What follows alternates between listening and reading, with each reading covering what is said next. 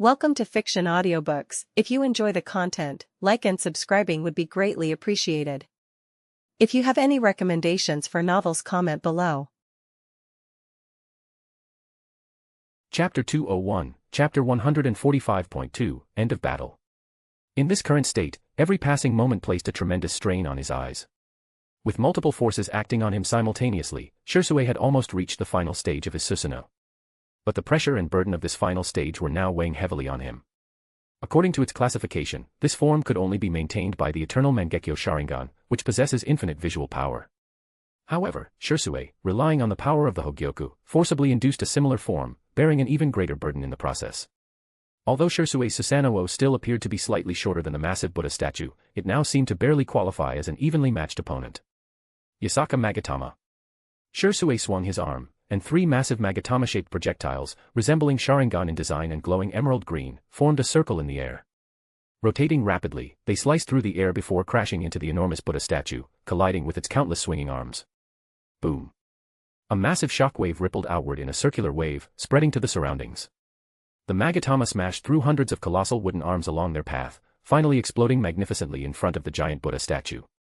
Countless fragments and severed arms rained down from the sky, accompanied by the howling wind. They crashed into the ground with a thunderous noise, shaking the earth as if an earthquake had occurred. The enormous vibrations spread through the ground, traveling far into the distance. The towering Buddha statue discarded Nagato, who was like a mere insect in its grasp, and turned its attention to the emerald green giant charging toward it. Severed limbs began regenerating rapidly, making the Buddha statue resemble a monstrous creature that healed as quickly as it was injured. It collided with the giant like two titanic forces clashing against one another. The emerald green spiral sword swung with precision, and with the flapping of its wings, the giant moved with remarkable speed and ferocity. Each strike of the sword cleaved through dozens of the Buddha statue's wooden arms, leaving deep wounds on its massive form. The battle between these two colossal entities completely reshaped the surrounding landscape. Nagato and Yhiko stood watching the confrontation between the two behemoths, their hearts unable to calm from the overwhelming shock. Is the Sharingan really this powerful? No wonder it's considered one of the three great dojutsu alongside the Rinnegan, Nagato murmured. With each battle Sherui fought, his understanding of the Sharingan was being redefined. Even now, Nagato couldn't help but feel a sense of curiosity toward the Byakugan, which he had never seen before.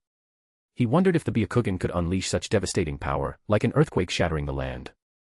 Nagato steadied the chakra flowing through his body, preparing to move forward and join Sherui in attacking the White Zetsu.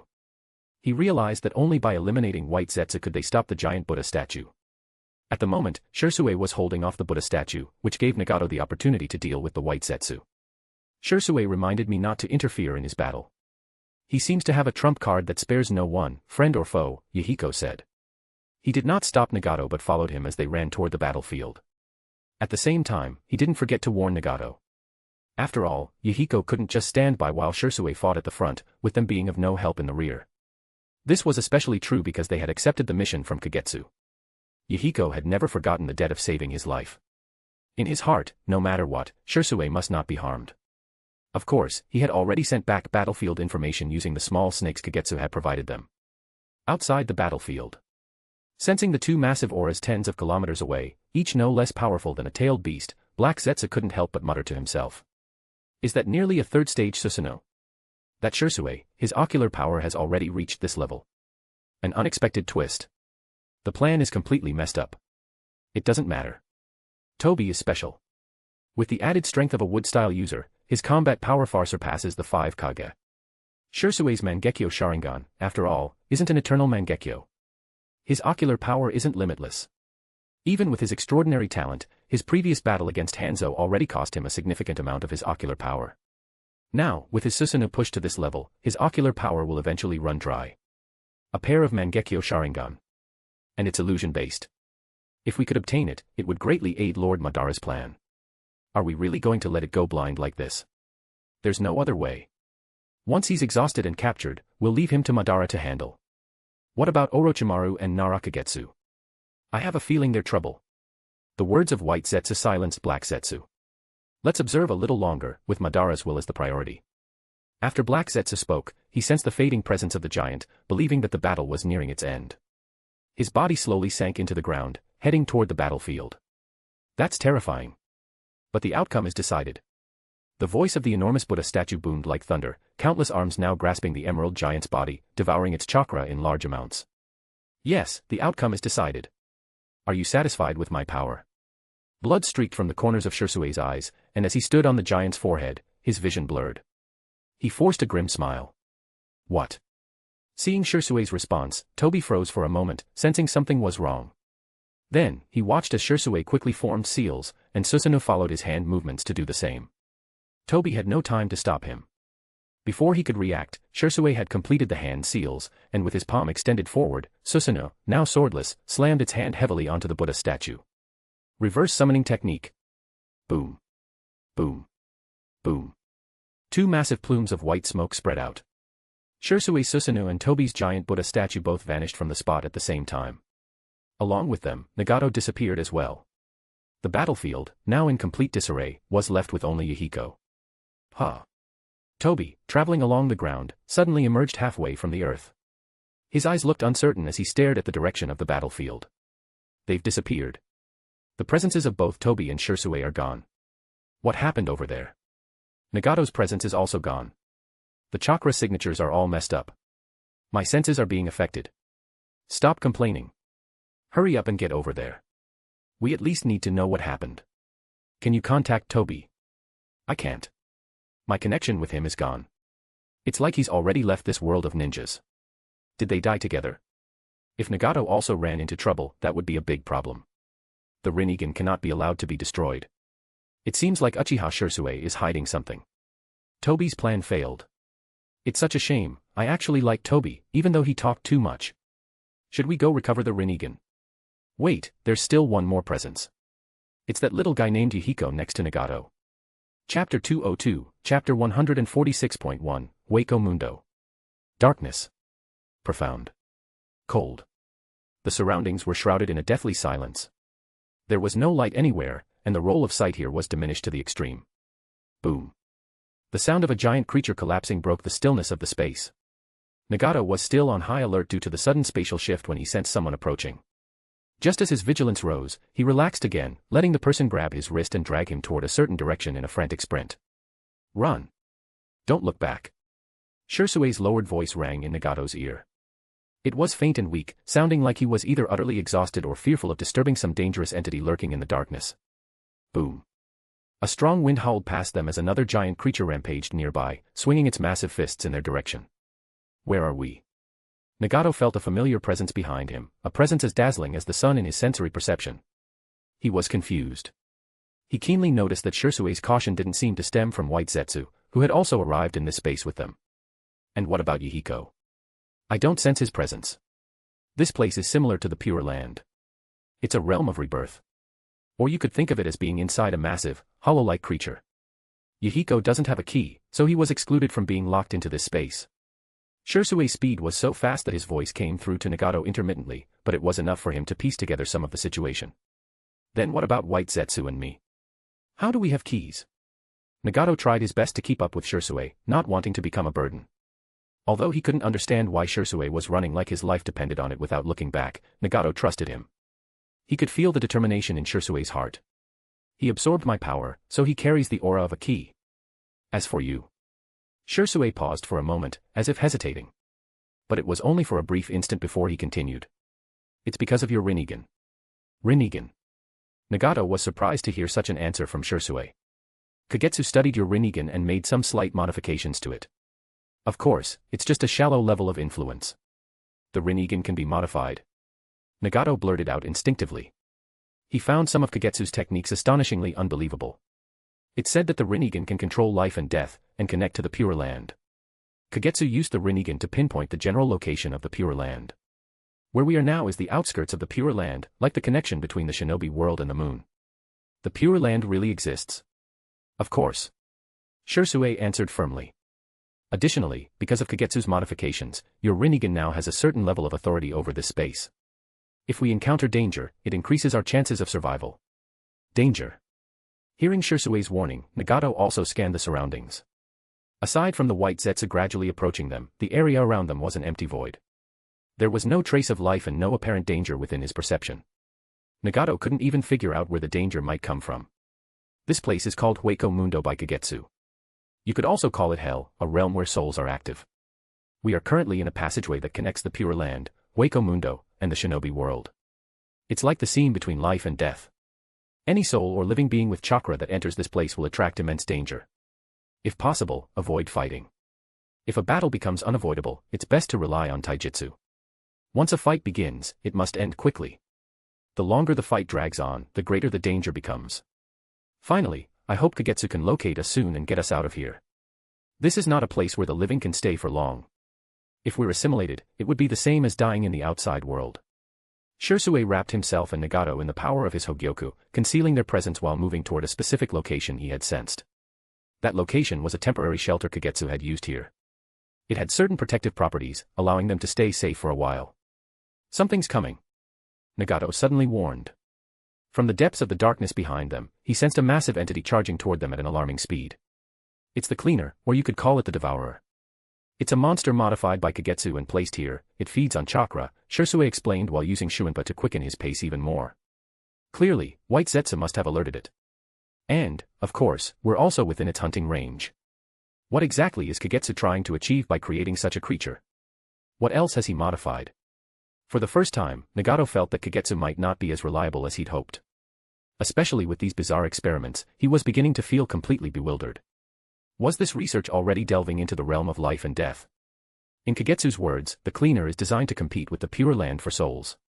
Because of chakra, both ninja and the deceased are guided to the Pure Land after death. But if a soul is devoured by the cleaner before entering the Pure Land, and all its chakra is consumed, the Pure Land can no longer guide the soul. A soul consumed by the cleaner goes through 3 stages: being devoured, being re-empowered, and being reborn. Those who succeed in this process are sent to Hueco Mundo by the cleaner and become bound to its infernal cycle. During this transformation, memories may be erased or even merged. Only a few, perhaps elite jonin or above, have the chance to retain their memories. Sherui relayed everything he knew and then earnestly warned Nagato, "Don't get devoured by the cleaner. If it comes to that, we might retain our memories, but by then, we'll technically be dead. And once we're trapped in Hueco Mundo's inferno, there's no way to escape." Nagato now fully grasped the gravity of the situation. Hearing the thunderous crashing sounds behind them and sensing White Zetsu's increasingly faint presence, he pushed himself to move faster. If even White Zetsu couldn't withstand the cleaner's devouring ability, then the two of them likely wouldn't fare much better. At least judging by Shersui's perspective, it seemed they were at a disadvantage against the cleaner.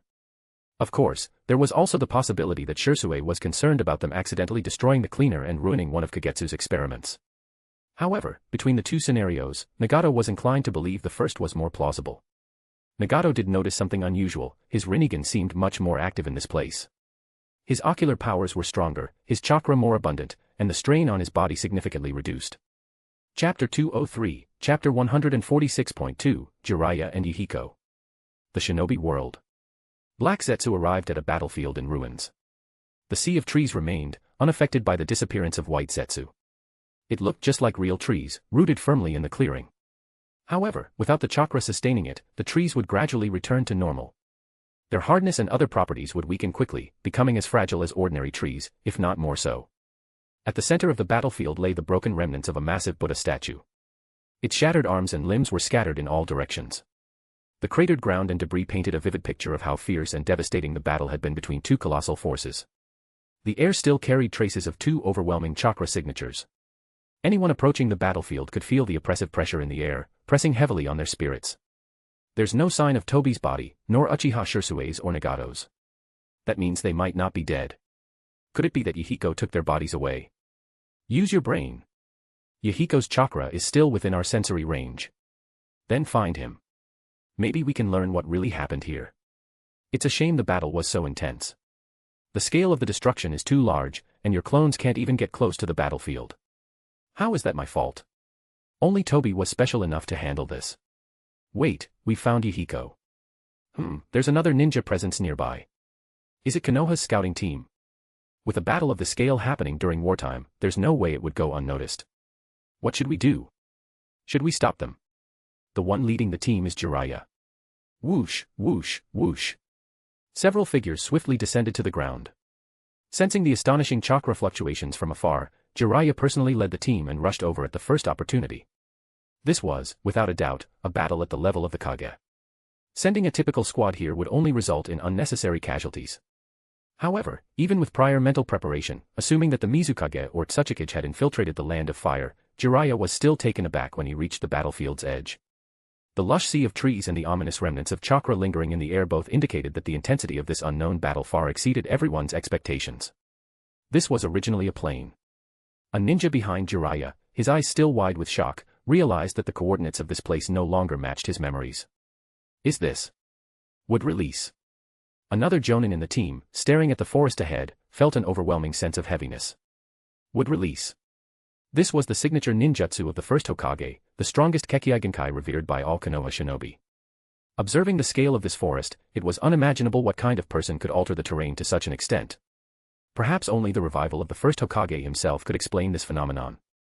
There's movement in the northwest, said a Hyuga clan member wearing the Konoha forehead protector and clad in a jonin vest. The veins around his eyes bulged as he activated his Byakugan, suddenly pointing in a direction as if spotting something unusual. Hearing this, Jiraiya immediately led the squad, dashing toward the direction indicated by the Hyuga ninja. No matter what, this battle took place within the Land of Fire, and Jiraiya couldn't ignore it without conducting an investigation. Even if significant risks lay ahead, he had to gather as much information as possible. Allowing such powerful individuals to roam and fight freely within the Land of Fire would unsettle both the nation and the village of Konoha. Especially during this time of war, such individuals simply couldn't be ignored. Even Jiraiya had prepared to summon the two great sages of Mount Myaboku and use Sage Mode. Jiraiya, leading a standard three-man ninja team, crossed the sea of trees. As the view in front suddenly cleared, with the help of a Hyuga member, they found Yhiko, who was wandering amidst the ruins of the battlefield. Yhiko. Jiraiya was shocked by the devastation in the battlefield but even more surprised to see Yhiko standing before him. Seeing Yhiko, full of life and seemingly completely recovered, Jiraiya sighed with relief, though his eyes instinctively scanned the surroundings, his mood tensing up. How did you end up here? Where are Konan and Nagato? Yhiko, who felt like he was facing a great enemy, was startled to see Jiraiya. Before he could respond, Jiraiya's series of questions and anxious expression silenced him. What happened? Seeing Yhiko fall silent, his face darkened, Jiraiya felt something was wrong and instinctively feared the worst. Konan is fine. Nagato and I received a letter from Kagetsu. He asked us to help escort Uchiha Sherui. Yhiko shook his head and started speaking, revealing everything he knew. His words made Jiraiya and the Konoha ninjas behind him feel a sense of unease. You mean, Sherui was brought back to the village by Roots ninja, and then fought with something known as White Zetsu, who can use would release, and in the end, Sherui, White Zetsu, and Nagato all disappeared, right? Jiraiya calmed his emotions and quickly summarized Yhiko's somewhat disorganized account. Jiraiya had no time to think about the plans of Roots Danzo and the old men in the village. He only wanted to know where White Zetsu, Sherui, and Nagato had gone. Yes. The giant wooden figure summoned by White Zetsu was too powerful. It had incredible strength and healing abilities. Even when Sherui and Pain teamed up, they couldn't defeat it. Yhiko nodded. He still felt a sense of disorientation when thinking about the giant Buddha statue over 200 meters tall. It felt like this was no longer the familiar ninja world and techniques. Is there anything else you know?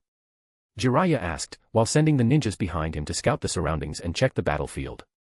If nothing else worked, he was considering visiting Mount Myaboku to consult with the Great Toad Sage, hoping to receive some prophetic information. Before using that technique, Sherui warned me to find Kagetsu. He said Kagetsu could bring them back. Yhiko hesitated for a moment, glancing around before speaking to Jiraiya. I've already sent the message through Kagetsu's summoning beast. Kagetsu. Jiraiya's expression softened a little as he heard the name. It seemed that the situation might not be as bad as he had imagined. However, he still felt an indescribable shock inside, realizing the level of destruction caused by the battle between Uchiha Sherui and White Zetsu.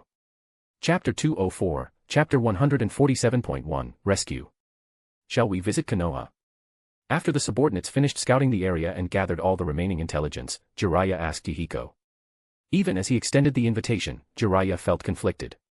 After all, Konoha was currently embroiled in a chaotic war, and the village's atmosphere was far from peaceful or stable. Jiraiya was especially reluctant to let Yhiko interact with Konoha's leadership at this point, including his own old teacher. This earth-shattering battle had undoubtedly stirred Konoha's leadership, who were already sensitive due to the ongoing war. Jiraiya couldn't guarantee that Yhiko's presence would remain completely concealed. If discovered, Konoha's top brass would likely send people to the Land of Rain to inquire about him and demand more information. Jiraiya wasn't even sure how long the Rinnegan could be kept a secret. Given that such a significant battle occurred within the Land of Fire, and under his jurisdiction no less, Jiraiya knew he would be summoned back to the village for questioning. Since it was unavoidable, Jiraiya decided to bring Yhiko back to Konoha and openly reveal him as his disciple, hoping to prevent any unnecessary trouble.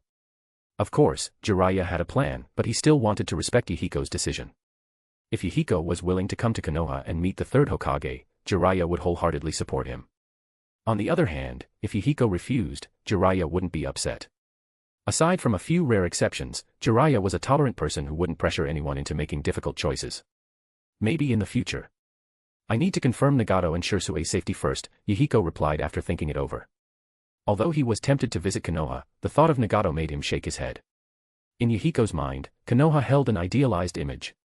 Based on his teacher Jiraiya's descriptions, Konoha was a land of prosperity and stability, aside from times of war. If possible, Yhiko would love to visit Konoha with Nagato and Konan to experience the village and understand its systems. But with Nagato missing, Yhiko didn't have the heart to go. What puzzled him most was why White Zetsu, Sherui, and Nagato had all disappeared, leaving only him behind on the battlefield. Don't worry. Nagato will be fine. He might even be the child of prophecy destined to change the fate of the ninja world, Jiraiya said, patting Yhiko's shoulder to reassure him. When they parted ways, Jiraiya formed a contract between a communication toad and Yhiko, telling him that once there was news about Nagato, he could use the toad to relay the message. The narrow gap between life and death. Yhiko must be very worried about us, right? Inside a crude shelter embedded within a stone wall, Nagato hugged his knees tightly, his voice tinged with concern. He and Sherui had disappeared, leaving Yhiko, who hadn't heard any news from them, likely anxious to the point of despair. I'm sorry, Shersui's apologetic voice reached Nagato's ears.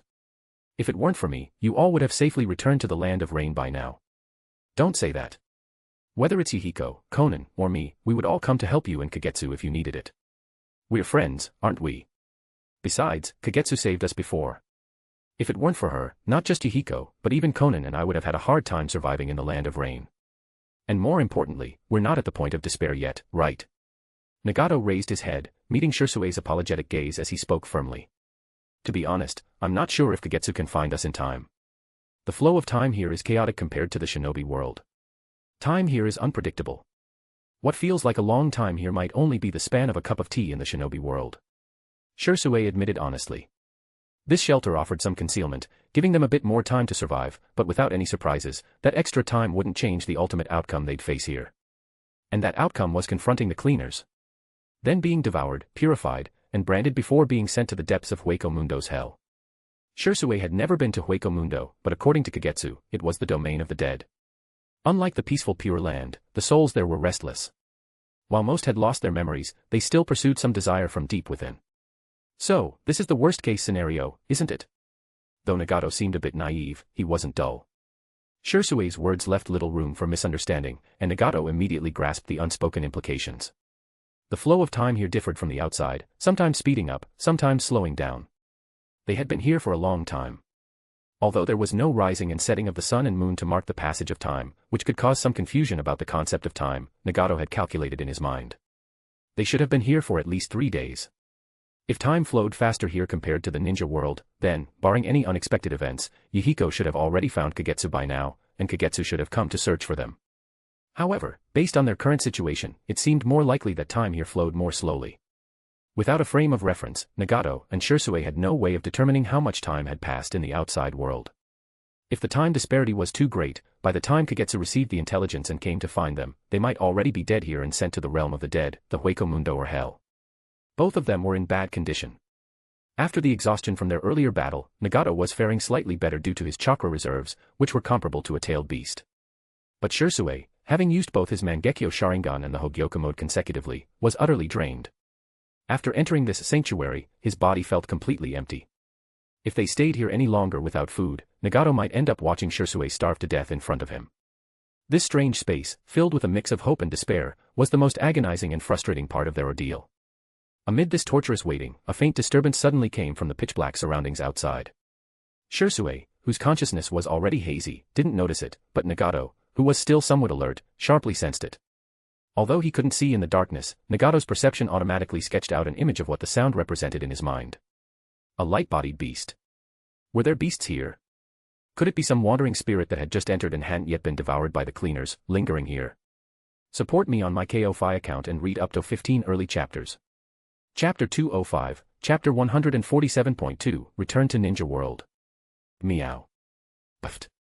So this is where you are. I finally found you. A cat's meow startled Nagato's senses, followed by a voice that was somewhat neutral but leaned towards feminine. This completely snapped Nagato out of his daze, making him wonder if he was hallucinating in his final moments. Soon, a cat engulfed in blue-black flames swaggered in from outside the sanctuary, walking lightly on its paws. The blue-black flames on the cat's body were dim, but they were the only light in this darkness. Seeing this light, Nagato realized for the first time how precious light was. As his eyes quickly adapted to the glow, he saw the creature before him. It was a cat, or rather, it wasn't entirely accurate to call it a cat. Its size was far too large, resembling a leopard instead. Is he dead? Nikomata stepped forward, using the soft pads of its forepaw to nudge Sherui, who was lying opposite Nagato. After carefully sensing for a moment and confirming that Sherui was still alive, it let out a slight sigh of relief. It seemed it had arrived just in time. He's still alive. I can feel his breath and vitality. Nagato quickly said. His voice was weak, but compared to Sherui, who was barely conscious, Nagato's condition was much better. I know. You two are really lucky. Nikomata remarked, its eyes shifting to Nagato, who was struggling to stand. You're Lord Kagetsu's summoning beast, aren't you? Where is he? Nagato's heart was filled with joy. Though he had been slowly resigning himself to his fate during these days of captivity, surprises often came unexpectedly. I am the sole beast that guides souls between the worlds of life and death. Come, I'll take you both away from here. Nikomata pressed its paw firmly against the ground. From the spot where its paw made contact, a black square emerged and expanded outward like a replication, spreading until it formed a black door seamlessly connected to the ground. Sherui and Nagato, both almost powerless, fell through the black door. Their vision turned from darkness to light, and the world around them completely changed. As his body hit the ground, Nagato let out a soft grunt of pain. But he couldn't dwell on his discomfort. Instead, he was overwhelmed with joy as he sensed everything familiar around him. The shinobi world. Chakra.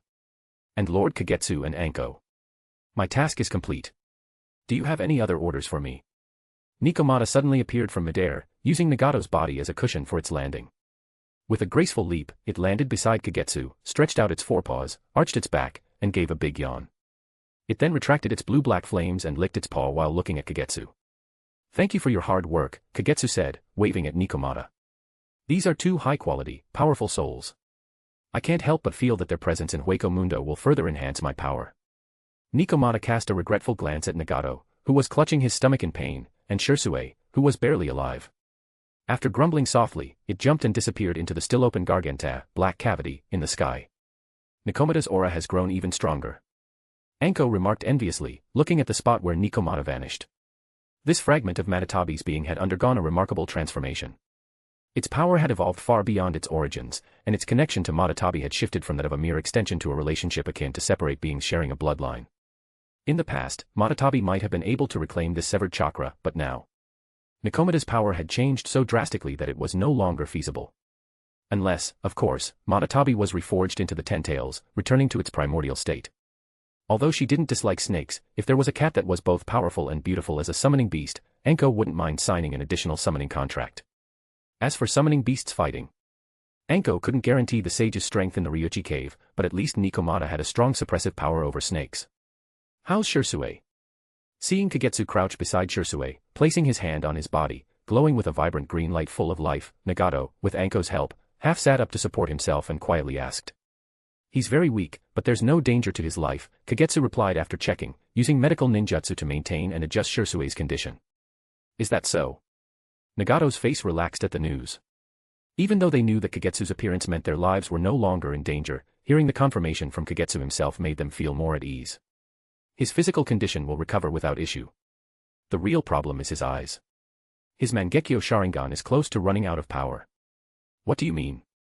Nagato paused, confused by Kagetsu's words. To put it simply, his eyes are already blind. Even if they recover, he won't be able to see. He can no longer use the Sharingan or Mangekyo abilities, Kagetsu said softly. Shersui's Mangekyo was a very powerful one, but unfortunately, it could no longer be used. Even if Kagetsu could restore its power, it would require enough time, and there was still a risk of blindness again. Nagato's brief joy of survival quickly faded. After everything that happened this past year, he had learned well what power meant in the ninja world. And with Sherui losing his Sharingan and Mangekyo, there was no doubt his strength would drastically drop. Kagetsu adjusted Shersui's body and then pulled out a needle filled with a green liquid, which she carefully injected into Shersui's neck. The nutrient-rich liquid entered Shersui's body. Under the guidance of the medical ninjutsu of Kagetsu, it quickly turned into nourishment, strengthening Shersui's incredibly weak body. Shersui's body, in turn, desperately absorbed the external nutrients. In a short amount of time, his pale face became flushed, regaining some color. His heart, beating strongly in his chest, and his life force, grew much stronger as well.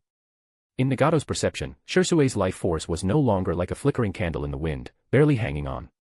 Instead, it had become resilient and strong. Next is you. Kagetsu handed Shersui, still unconscious, to Konan for care and moved to the equally weak Nagato. After checking Nagato's body, Kagetsu could only admire the strength of the Uzumaki clan's constitution. Especially Nagato, despite having not drunk a drop of water for a long time and his body being extremely empty, he wasn't weak to the point of collapsing or failing.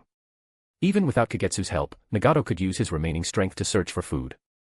With just the nourishment from food, he could quickly restore his condition. Support me on my Ko-Fi account and read up to 15 early chapters. Chapter 206, Chapter 148.1, Communication. How much time has passed? Having regained some strength and energy from the nutrient solution prepared in advance by Kagetsu, Nagato finally felt that his body was no longer heavy and weak. He glanced at the sky and subconsciously asked. In the narrow space between life and death, Nagato had completely lost track of time. Every second had been a chaotic blur. He couldn't be sure how long he had been trapped there, nor how much time had passed in the shinobi world. About 7 hours have passed since Yhiko sent me his message, Kagetsu replied, offering an answer that shocked Nagato. Though Nagato had mentally prepared himself, Kagetsu's response still left him stunned. So, during what had felt like an agonizing eternity, only 7 hours had passed in the shinobi world. If his body weren't clearly telling him that everything he experienced was real, Nagato might have suspected he had fallen victim to an exceptionally powerful genjutsu. What about Yhiko? Snapping out of his thoughts, Nagato hurriedly asked about Yhiko. Don't worry about him. If everything is going as planned, he should be making his way toward us right now. I've already sent him the information that you and Shersui are safe. By the way, do you want to wait for him to regroup here, or head to the Land of Rain and meet him there? Never mind, your body hasn't fully recovered yet. You should stay here and rest for now, Kagetsu said, waving his hand dismissively. As he spoke, he bit his finger and summoned a small white snake, about the thickness of a finger. Then, he pulled out a scroll and wrote a brief message on it with chakra, detailing their current location. The small snake opened its mouth wide, swallowing the scroll before disappearing in a puff of white smoke. Can you move on your own? This place isn't particularly safe, so we need to relocate, Kagetsu asked, turning his gaze to Nagato. I can manage, Nagato replied.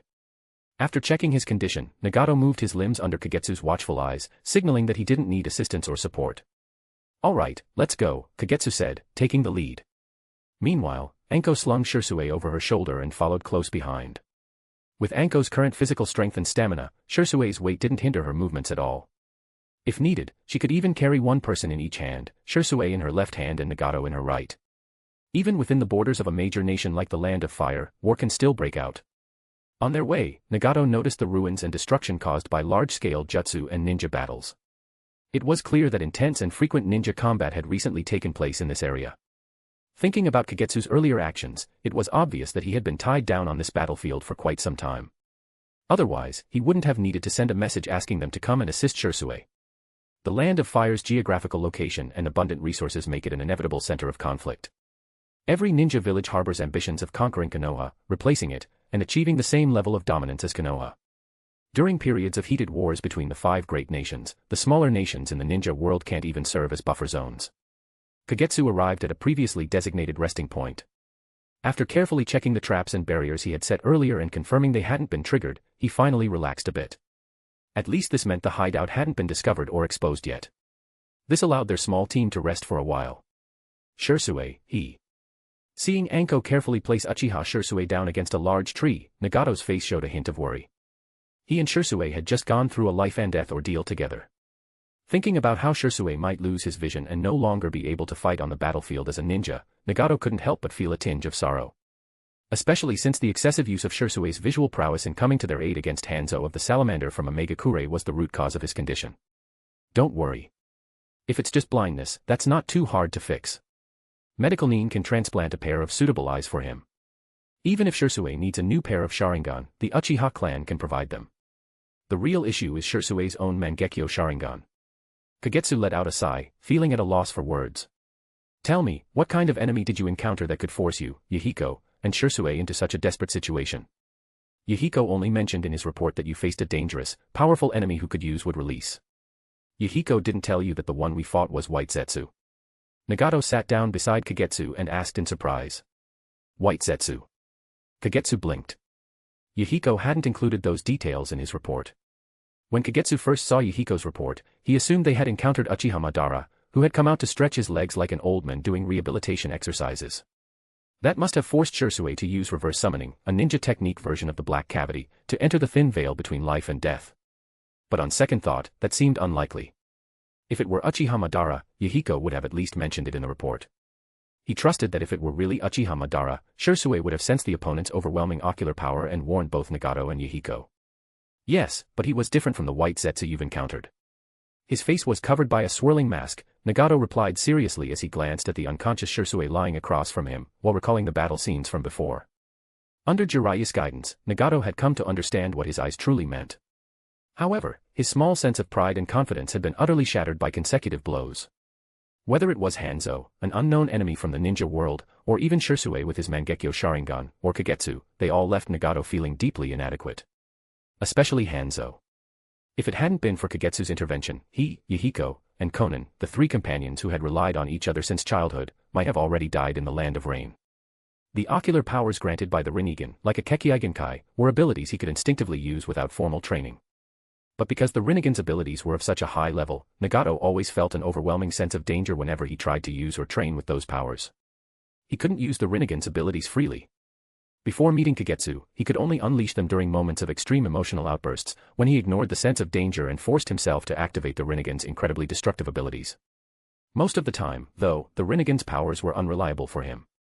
Each ability consumed too much chakra, which was overwhelming for someone his age. Even though Nagato was an Uzumaki, known for their naturally high chakra reserves, his body hadn't matured enough to consistently supply the energy needed for these abilities without suffering severe backlash. In moments of true desperation, he might fully unleash the Rinnegan's power during a fit of extreme emotion. But the consequences of doing so, even Nagato couldn't predict them. Perhaps his body would be drained by the Rinnegan's eye techniques. Support me on my Ko-Fi account and read up to 15 early chapters. Chapter 207, Chapter 148.2, Rinnegan's Truth. After Kagetsu researched the Rinnegan for some time and reinstalled it in Nagato's eye sockets, Nagato felt a sense of relief. Whether it was in terms of chakra consumption or the application of some spontaneous ocular techniques, things had improved. Now, Nagato could finally say he had begun to grasp some of the Rinnegan's powers. The Rinnegan's power remained immense, but after suffering setbacks and witnessing the earth-shattering battle between Sherui and White Zetsu, Nagato no longer had an inflated sense of invincibility. He wasn't disappointed in the Rinnegan's power, but neither did he harbor any delusions of supremacy. Besides, he now understood that the Rinnegan didn't truly belong to him. Who exactly are those White Zetsu? Is the one behind them the masked man with the spiral-patterned mask? Nagato had always wanted to know who the Rinnegan originally belonged to and what plans or intentions its owner had for him. It couldn't be that the person simply chose him at random to inherit these eyes, right? Are you sure you want to know? Kagetsu didn't intend to reveal everything he remembered, but he also didn't have the patience to play the cryptic messenger. If Nagato didn't succumb to darkness, he could be a reliable and upright friend. But once he did, he would become as stubborn and obsessed as a corrupted Uchiha, consumed by his own vengeance and worldview. Without strong bonds or the protagonist's aura, Kagetsu doubted even Shersui's Koto Ematsukami at full power could change Nagato's mind. Of course. If it were just about me, I wouldn't care. Whether the Rinnegan is entrusted to me or taken back later, I can accept it. But what if he harbors ill intentions? What if he targets Konan or Yhiko? At the very least, I need to understand his purpose, don't I? Nagato nodded firmly. The Rinnegan might be the legendary eyes of the Sage of Six Paths, but to Nagato, they were not as important as Yhiko and Konan.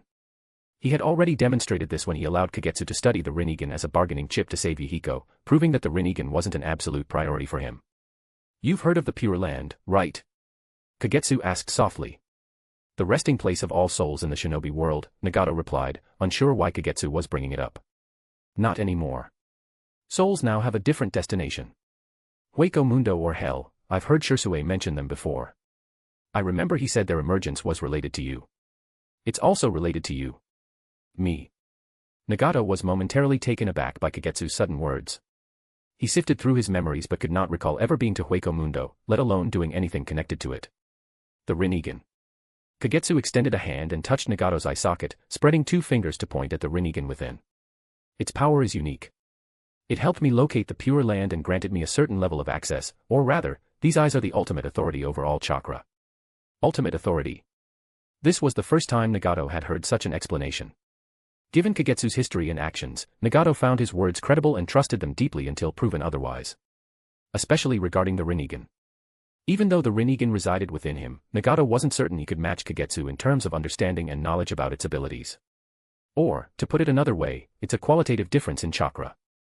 I don't really understand. Nagato felt a bit lost. When it came to learning ninjutsu, the Rinnegan allowed him to achieve feats akin to the Sharingan's copying ability, learning techniques on the fly. But when it came to theoretical research and intellectual pursuits, he wasn't quite there yet. He lacked the environment to foster such growth.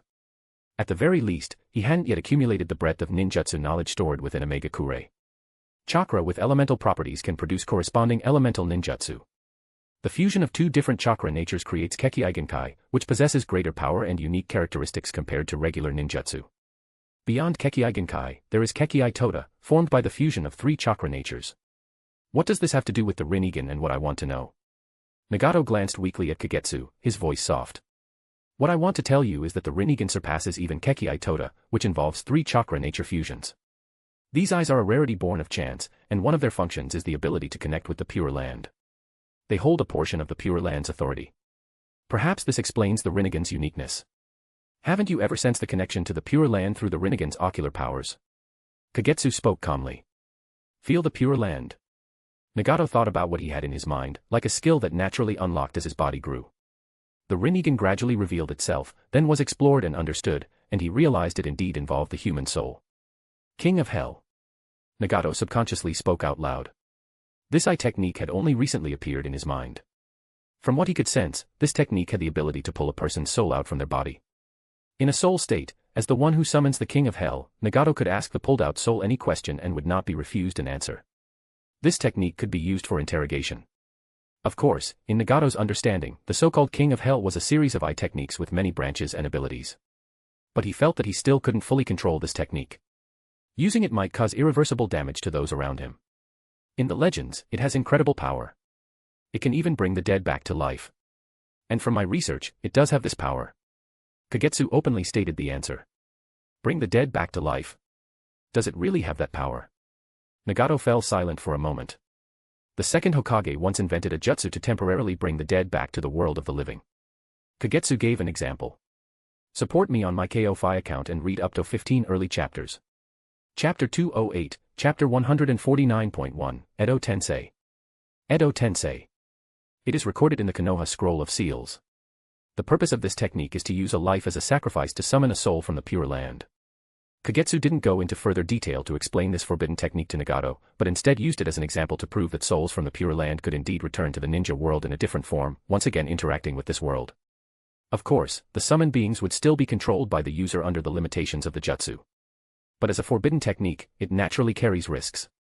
For example, if the summoned deceased is too powerful, or if they have knowledge of the Edo Tensei technique, the user might accidentally suffer a backlash from the deceased and lose control. So, you think the person controlling White Zetsu's actions is aiming for the resurrection of the dead? Nagato was not foolish. Kagetsu had already hinted at the issue so clearly that even someone slow like him could guess some of the reasons. Based on what he knew of Kagetsu, he wouldn't mention an issue and then go off on unrelated topics for no reason. Why wouldn't it be possible? The Rinnegan, the legendary eye said to control life and death.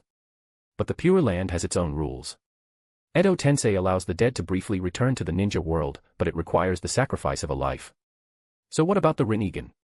What is the cost of its resurrection power? The user's life. Nagato followed Kagetsu's words, subconsciously drawing connections, his face growing pale. Most likely. If this technique truly exists, then perhaps it is a forbidden jutsu that a ninja can only use once in their lifetime. Kagetsu agreed. In fact, if there's a loophole, as long as the Rinnegan is not destroyed and a new host is found for it, the so-called resurrection power could continue to be used, bringing back whoever is needed. As long as the price is enough, the Pure Land does not set any thresholds. Why me? Nagato asked in confusion. He didn't think of himself as special. When he had the Rinnegan before, he thought maybe he was special, but now he knew that the Rinnegan didn't truly belong to him. Or rather, he had merely become its vessel. Maybe it's because of your unique constitution, Kagetsu replied. Constitution. Nagato suddenly remembered that he did indeed have the bloodline of a certain clan. The Uzumaki clan, a powerful ninja clan famous for their sealing techniques. They have a good alliance with the Senju clan and Konoha. But aside from their sealing techniques, the Uzumaki clan's constitution is also incredibly strong. Some of their uniquely gifted members can transform their constitution into a specific ability. For example, some are skilled in sensing, having a form of mind's eye that allows them to sense others' locations and even detect certain emotions contained within chakra with great clarity. There are also those whose bodies can heal injuries and restore chakra by having others bite them, replacing the need for medical ninjutsu. And their chakra is extraordinarily abundant, which can manifest as a powerful force through sealing techniques.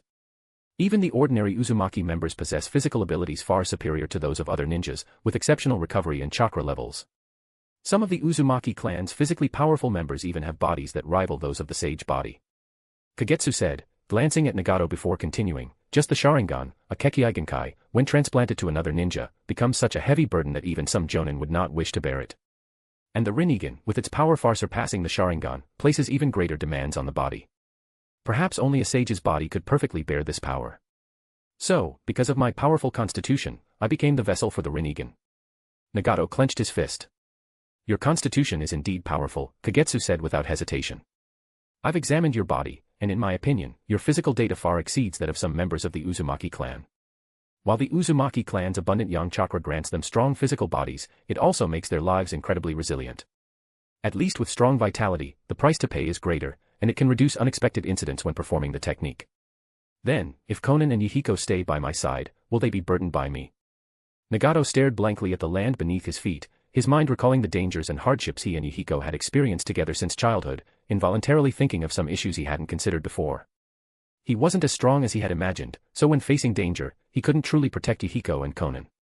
His battle with the white Zetsutobi made him realize this even more. I can't say for sure. Kagetsu shook his head. If we don't consider conspiracy theories, it's hard to say if everything that happened in the original timeline had anything to do with Madara. As a legendary figure on par with the first Hokage, Uchiha Madara might have many flaws, but when it came to Nagato, even until Nagato's death, there was no sign that Madara had placed any restrictions on him. Maybe Madara, confident to the point of arrogance, thought that even after his death, his so-called will would extend, lingering in the ninja world to guide Nagato, so that in the end, Nagato would use the ghetto art of Rinne rebirth to summon him back to life from the Pure Land. However, he also needs your growth. When you grow and can use most of the Rinnegan's abilities freely, you won't need to worry about him doing anything to you. If you're worried about Konan and Yhiko, you just need to stay close to them at all times. Kagetsu saw Nagato's worries and comforted him. Thank you. Nagato knew that his presence couldn't prevent all troubles and dangers, but it was the method that gave him the most peace of mind and acceptance. If danger really comes, I can help. Kagetsu clapped his hands and said this while looking at Sherui, who was showing signs of waking up. Nagato's eyes instantly brightened. Previously, his worries had led him to a mental deadlock, but Kagetsu's words helped him break out of that cycle. Earlier, when Yhiko was severely injured, they were helpless and could only watch him slowly move toward death. But under Kagetsu's treatment, Yhiko had recovered. Not only did Kagetsu save Yhiko's life, but he also made his body and strength even stronger. Even when Yhiko was on the brink of death, Kagetsu's medical techniques and strength had gained the absolute trust of Nagato and his group. They weren't sure about Tsunade, the greatest medical ninja, but judging by the situation, it seemed like Kagetsu might not be far behind her in terms of skill. Thinking this, Nagato instinctively reached up and touched the cold, coiled little white snake hidden in his sleeve. Support me on my Ko-Fi account and read up to 15 early chapters. Chapter 209, Chapter 149.2, Confrontation. Sherui felt his vision go completely black. Even though he had tried hard to widen his eyes, there was nothing in his sight, no objects, no scenery. Yet, he instinctively realized that he had crossed the line between life and death. You're awake. Kagetsu crouched down beside Sherui, looking into his eyes, observing not just his gaze but also the subtle expressions on his face. Did I survive? As soon as Sherui heard footsteps, his body tensed instinctively. Though his physical condition wasn't great, he could tell he had regained a fair amount of strength. The burden and pain from forcibly using the Mangekyo Sharingan were still there, but it was now within tolerable limits. Even though he couldn't see, having lost both his Mangekyo Sharingan and his Sharingan's power, his ninja fundamentals were still intact. From the rhythm of the footsteps, he recognized the familiar pattern. When Kagetsu spoke beside him, he completely relaxed. Be careful of Danzo and Madara. Sherui had just given the warning, but then he suddenly realized that the person's target seemed to be only him. However, the information about Uchiha Madara being alive was something that needed to reach the village. No one knew what Madara might do to Konoha, especially in the current war. If Madara intended to do something, Konoha didn't have the resources to stop him. Especially since Danzo's roots seemed to have some connection and cooperation with Madara. This is something Orochimaru-sensei should be thinking about, Kagetsu replied, shaking his head after listening to Shersui's slightly urgent explanation. This small team of theirs hasn't even earned the qualification to attend the higher-ups meetings yet. What they can do is report the intelligence from their side to Orochimaru and leave it to him to handle everything. As the leading candidate for the fourth Hokage, the attack on Sherui will force the Konoha higher-ups, represented by the Hokage and the Konoha Council, to give more authority to Orochimaru to calm things down. Especially since it's the tense time of war, Orochimaru is still an essential leader holding the line against Inoki and the Jinchuriki on the Iwadakure front. The Konoha Council isn't worried about Orochimaru's loyalty to Konoha, but they can't ignore his emotions either.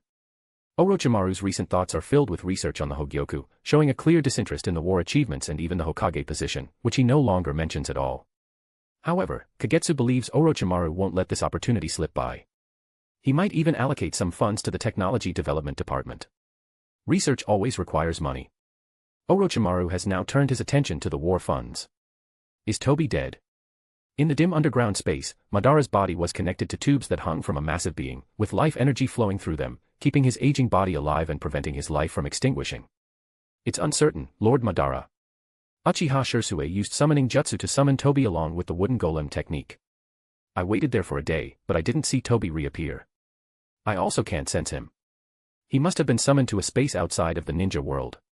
Black Zetsu spoke cautiously, reporting. At the moment, they really couldn't confirm whether Toby was alive or dead. What a pity. Madara didn't care about the death of a white Zetsu. After all, in his view, all the white Zetsu were created to sacrifice themselves for him. But as a unique individual among the white Zetsu, Madara had still poured quite a bit of his attention into Toby. His disappearance caused Madara a momentary pain in his heart. Now, trying to use the Geto statue's power to create another Toby, he was somewhat struggling. After all, his Rinnegan had already been transplanted into Nagato, which greatly reduced his control over the Geto statue. To use it, he would need to expend more power. Yet, his current body was frail and weak to the extreme, and it was a miracle that he was still alive. The two test subjects sent from Root, one of them was possessed by Toby and disappeared. Danzo is probably not pleased. But there's still one alive, isn't there? Some loss in the experiment is expected. Don't worry about his opinion. Although Madara's tone was weak, he didn't care about Zetsu's words. His disdain and disregard for Danzo, the infamous leader of Konoha's Root, were clear. The current shinobi world was becoming more and more tiresome and frustrating for him. The so-called 5 Kage were never even in his eyes. What a pity, a pair of Mangekyo Sharingan. But regarding the disappearance of Uchiha Sherui, Madara's tone carried a hint of regret.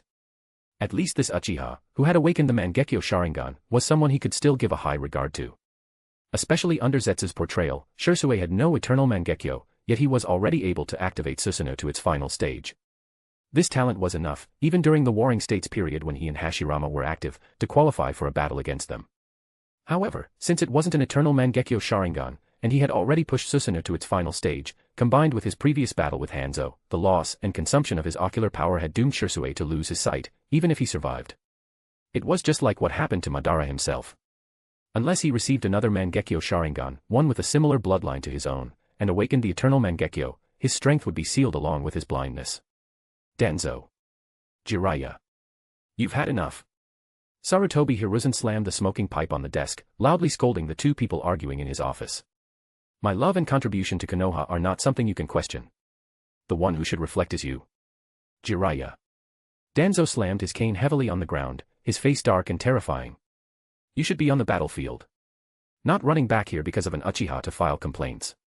You've let a baseless, unverified rumor make you lose your composure like this. You're unfit for the job.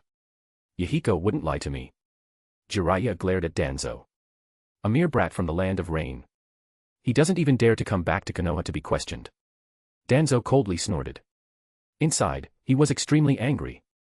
By the timeline, the Root members he had sent should have already brought back some intelligence. But no such reports had arrived. Moreover, Jiraiya had exposed the collaboration between Root and the external forces during his report, which clearly meant something had gone wrong. This deeply displeased Danzo.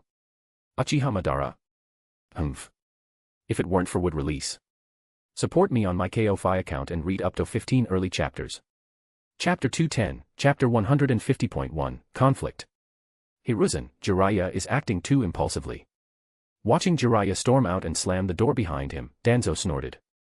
He didn't harbor much hostility toward Jiraiya. After all, Jiraiya's loyalty to the village was well known. Unlike Orochimaru, who shared Jiraiya's fame and qualifications to compete for the Hokage position, Jiraiya had no interest in pursuing it. Since Jiraiya wasn't a contender for the Hokage title and possessed significant strength, Danzo saw no reason to treat him as an enemy unless absolutely necessary. But today, Jiraiya's actions made Danzo feel offended. What other dealings do you have with that Madara? Sarutobi Hiruzen ignored Danzo's complaints. Instead, he glanced sharply at Koharu Yutane, who was about to speak up in support of Danzo. Smoking his pipe, Hiruzen spoke calmly. Looking at Hiruzen's face, partially obscured by smoke, Danzo, Koharu, and Hamura Mitokedo all fell silent. As people who had been by Hiruzen's side for years, they knew his personality too well. Though his tone was calm and devoid of emotion, the three instinctively sensed the tension, like the stillness before a storm. Hiruzen was displeased with them. Koharu and Hamura were in a better position, they weren't directly involved in Danzo's dealings with Madara. Root, too, was entirely under Danzo's control. They usually acted as mediators whenever Hiruzen and Danzo clashed. But now, sensing Hiruzen's dissatisfaction, they both decided to stay quiet. While Koharu and Hamura could step back and avoid involvement, Danzo, the person at the center of the matter, had no such option. Do you really believe Jiraiya and that little brat from the land of rain? Danzo's tone was cold as he retorted. I know Jiraiya as well as I know you, Hiruzen replied, his pipe glowing faintly as the smoke thickened. The room grew hazier, and it felt like Hiruzen himself was vanishing into the clouds of smoke. I did it for the stability and safety of Konoha. Danzo was silent for a moment. After once again sensing the decisiveness his old friend used to have, he deflected the question with a vague answer. So, you admit it. Sarutobi Hiruzen's tone was light, yet it carried an inexplicable weight. At this moment, he finally displayed some of the commanding presence he once had as a true leader of the shinobi world. You even agreed to summon him back to the village for interrogation. For questioning. Hiruzen's chakra erupted abruptly, and his sharp gaze pierced through Danzo. In the past, I turned a blind eye when you acted under the name of the Umbu or the Hokage. But now. Do you realize what time this is? How dare you collude with outsiders to attack your own village's ninja? Danzo opened his mouth but couldn't respond. How could he have known that Madara's side would be so utterly incompetent? Even after hearing Jiraiya recount the battle's events, Danzo didn't fully believe it, unless it came from his root team's intelligence. Yet, at this moment, he could understand why Hiruzen was so furious. During such a sensitive time of mobilization, targeting a shinobi within the village and then having Jiraiya storm in to confront him. Even though only a few people were present in the office, it was hard to guarantee that rumors wouldn't spread. If Sherui hadn't died and had actually returned to Konoha, the thoughts of the village's shinobi could be ignored for now. However, the Uchiha clan, notorious for their rebellious nature, would undoubtedly cause an uproar. In the past, Danzo wouldn't have cared about the Uchiha. In fact, he would have welcomed more chaos from them. But now, during wartime, the power of the Uchiha clan was a crucial factor in determining whether the Land of Fire and Konoha could win this ninja world war. Especially since Sherui was stationed at the Land of Fire's border, holding back the Tsuchika Jinoki as one of Orochimaru's subordinates. Now it was just Jiraiya causing trouble. What would happen when Orochimaru learned of this? Would he let go of an opportunity to undermine Danzo's influence? Thinking of this, Danzo's anger toward Madara grew stronger. At the same time, his desire for the would release Kekkei Genkai in Madara's hands deepened. A Mangekyo Sharingan. If it could be used, it would be enough to determine the outcome of a battle.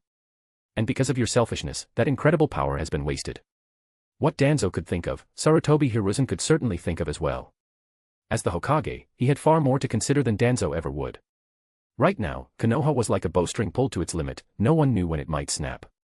Although the main enemies this time were only the Hidden Mist Village and the Hidden Stone Village, along with some small ninja villages and rogue ninjas they had rallied, the previous conflict and losses with the Land of Lightning had already put a strain on Konoha. Now, with the war dragging on, Konoha was feeling overwhelmed. The Hidden Stone Village's army of 10,000 ninjas had tied up most of Konoha's forces. Meanwhile, the Hidden Mist Village, aside from deploying troops along the borders of the Land of Fire and the Land of Water, utilized its specialties by sending elite ninja squads into the Land of Fire to carry out assassinations and sabotage. These Hidden Mist ninjas, roaming within the Land of Fire, forced Konoha to allocate a large number of ninjas to search for them. If left unchecked, they could freely disrupt supply lines and military transports, leading to significant losses on the front lines. To address the shortage of manpower, Sarutobi Hiruzen had significantly relaxed the conditions for ninja promotions. Students from the Konoha Ninja Academy were being given a crash course in training and quickly granted the rank of genin. They skipped the usual developmental phase and were immediately led into battle by experienced jonin. Under such circumstances, in the eyes of Sarutobi Hiruzen, the Hokage, every bit of strength was invaluable to Konoha. Especially someone like Sherui, a ninja with extraordinary power. The issues with the Uchiha could wait until after the war, but the manpower shortage was an urgent crisis. A Mangekyo Sharingan. Such a powerful force shouldn't be wasted on internal disputes, Hiruzen thought. On top of that, Sherui was a descendant of his old friend Uchiha Kagami. Through his evaluations in the Umbu division and Hiruzen's own observations, Sherui had shown himself to be someone who had risen above clan interests, was loyal to Konoha, and was a trustworthy young man. Sherui should have been able to shine like the new generation talents, such as Minato Namikaze and Kagetsu Nara, contributing greatly to Konoha. But now, he had mysteriously fallen victim to a conspiracy. This left Hiruzen feeling suffocated and heavy-hearted as he reviewed the battlefield reports. The situation was growing more chaotic and increasingly beyond his control. Becoming the first Hokage to lose a war was something Sarutobi Hiruzen could never accept. It's because the Mangekyo Sharingan is so powerful that we must control it ourselves. Danzo said discontentedly. Have you forgotten what the second Hokage taught and warned us about? The Uchiha clan cannot be trusted. You're being too extreme. Hiruzen replied, his eyes showing disappointment as Danzo continued to argue. You're too self-serving, Danzo. Everything I do is for Konoha. Danzo retorted. Support me on my KO-Fi account and read up to 15 early chapters. Chapter 211, Chapter 150.2, 4th Hokage. It's for the sake of your Konoha. Sarutobi Hiruzen mercilessly exposed Danzo's true thoughts right in front of Kohara Udatane and Hamura Mito Kado. Don't think I don't know what you're plotting. Why can't I become Hokage? Danzo blurted out, provoked by Hiruzen's words. The moment he said it, a flicker of regret crossed his mind. But since the words were already out and there was no one else in the office, he decided not to hold back. Back then, it was only because you stepped forward before I did that the second Hokage entrusted you with the position. If I had acted first. There is no if. Hiruzen interrupted Danzo, meeting his glare head-on without hesitation. His voice was firm, unwavering. Being slow is just part of it. It's not just about taking one step too late, it's about your mindset and your character. Even if you had stepped forward first, it doesn't mean Sensei would have chosen you to inherit the title of Hokage. And I would never let you become Hokage. After saying this, Hiruzen withdrew his gaze and looked toward Koharu and Hamura. Let Danzo take a break for now. The two of you will temporarily oversee Root. You'll handle the assignments and operations of Root in the meantime. Root belongs to me. Danzo couldn't contain his anger as he saw Hiruzen attempting to hand over control of the organization he had painstakingly built. It will still be yours in the future. This is just to give you time to cool off. If he had a choice, Hiruzen wouldn't want to sideline Danzo during such a critical time of war. After all, despite the problems Danzo and his Root caused, their contributions to Konoha were undeniable. At the very least, Danzo's methods and the actions of Root had resolved numerous external troubles for Konoha. If not for this, why would Hiruzen have granted Root powers nearly equivalent to those of the Hokage's own Umbu? Why would he have allowed Danzo to recruit members from the prominent clans of Konoha to bolster Root? For instance, the Ino-Shikacho trio clans, which had an alliance with the Sarutobi clan, without Hiruzen's approval, how could Danzo have taken children from these clans, brainwashed them, and trained them for Root? If only Danzo didn't always try to meddle in the village's internal affairs, the Root he led could have been Konoha's most perfect blade for external threats. Currently, keeping Danzo hidden away was already causing enough delays in official matters to give Sarutobi Hiruzen a headache. However, compared to the trouble looming on the horizon, he chose the lesser of two evils. He believed his way of handling things gave everyone a reasonable explanation while minimizing future chaos. He could only hope that Orochimaru would calm down. Hiruzen rubbed his temples in frustration as he watched another person, following Jiraiya's example, storm out and slam the door behind them. Both his old friends and disciples had their own thoughts and agendas. Even though Hiruzen had tried his best to maintain balance, the situation had now reached a point where, even as Hokage, he could barely suppress the brewing turmoil and its spread. All he could do was cling to a fragile balance like patching cracks with mud. At the very least, he would not allow any internal conflict to erupt before the war ended. As for after the war, leaning back slightly in his chair, Hiruzen contemplated. By that time, it might finally be appropriate for him to choose a new successor. The village's younger generation and the undercurrents hidden beneath the surface often left him feeling as though he could no longer control them. After so many years as Hokage, Sarutobi Hiruzen couldn't deny he had begun to feel a desire to step down. Discussions about the next Hokage had already become almost an open topic within the village. This, in turn, reflected the majority's belief that his time as Hokage was nearing its end. Of course, Hiruzen hadn't deliberately suppressed such sentiments either. Orochimaru, Jiraiya, Tsunade, and even the late Konoha's White Fang, Tsukumo Hatake, were all once considered potential candidates for the fourth Hokage. But now, Jiraiya had no interest in the position, and Tsunade had left the village to wander the world. This left only Orochimaru. With control over the technology development department, Orochimaru had already earned the approval of at least half the ninja clans in the village. Moreover, he had the staunch and formidable support of the Uchiha clan. If nothing unexpected happened, Orochimaru would naturally become the best choice for the next Hokage. Hiruzen's heart also leaned toward his disciple Orochimaru. However, in recent years, another figure had emerged, Minato Namikaze, who had inherited all of Jiraiya's connections and relationships. He too had caught Hiruzen's attention. Both have their own advantages. First of all, both have a very close relationship with the major ninja clans. Especially Minato Namikaze, who is not only powerful but also has a gentle and sunny personality, which has earned him a large group of followers. Even the Ino-Shikacho clans and the Uchiha clan have a very good opinion of Minato and maintain good relations with him. Among the village's ninja, such as Jonin, Chunin, Genin, and even the civilians, Minato's reputation is even better than Orochimaru's. If it weren't for the fact that Nara Kagetsu and his team had founded the Technology Development Department, Orochimaru, who has become a bit gloomy and reclusive after the Second Great Ninja War, might have had his reputation surpassed by Minato by now. But at this moment, with the ongoing war and Minato already earning the name of the Yellow Flash on the battlefield, his achievements and reputation are quickly catching up with the Sannin.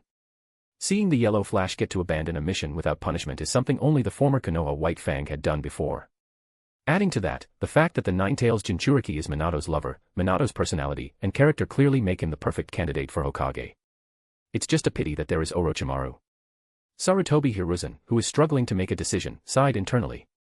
Both Orochimaru and Minato, one as a disciple and the other as a grand disciple, are candidates who could inherit the Hokage position in his heart.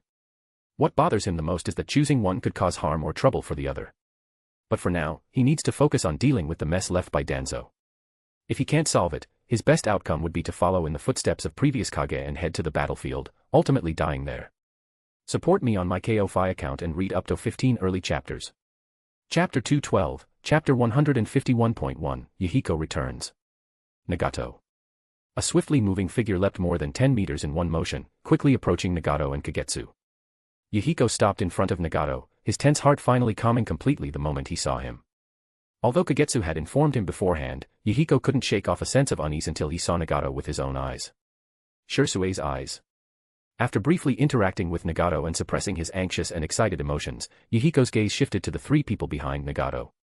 His eyes focused on Sherui, whose face was partially covered with bandages wrapped around his eyes.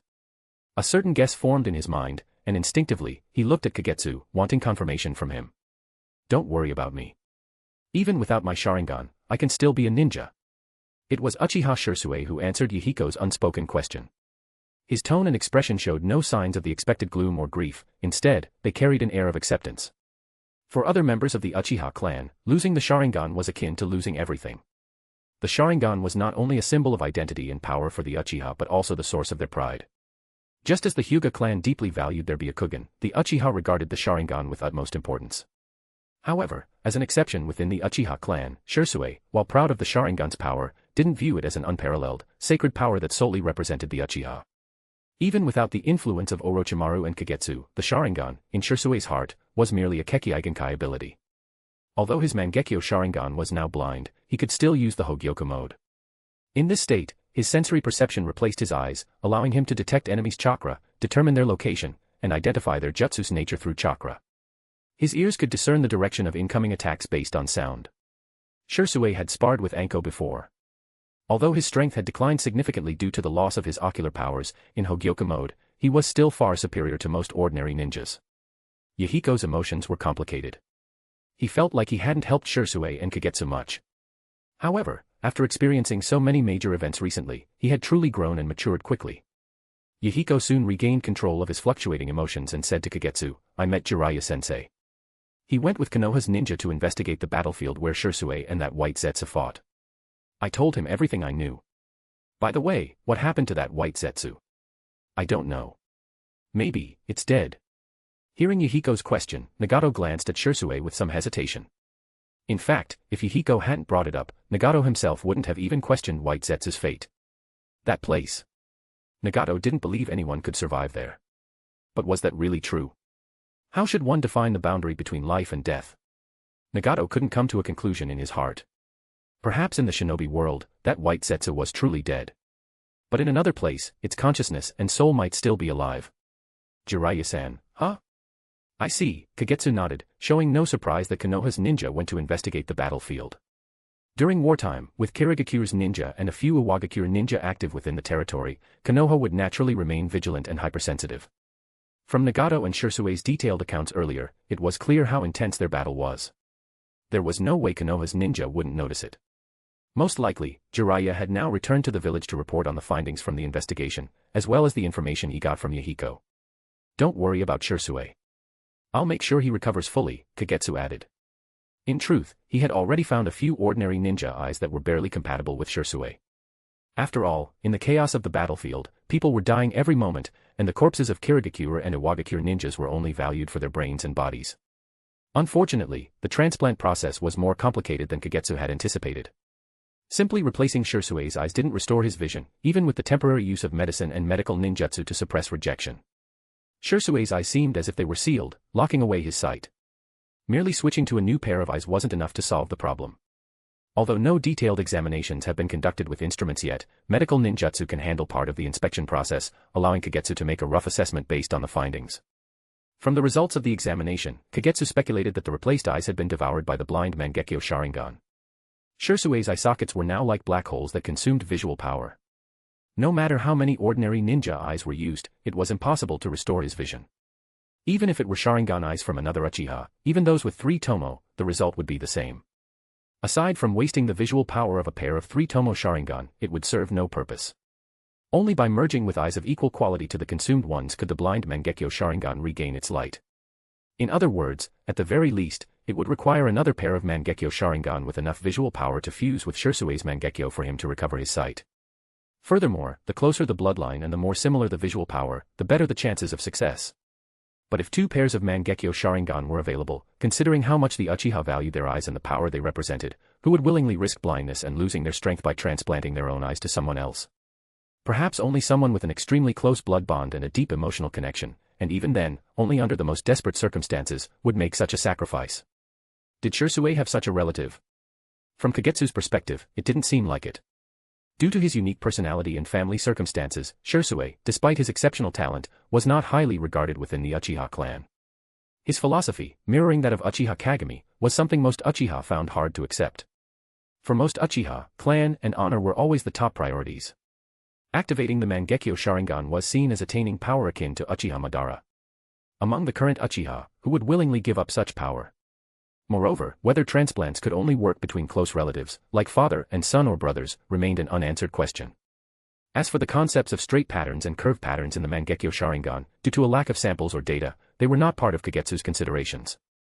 However, if the so-called straight pattern simply indicated a greater visual power output and an increased risk of blindness, then the power of the Hogyoku could, to some extent, achieve a similar effect. In other words, the power of the Hogyoku can act as fuel, enhancing all ninjutsu and Kekkei-genkai, including the Sharingan's potential. Support me on my KO-Fi account and read up to 15 early chapters. Chapter 213, Chapter 151.2, Ninja Tools. If a member of the Uchiha clan could perfectly master the Hogyoku mode and possessed extremely strong ocular power with a 3-tomo Sharingan, it might be possible to use Susanoo without unlocking the Mangekyo Sharingan. Although, in the end, it would likely only be the first stage of Susanoo. While this is just speculation, if the Uchiha clan were willing to experiment by sacrificing a pair of 3-tomo Sharingan, Kagetsu wanted to transplant the Hogyoku to Sherui and see if his hypothesis was correct. Of course, if the transplantation of the eyes proved to be a dead end, another path could be explored, trying to restore the lost ocular power over time by supplementing it with other forms of power. Although it was uncertain whether this approach could lead to the so-called eternal Mangekyo, Kagetsu theorized that it was worth attempting. The only downside was that this path might require a much longer time to bear results. Did any of your ancestors ever unlock the Mangekyo Sharingan? As Yhiko and Nagato left, Kagetsu suddenly asked Sherui, who was standing beside him. You're asking about Lord Kagami's eyes, aren't you? Sherui replied. Over the past few days, he had discussed the Sharingan with Kagetsu many times and was well aware of Kagetsu's theories about the Mangekyo. He had even provided Kagetsu with a significant amount of secret information about the Uchiha clan's Sharingan. Within the Uchiha clan, most of the forbidden techniques involving the Sharingan were collected and managed by the elders and the clan head.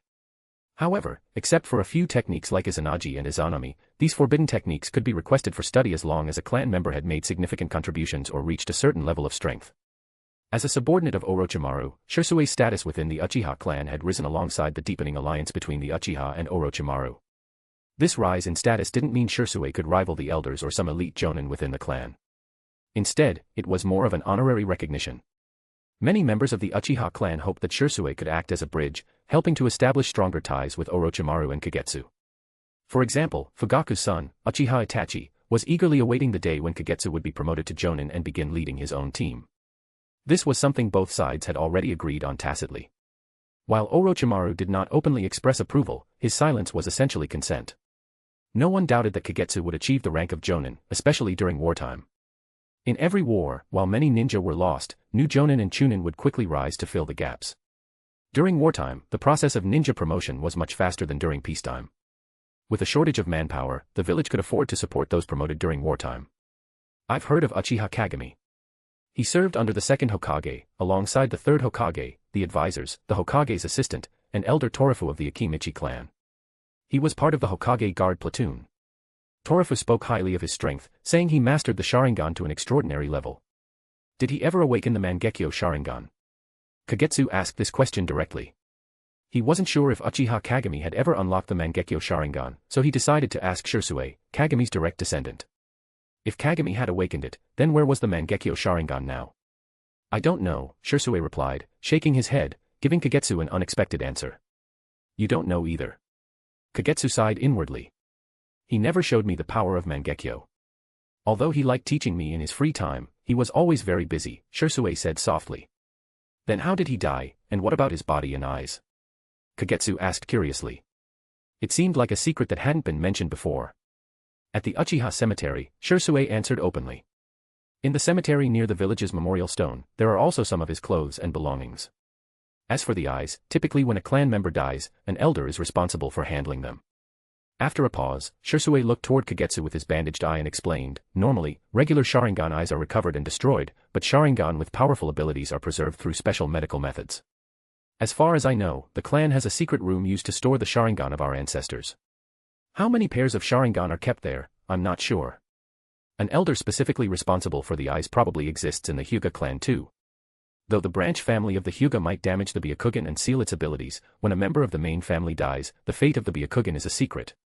Like the Uchiha, there should be an elder in charge of handling and managing the eyes. Kagetsu nodded in understanding.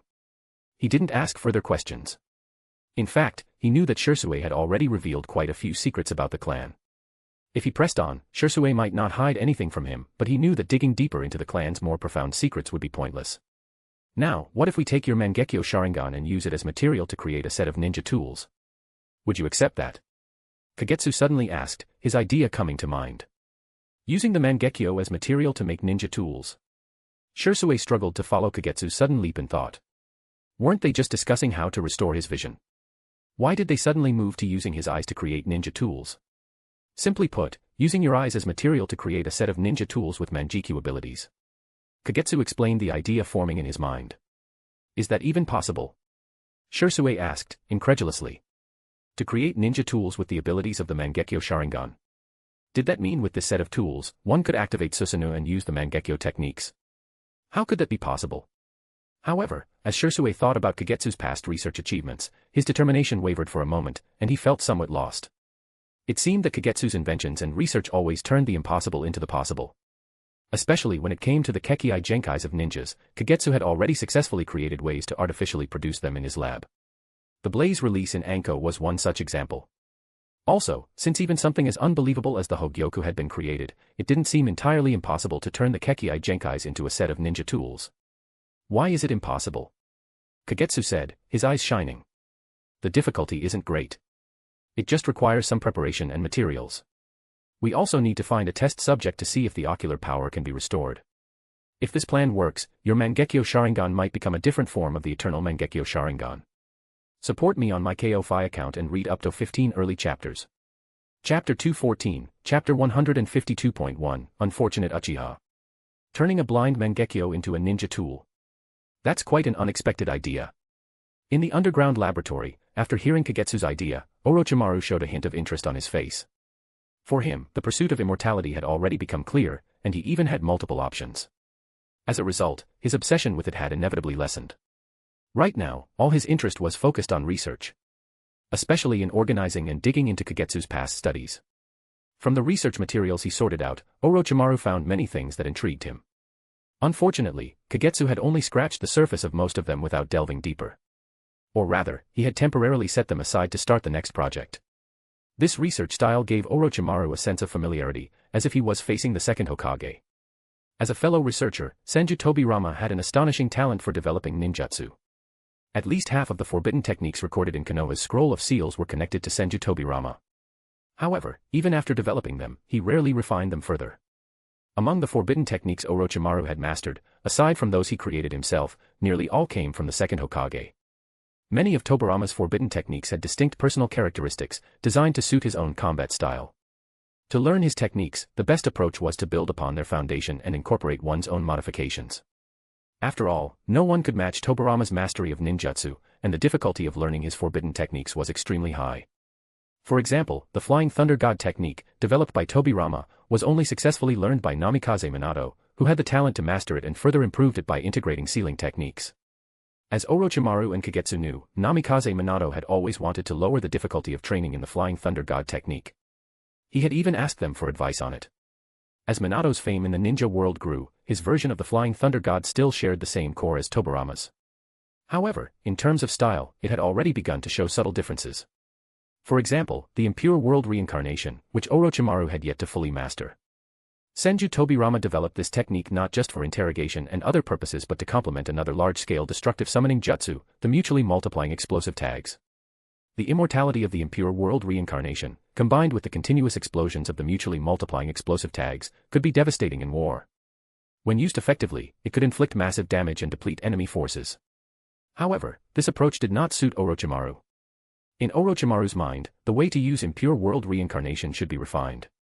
He did not want to summon the dead just to turn them into stationary, fearless, and self-destructing human bombs.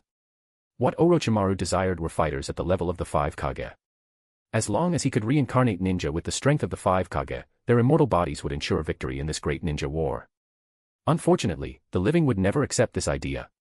Even if he used powerful deceased ninja from other villages, it would still provoke outrage and immense pressure from their side.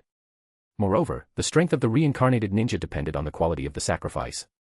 If the sacrifice was weak, even a powerful ninja from the past would be significantly weakened, far from their prime. Right now, Orochimaru's primary focus is Hogyoku. His secondary goal was to use the power of the Hogyoku, combined with biological cloning technology, to create reincarnation sacrifices or combat units that met his standards. But this was a long-term project. Just like refining the second Hokage's forbidden jutsu, Orochimaru now had to decide which of Kagetsu's unfinished or abandoned research projects he wanted to take over. However, before he could make his choice, Kagetsu had already assigned him another intriguing and fascinating research topic. The weaponization of Kekkei Genkai. And it wasn't just any Kekkei Genkai, it was the Mangekyo Sharingan. If this theory proved successful, what about would release? Could it also be weaponized? If it could, wouldn't that mean he had essentially gained control over the power of would release? What do you need? Orochimaru licked the corner of his lips and got straight to the point. Test subjects. Equipment. Or something else. I need samples and materials. Kagetsu sensed Orochimaru's rising interest and stated his request without hesitation. Since you've come to me and want me to join your research, what do you need me to do? Orochimaru had no strong attachment to leading the research. What he cared about was the possibility of success. This was Kagetsu's research. Over the years, they had developed a mutual understanding. Orochimaru never interfered unless necessary. If something piqued his interest, he would even lend a hand.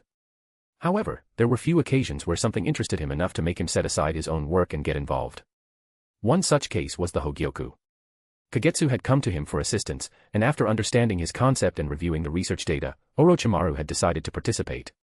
Now, Kagetsu looked just like he had back then. His research didn't necessarily require Orochimaru, but there were certainly areas where Orochimaru could help. I need Sharingan. Preferably in large quantities. The stronger the ocular power, the better. Kagetsu stated his request bluntly. Hearing this, Orochimaru narrowed his eyes. That's quite the bold request. Saying something like that in front of Sherui, is that really okay? Sherui, whose eyes were still covered by bandages, tensed up as he listened to their conversation. He could sense a dangerous atmosphere between them. Orochimaru-sensei, I think you've misunderstood. Kagetsu quickly noticed the dangerous glint in Orochimaru's eyes and realized that his words might have been misinterpreted. Do you not need me to arrange for some Uchiha Jonin to undertake dangerous missions so we can retrieve their eyes afterward? Orochimaru spoke his thoughts openly, completely disregarding Shersui's presence.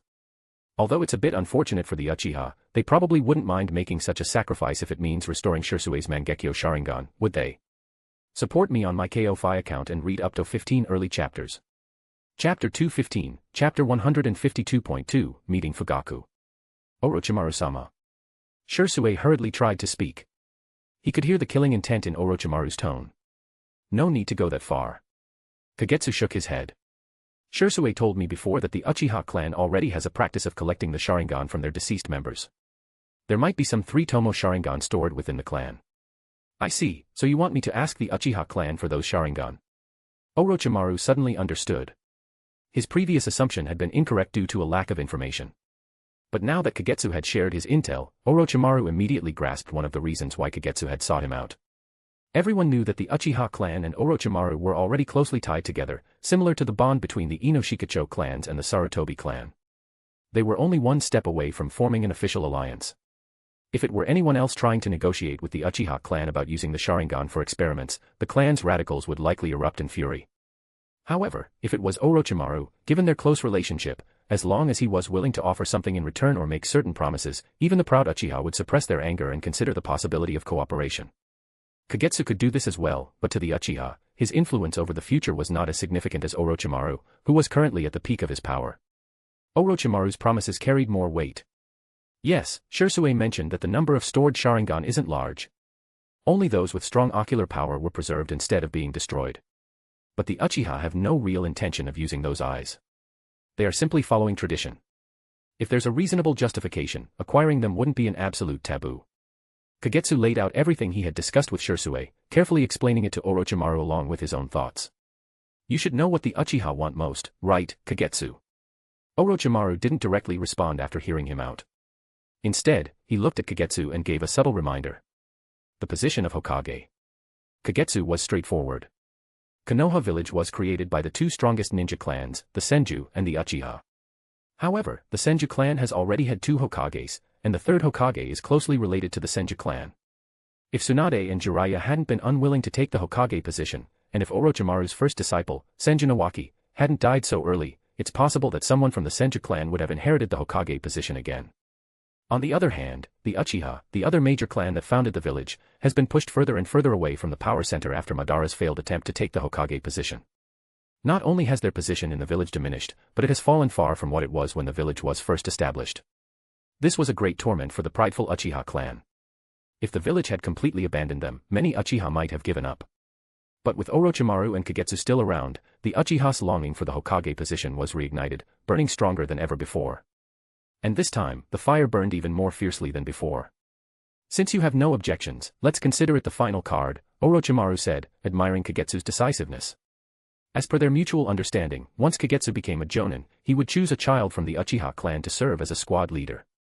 Both Orochimaru and Kagetsu had their own ideas about who the child might be. Uchiha Itachi. The child often mentioned by Fugaku. I have no objections, Kagetsu nodded. What does Itachi, the future genocide perpetrator, have to do with the cute little Itachi of today? It's not like the chakra reincarnation of certain people, where their spirit and will would affect their entire life. Shersui's fate with the Uchiha clan may or may not have changed, but it was far from what the Uchiha clan had experienced in the past. It couldn't be compared anymore. At least for Orochimaru, his position in the village had been incredibly solid over the years. While most ninja clans might not want to clash with advisors or the Hokage for him, they wouldn't go out of their way to oppose him in his pursuit of the Hokage position either. Simply achieving that was enough.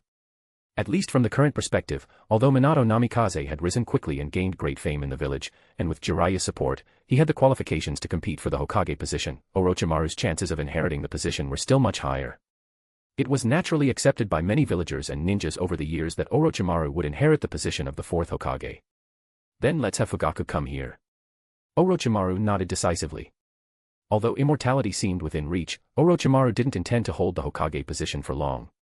He only wanted to fulfill the dreams of his childhood and those of people like Nawaki. His current focus was on researching creations like the Hogyoku.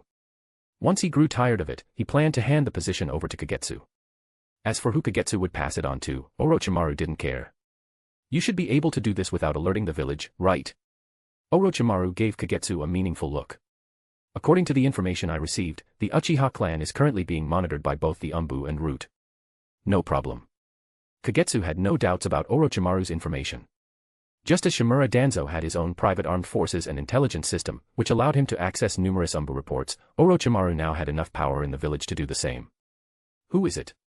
In the Uchiha clan's compound, now moved to a secluded corner of the village, Fugaku Uchiha stood in his house. As countless black squares materialized in the air, his eyes instantly turned red with bloodlust. Clan leader. Shersui's figure emerged from the black void. Feeling the familiar chakra and seeing Shersui's familiar face, Fugaku, whose body had been tense, relaxed slightly. How did you return? And your eyes? Fugaku's gaze fell to the bandages wrapped around Shersui's eyes, and his heart sank as a painful guess arose. My eyes are blind, Shersui answered, not sounding defeated, but simply and straightforwardly. Did you use the Mangekyo? Fugaku, confirming his own suspicions, felt his emotions become chaotic. His calm nature couldn't suppress the urge to kill Danzo, the man responsible for this. If it wasn't for Danzo, if it wasn't for him orchestrating the attack on Shersuie, how could Shersuie have gone blind from excessive use of the Mangekyo Sharingan? From the information Jiraiya shared about the Great War, Shersui's Susanoo had clearly reached the third stage. This is the symbol of having pushed the ocular power to its limit. This not only represents the strength of Shersui's Mangekyo Sharingan but also the incredible toll it takes on his chakra. Support me on my KO-Fi account and read up to 15 early chapters. Chapter 216, Chapter 153.1, Orochimaru and Fugaku. Excuse me, I know you have many questions, clan leader Fugaku, but you can ask Shersuie about them later. A voice sounded behind Shersuie. He stepped aside, revealing Kagetsu stepping out of the black cavity. Kagetsu-kun. Seeing Kagetsu appear, Fugaku was momentarily stunned. First Shersuie, and now Kagetsu, both using a technique similar to spacetime ninjutsu. This made Fugaku's heart tense up. Did something happen? Fugaku asked cautiously. Let's talk somewhere else.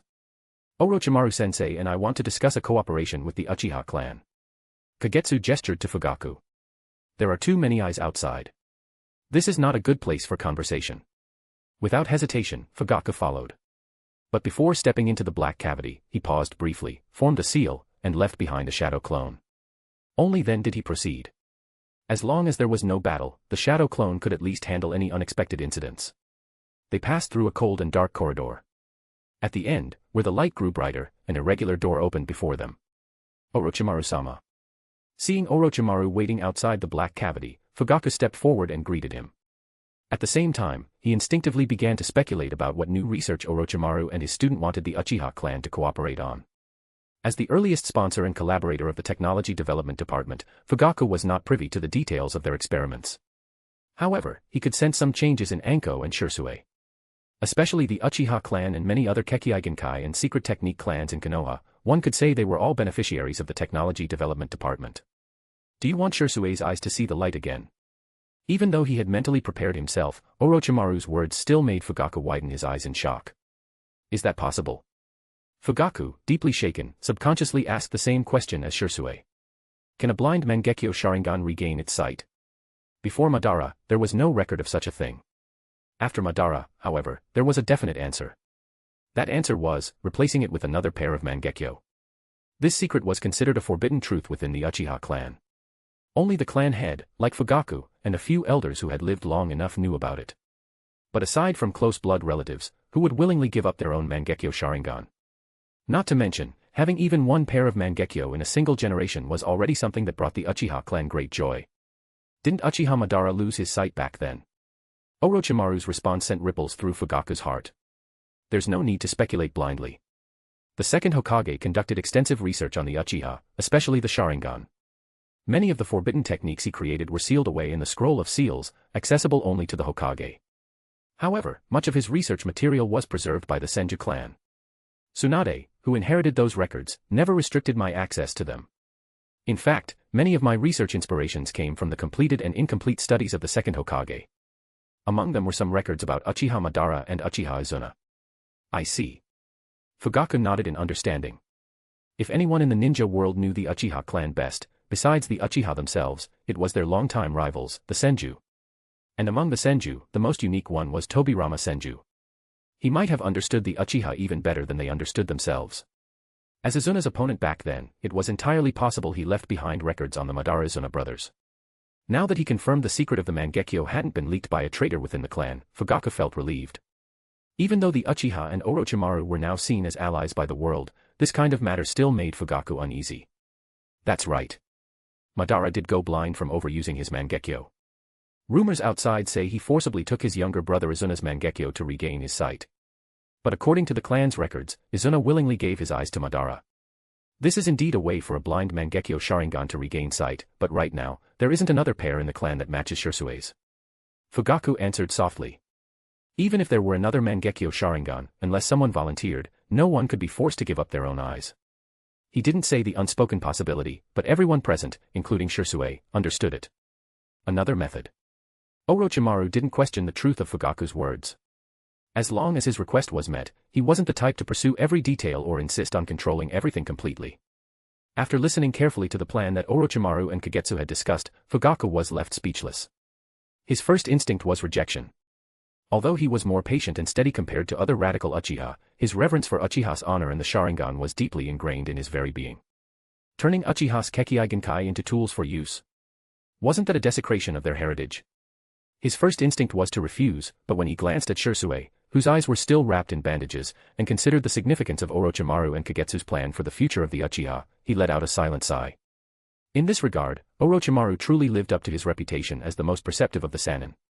If the more radical Uchiha had heard this plan, they might have immediately voiced their discontent. But as the clan leader, Fugaku had to suppress his personal feelings and weigh the pros and cons. I can agree, but I need an excuse to convince the elders and the clan members. Fugaku spoke helplessly. His heart was conflicted. On one hand, he wanted to protect the Uchiha's bloodline, but on the other, he reminded himself that if this could restore Shersui's Mangekyo and allow him to see again, then sacrificing some of the stored Sharingan might be acceptable. After all, most of those eyes required careful preservation. They had been collected in preparation for the forbidden technique Izanagi. But now, Izanagi had been declared forbidden. Those eyes were no longer needed, preserving them was more of a tradition than a necessity. If Mangekyo blindness could be cured in this way, then what about Izanagi? And what about Izanami, which was created specifically as a counter to Izanagi? Both forbidden techniques required the permanent loss of a Sharingan as their price. The first technique has a powerful effect similar to switching between illusion and reality within a certain period. During the duration of Izanagi, the caster can turn any unfavorable situation into nothingness and make beneficial situations real. The second technique, like a movie, repeatedly plays scenes connecting the target and the caster in an endless loop within their mind through genjutsu. Unless the target accepts their original fate and sincerely repents, they will be trapped in an infinite cycle of repeating illusions. If the cost of forbidden jutsu could be bypassed this way, then it would be a valid excuse. But Fugaku had no intention of reopening this disastrous Pandora's box. Support me on my KO-Fi account and read up to 15 early chapters. Chapter 217, Chapter 153.2, Fugaku's Excitement. In the future Uchiha will become Hokage. How about this condition?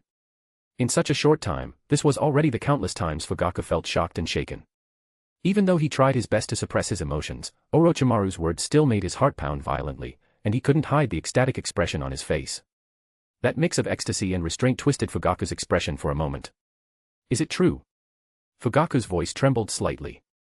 The Uchiha clan had always talked about making Itachi Kagetsu's disciple, waiting for Kagetsu to pass the Hokage position to him. But even the most radical clansmen knew this was just a beautiful yet uncertain vision. Even Fugaku, who was immensely proud of Itachi's talent and character, understood the difficulty and challenges they would have to face. The Uchiha's reputation, the higher-ups' distrust and vigilance, the clansmen's volatile emotions, and the most unpredictable factors, Orochimaru and Kagetsu's thoughts. Since the founding of the Hidden Village system, every Hokage in history had either been a sibling duo, master and disciple, or trusted confidants.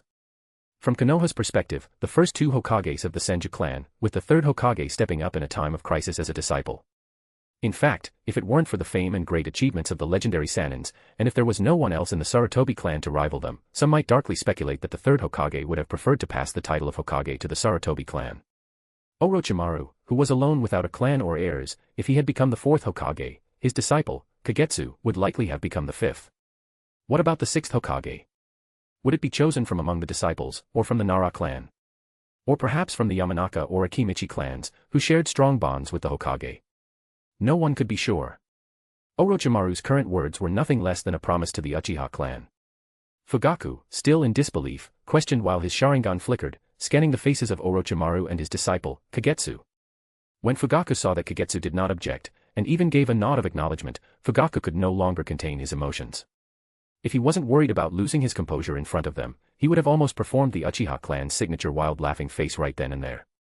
With such a guarantee, it wasn't just the stored Sharingan that mattered, even freshly obtained Sharingan, there would be radicals in the Uchiha clan willing to offer themselves as materials for experimentation.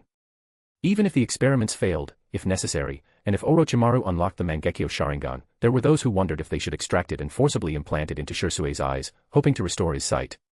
As long as the promise held, it would be seen as the price for Itachi becoming Hokage. If Itachi is talented enough, Kagetsu responded under the gazes of both Orochimaru and Fugaku. He had no intention of deceiving or exploiting Fugaku and the Uchiha clan. Though the Uchiha clan's spirit was often a bit unstable, there were still a few normal people among them, ones who could communicate. With Shersui's guidance, if Itachi was nurtured well, he would at least be harmless to the village. A powerful Uchiha Hokage, with deep love for his village, there's nothing wrong with that. As for the rest, if necessary, additional advisors can be arranged to help. I have no objections, Lord Orochimaru. All your demands will be met by me and the Uchiha clan. I believe the elders in the clan will support my decision as well. Fugaku said, bowing.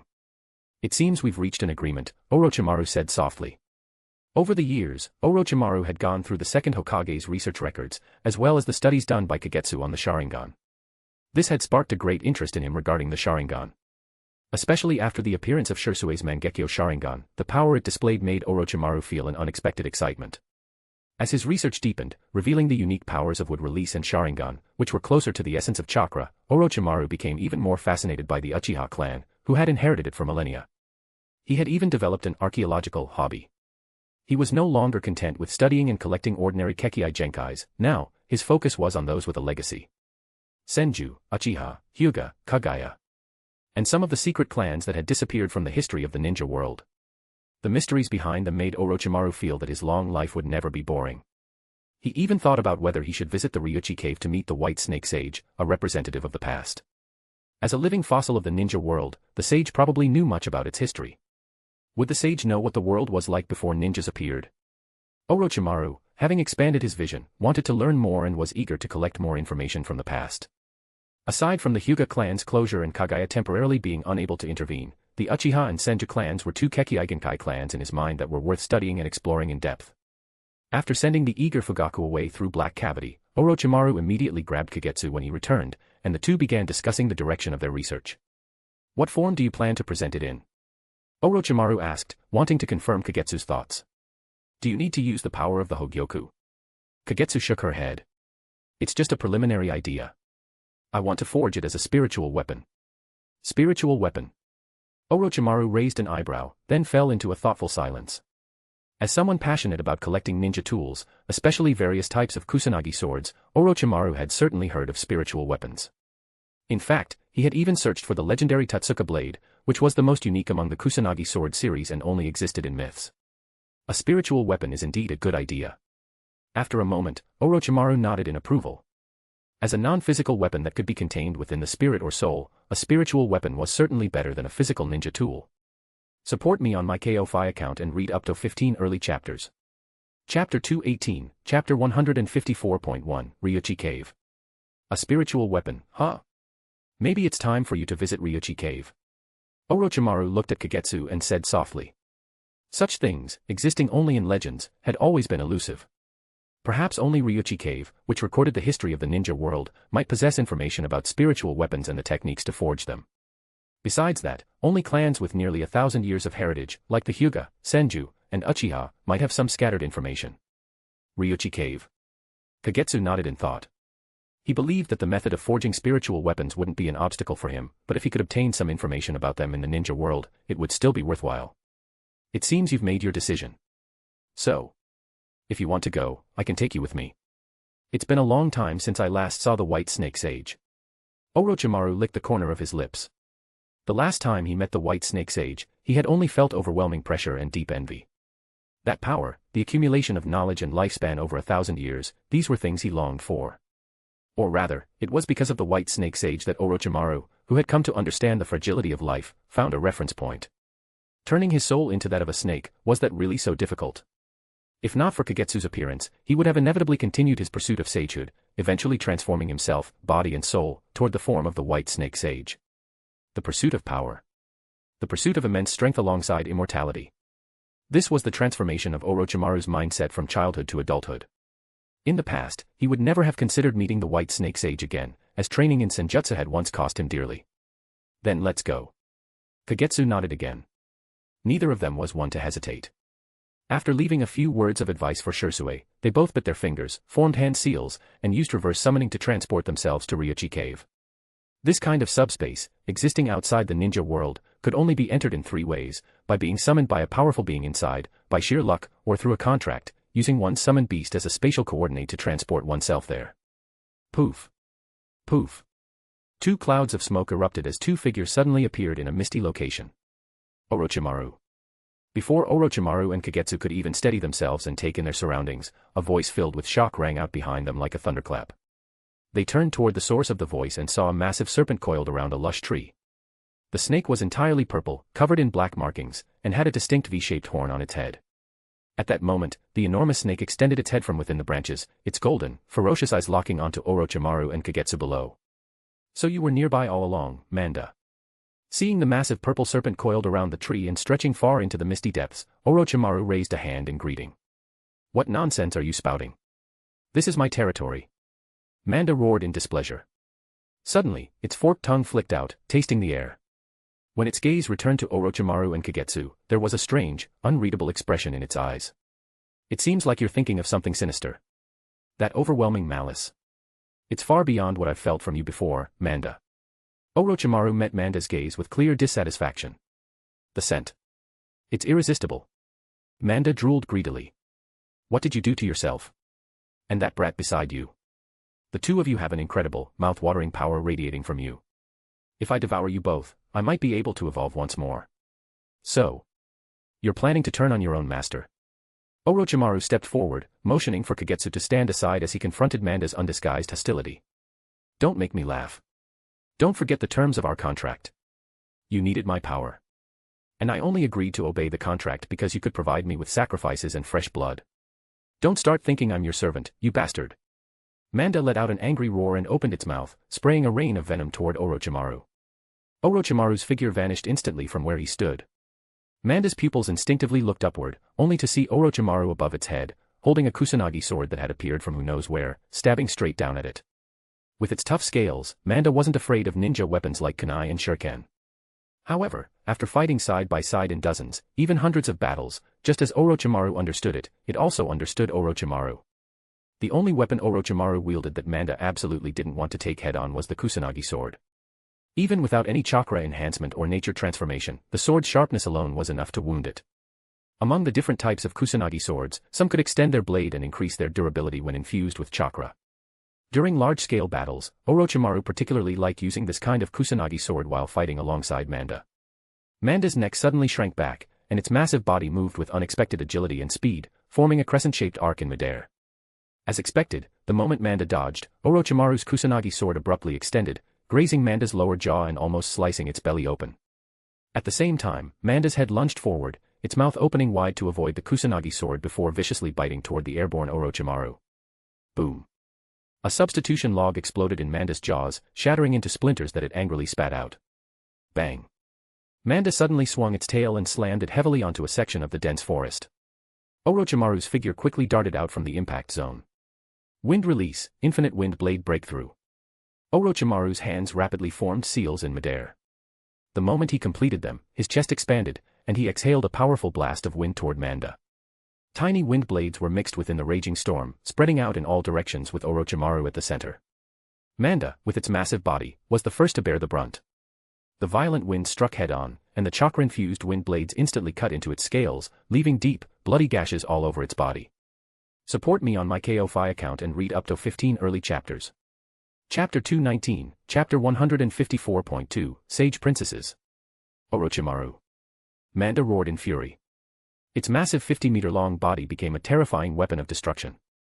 The surrounding area was instantly thrown into chaos, turned upside down by Manda's violent movements. However, Orochimaru remained unfazed. He simply extended the blade of his Kusanagi sword and continued clashing against Manda's massive body. To physically confront such a colossal creature with pure strength was unimaginable for most ninjas. If not for the countless modifications Orochimaru had made to his body, allowing him to surpass human limits, the sheer force from the sword's impact would have been enough to overwhelm him. Before long, Manda noticed something was wrong. A strange numbness spread through its body. Its once agile and powerful form began twitching uncontrollably, as if suffering from convulsions. Soon, Manda collapsed to the ground, struggling desperately like a fish out of water. But its struggles were in vain. Its body felt unbearably heavy, completely out of its control. Damn it, it's salamander poison. Manda lay belly up on the ground, its golden eyes locked onto Orochimaru, who stood before its massive head, calmly sheathing the Kusanagi sword. It's Hanzo's poison, Orochimaru said as he stood before Manda's piercing gaze, raising a finger. Of course, I know you've developed resistance to it. So, I added a few extra ingredients. A neurotoxin specifically targeting the nervous system. It disrupts neuromuscular transmission, causing muscle paralysis. Without timely treatment, it leads to respiratory failure and cardiac arrest, resulting in death. Of course, I didn't create this poison myself. I merely made a few modifications, adding some special components. Manda suddenly lashed out, its massive head lunging toward Orochimaru in a final attempt to bite him. But before it could get close, its head weakly slumped back to the ground, completely powerless. Orochimaru, standing nearby, didn't even make an attempt to dodge. Still trying to struggle. The dosage I gave you was precisely calculated. Your earlier outburst will only cause the poison to spread faster. Orochimaru's face reflected in the eyes of Manda grew darker. Help me. Manda, feeling its body losing sensation rapidly, almost instinctively, struggled to beg Orochimaru for help. It never expected the poison to be so powerful. Normally, it had a high resistance to most poisons, but the poison Orochimaru had smeared on his sword far exceeded its body's tolerance, as if it was specifically designed for it, or for the serpents of the Ryuchi cave. Arrogant as it was, when it sensed death approaching, it instinctively gave in. Because if it didn't beg for help now, the next moment, it might not even be able to speak. Remember, you're only alive because you're still useful, Orochimaru said, pulling out an antidote syringe, and injected it into Manda's wounds. Manda felt like each second of waiting for death dragged on endlessly. When it regained its sense of pain and itching, and slowly regained control over its body, it turned over with a shudder. Take me to see the white snake sage. Once the poison was removed and it regained control over its body, Orochimaru and Kagetsu stood on its head and gave the command. Manda's eyes flashed with hostility for a moment, but then it bowed its head in obedience, moving its massive body quickly in a direction, its movement loud like a train rumbling ahead. Manda can save us a lot of travel time and help us avoid many troubles, Orochimaru explained to Kagetsu, who was looking around. The environment in the Ryuchi cave is harsh, but with Manda, there usually won't be any obstacles along the way. Crack, crack. The speed of Manda was incredibly fast. Soon, it left the dense forest where it had lived and arrived at a desolate land filled with a misty poison fog. As it moved, its massive body crushed numerous objects that looked like the bones of creatures. The Ryuchi cave has some hidden connections in the ninja world. Sometimes, people and beasts get lost in those connections and end up in the Ryuchi cave, where they become food for the snakes. In addition, there are also sacrifices prepared by those who have made contracts with certain snakes, as well as ninjas who failed their training in sage jutsu and became food. Orochimaru, sensing they were nearing their destination, explained to Kagetsu as they traveled. Those. Kagetsu looked toward a specific spot within the mist. The fog affected ordinary people, but for ninjas with chakra, especially medical ninjas, staying there for long periods wouldn't cause any harm. Tajutsuheim, Ichikishimaheim, and Taguriheim. They are 3 sage princess under the white snake sage, who oversee the trials of the Ryuchi cave. They can transform into human form and use illusions to tempt you. If you fail to maintain your focus in their illusion, they will consider you to have failed the trial and will devour you as food. While Orochimaru was explaining to Kagetsu, he suddenly stopped, and, like Kagetsu, he looked toward a spot in the mist. Hee. Long time no see, Orochimaru. A crisp, young female voice echoed from the mist. From the sound of it, she seemed like an adolescent girl. The little child from back then has grown up, and gotten older now. Another voice followed, younger and sounding more like a little girl, filled with dissatisfaction, as if she were unhappy about Orochimaru's aging. Another Ryuchi cave contractor. Is this your disciple, Orochimaru? Just like you, he carries a tempting food scent within his body. A more mature voice followed the previous two, carrying a hint of maturity.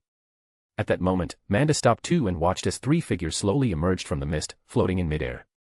One of them had brown hair, wore a white robe, and had white ribbons floating behind her.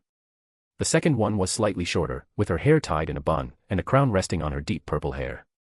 The third one had long green hair, and the golden crown she wore had a golden orb on it, giving her a slightly more mature appearance than the other two.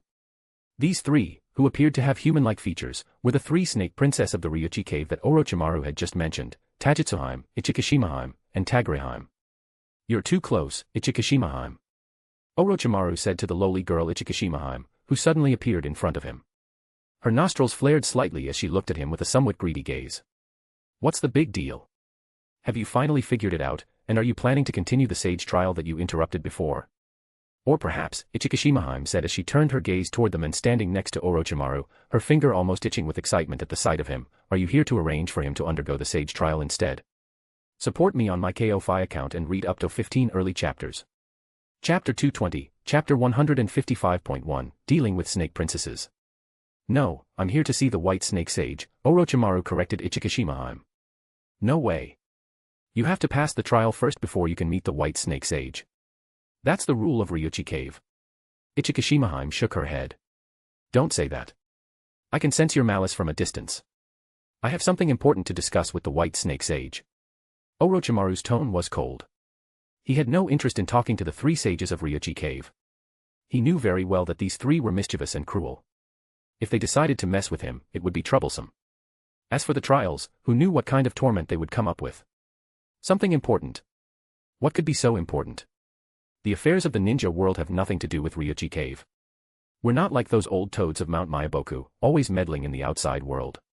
Tagreheim, the most mature-looking of the three, stepped forward. How strange.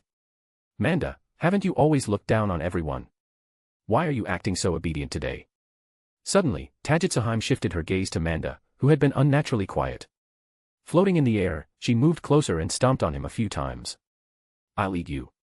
Manda lunged at Tajutsuheim, snapping his jaws. But even though his attack was fast and unexpected, Tajutsuheim lazily dodged it with just a hair's breadth to spare. I smell blood. Looks like you got beaten up. Tajutsuheim sniffed the air and covered her mouth as she laughed. Enough. Orochimaru stomped on Manda and locked eyes with the three sages. Can you take me there? Leading the way isn't a problem, but...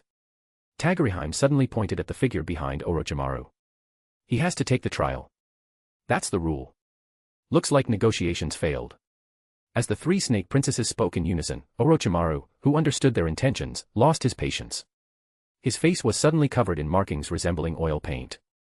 A powerful aura condensed into a tangible force, pressing outward in all directions. The three snake princesses, struck by Orochimaru's aura, instinctively revealed their hostility. Their originally beautiful and delicate faces turned terrifying in an instant. Snake scales emerged on their skin, and their mouths split open into gaping maws, revealing forked tongues flickering from within. Sage Mode. How could you possibly master the Ryuchi Cave Sage Mode? Tagreheim roared instinctively, sensing the familiar energy within Orochimaru's body. No, this isn't the Ryuchi Cave Sage Mode. Tajutsuheim immediately corrected Tagreheim's mistake. No one knew the power of the Ryuchi Cave Sage Mode better than them. While Orochimaru's current form carried traces of that power, it was only a superficial resemblance at best. A closer inspection made it easy for the three of them to detect the differences. Moreover, as this power emerged, a strange sensation, both intoxicating and insatiable, spread through them, making it even harder to suppress their urges. It's a different Sage Mode. How strange. I didn't think there was another way to wield natural energy in the current ninja world. As Ichikishimaheim spoke, her figure slowly faded into the air. Looks like I'll have to prepare something to deal with you first. Seeing the three snake princesses take their battle stances, Orochimaru sighed helplessly. Sage Art, Dragon Pearl Technique. Forming hand seals, Orochimaru took a deep breath. Tilting his head back, he spat out a glowing pearl, radiant white tinged with pink, spinning at high speed as it soared into the sky. The moment the pearl appeared, both the three snake princesses and Manda, who lay beneath Orochimaru's feet, experienced a brief moment of trance. Manda suddenly felt an uncontrollable craving surging through its mind. It wanted that pearl. It wanted to swallow it whole. He had a strong premonition and an intense urge, if he could just absorb that pearl and make its power his own, his strength would grow rapidly. He could even evolve from a snake into a dragon. At that point, he wouldn't just control a single area. The entire Ryuchi cave would become his territory. Neither the White Snake Sage, the three great snake princesses, nor the other giant snakes in Ryuchi cave would be his match. Driven by this impulse, Manda even forgot about Orochimaru. He coiled his massive body and leaped high into the air, his mouth wide open, aiming for the pearl that was rising and radiating power. However, the three snake princesses were even faster. Almost instantly, all three lunged forward, their hands reaching for the pearl at nearly the same time. In an instant, four snakes clashed fiercely, each fighting for possession of the pearl. Plop. Orochimaru and Kagetsu leaped gracefully from Manda's body and landed steadily on the ground. Let's go. The hidden cave where the White Snake Sage resides is just ahead. Dismissing his sage mode, Orochimaru ignored the chaotic battle raging above him and took the lead, walking forward. Genjutsu. Kagetsu followed, curious about the technique Orochimaru had just used. The way the three snake princesses and Manda were fighting so frantically, it seemed as if their minds had been strongly influenced or manipulated, causing them to lose all composure. Just a little countermeasure. Orochimaru neither confirmed nor denied it. To him, Ryuchi Cave's environment was far too dangerous. If he hadn't prepared some trump cards, he wouldn't have brought Kagetsu here so easily to meet the White Snake Sage. After all, no one understood the cold-blooded nature of snakes better than he did. He had made ample preparations to deal with the snakes of Ryuchi Cave. The only thing he couldn't fully predict was the White Snake Sage, hidden deep within the Ryuchi Cave. The two moved swiftly. After spreading out their perception, Orochimaru barely paused as he led Kagetsu forward at high speed in a single direction. Eventually, they stopped in front of a dark and desolate torii gate. It seems the White Snake Sage hasn't refused to meet us. Seeing the torii gate, a faint smile appeared on Orochimaru's face. Inside the torii, the atmosphere was bleak and shadowy. The only sound breaking the silence was the clear echo of Orochimaru and Kagetsu's footsteps in the dimly lit space. At the deepest part of the torii, on a large cushioned platform, they finally saw her, a hunched yet still massive figure. Her face was deeply wrinkled, her skin sagging like aged leather, and her withered hands held a long smoking pipe, exhaling clouds of smoke. White Snake Sage. Orochimaru gazed at the elderly woman before him, his tone carrying both respect and wariness. If Kagetsu had never appeared, if not for Kagetsu's research, perhaps his long-sought ideal form of ultimate life would have been this very woman before him. In the past, he had tirelessly modified his body and soul, striving to get closer to the White Snake Sage's existence. You've finally arrived. The elderly woman set down her pipe, shifting her head slightly on the enormous cushion, her gaze landing on Orochimaru and Kagetsu. Support me on my Ko-Fi account and read up to 15 early chapters. Chapter 221, Chapter 155.2, Deal with White Snake Sage. You knew we were coming. Orochimaru narrowed his eyes. In this shinobi world, nothing that has happened can be hidden from me. If I wish, I can hear everything that has ever occurred, even what transpired just a moment ago. The White Snake Sage seemed approachable, her demeanor unusually open, answering Orochimaru's question with an almost effortless honesty. Then you must already know why we've come. Orochimaru and Kagetsu exchanged glances before proactively asking. Of course. The moment I laid eyes on you, I already knew your purpose. That old toad possesses the ability to foresee the future. The power I wield is the ability to observe the past. But you humans always wish to know the future while turning a blind eye to the past. The White Snake Sage smiled as she responded. Then. My ability allows me to show you the past. However, the older the event and the more powerful the object observed, the harder it is to extract the information. Before Orochimaru could speak, the White Snake Sage cut him off. What are your conditions? Although the White Snake Sage's words sounded like a refusal, Orochimaru felt a sense of relief.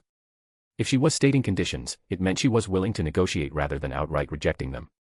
Orochimaru couldn't predict what kind of demand the White Snake Sage would make, but that was still preferable to being denied outright.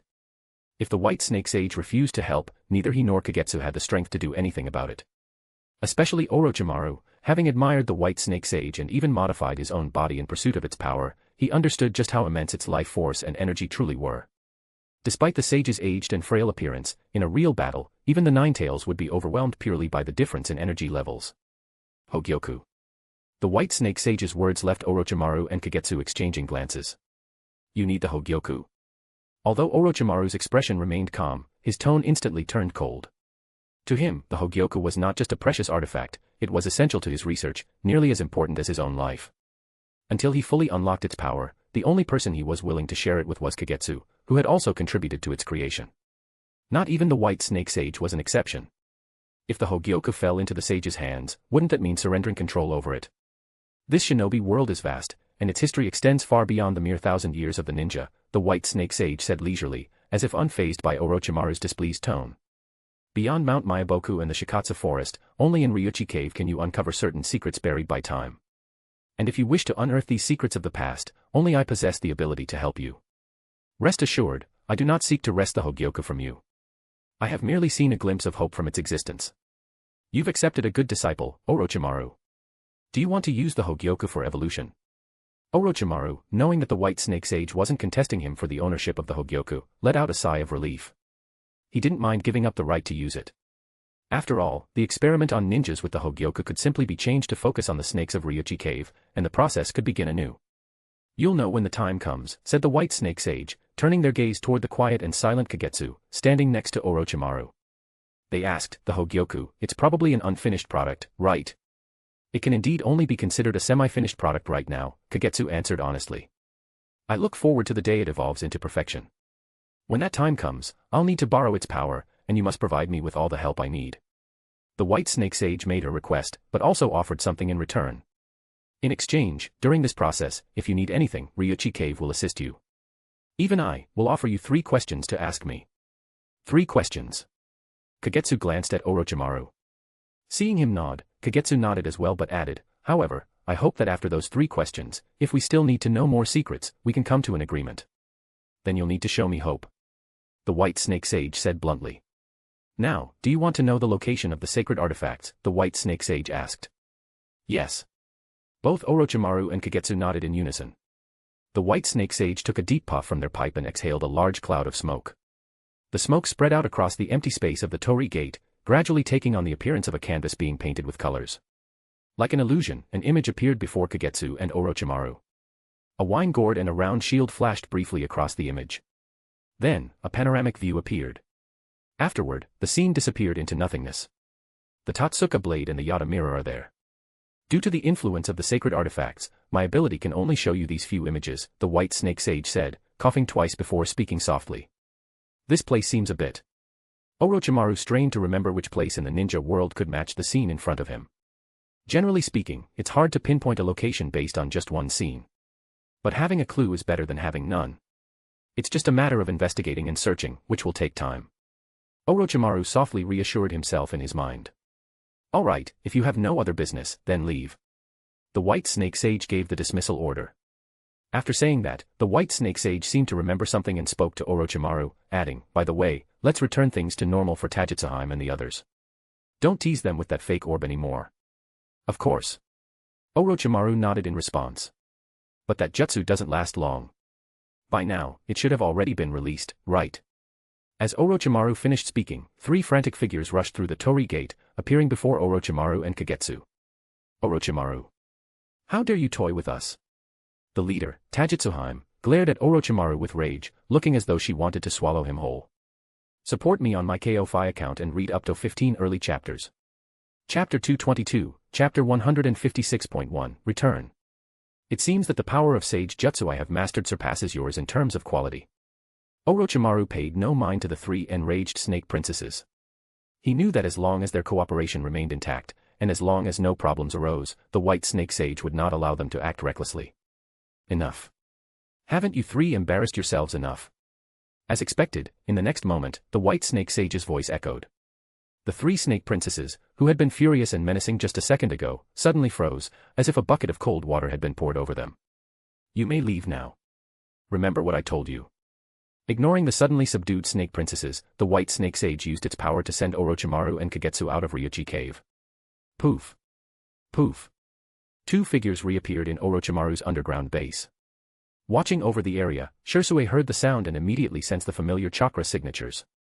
He stood up at once. How was it? What did you feel? Orochimaru looked at Kagetsu with a smile, asking in an inexplicable tone. It was powerful. It felt as if Ryuchi cave and the white snake sage were one and the same. It is Ryuchi cave, and Ryuchi cave is it. Kagetsu pondered for a moment before giving a serious response. Such sharp perception. Orochimaru sighed in admiration. When I first met the white snake sage, I didn't have your level of sensory ability, nor was I as composed as you are now. As he spoke, his tone drifted slightly, and a hint of nostalgia appeared on his face. Back then, I couldn't grasp its true power, but I could feel the overwhelming impact on my mind and soul, like an ant facing a colossal beast. In that moment, I became acutely aware of the immense difference in our very existence, as if we were on entirely different levels of life itself. It was like encountering a higher dimensional being. That experience shook me to my core, shaping my path and my pursuits ever since. I, too, want to become the perfect life form. Sherui, who had approached, listened to Orochimaru's words and immediately stopped in his tracks. Orochimaru didn't even glance at him and continued speaking on his own. Of course, that was my past way of thinking. Back then, in my eyes, the White Snake Sage was the most powerful and the most perfect being. More perfect and stronger than the tailed beasts. But now, I know it is not perfect.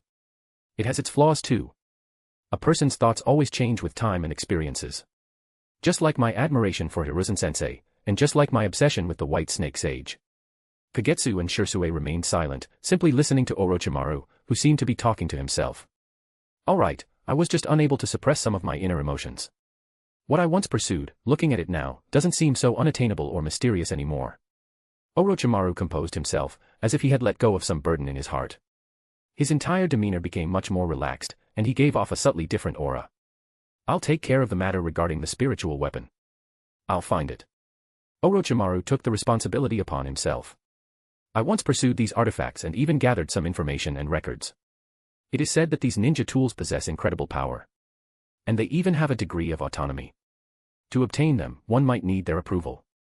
So you're saying that even if we find them, only certain people will be able to acquire them? Kagetsu pondered. Those who carry contradictions and pain. The information I've gathered subtly hints at this. Orochimaru nodded. As long as we know this, obtaining them won't be difficult. Let's prepare both options. Kagetsu suggested, I can try my own method first to see if I can restore Shersui's eyesight. Do as you wish. Orochimaru didn't care whether Sherui could truly regain his sight, but he was highly interested in the research on forging spiritual weapons. In his eyes, Kagetsu had a talent for research and creation similar to the second Hokage. Having studied both, Orochimaru, after reviewing Kagetsu's research notes, even felt that Kagetsu's vision was broader than the second Hokage's, with even greater potential and possibilities. Although Kagetsu had not created countless forbidden jutsu, just the incomplete Hogyoku alone was, in Orochimaru's eyes, enough to rival them. At the very least, no matter how many or how powerful those forbidden jutsu were, they would never catch the attention of the sages of Ryuchi Cave. And likely, the same applied to the sages of Shikatsu Forest and Mount Myaboku. Orochimaru once wanted to master all the jutsu in the ninja world. But now, he understood that jutsu were endless, impossible to learn them all. Instead, he could focus on the foundation of all jutsu. Chakra. Natural energy. And the power of the Hogyoku. As long as he mastered these fundamental forces, it would be the same as learning and controlling all jutsu. In a way, it would fulfill his past ideals and ambitions. If nothing unexpected happens, you and Sherui should be returning to the village, right? Orochimaru suddenly asked Kagetsu. Yes, Kagetsu nodded. Letting Sherui disappear and remain in the shadows wasn't impossible, but both Orochimaru and Kagetsu felt there was no need for that. Don't worry about Shimura Danzo. I'm not like Hiruzen-sensei. Orochimaru licked his lips but didn't say much more. After mentioning Danzo, he immediately changed the topic. When you return to the village, tell Hiruzen-sensei that I have given you a new S-rank mission, find Tsunade. Kagetsu and Sherui were momentarily stunned by Orochimaru's sudden change of thought.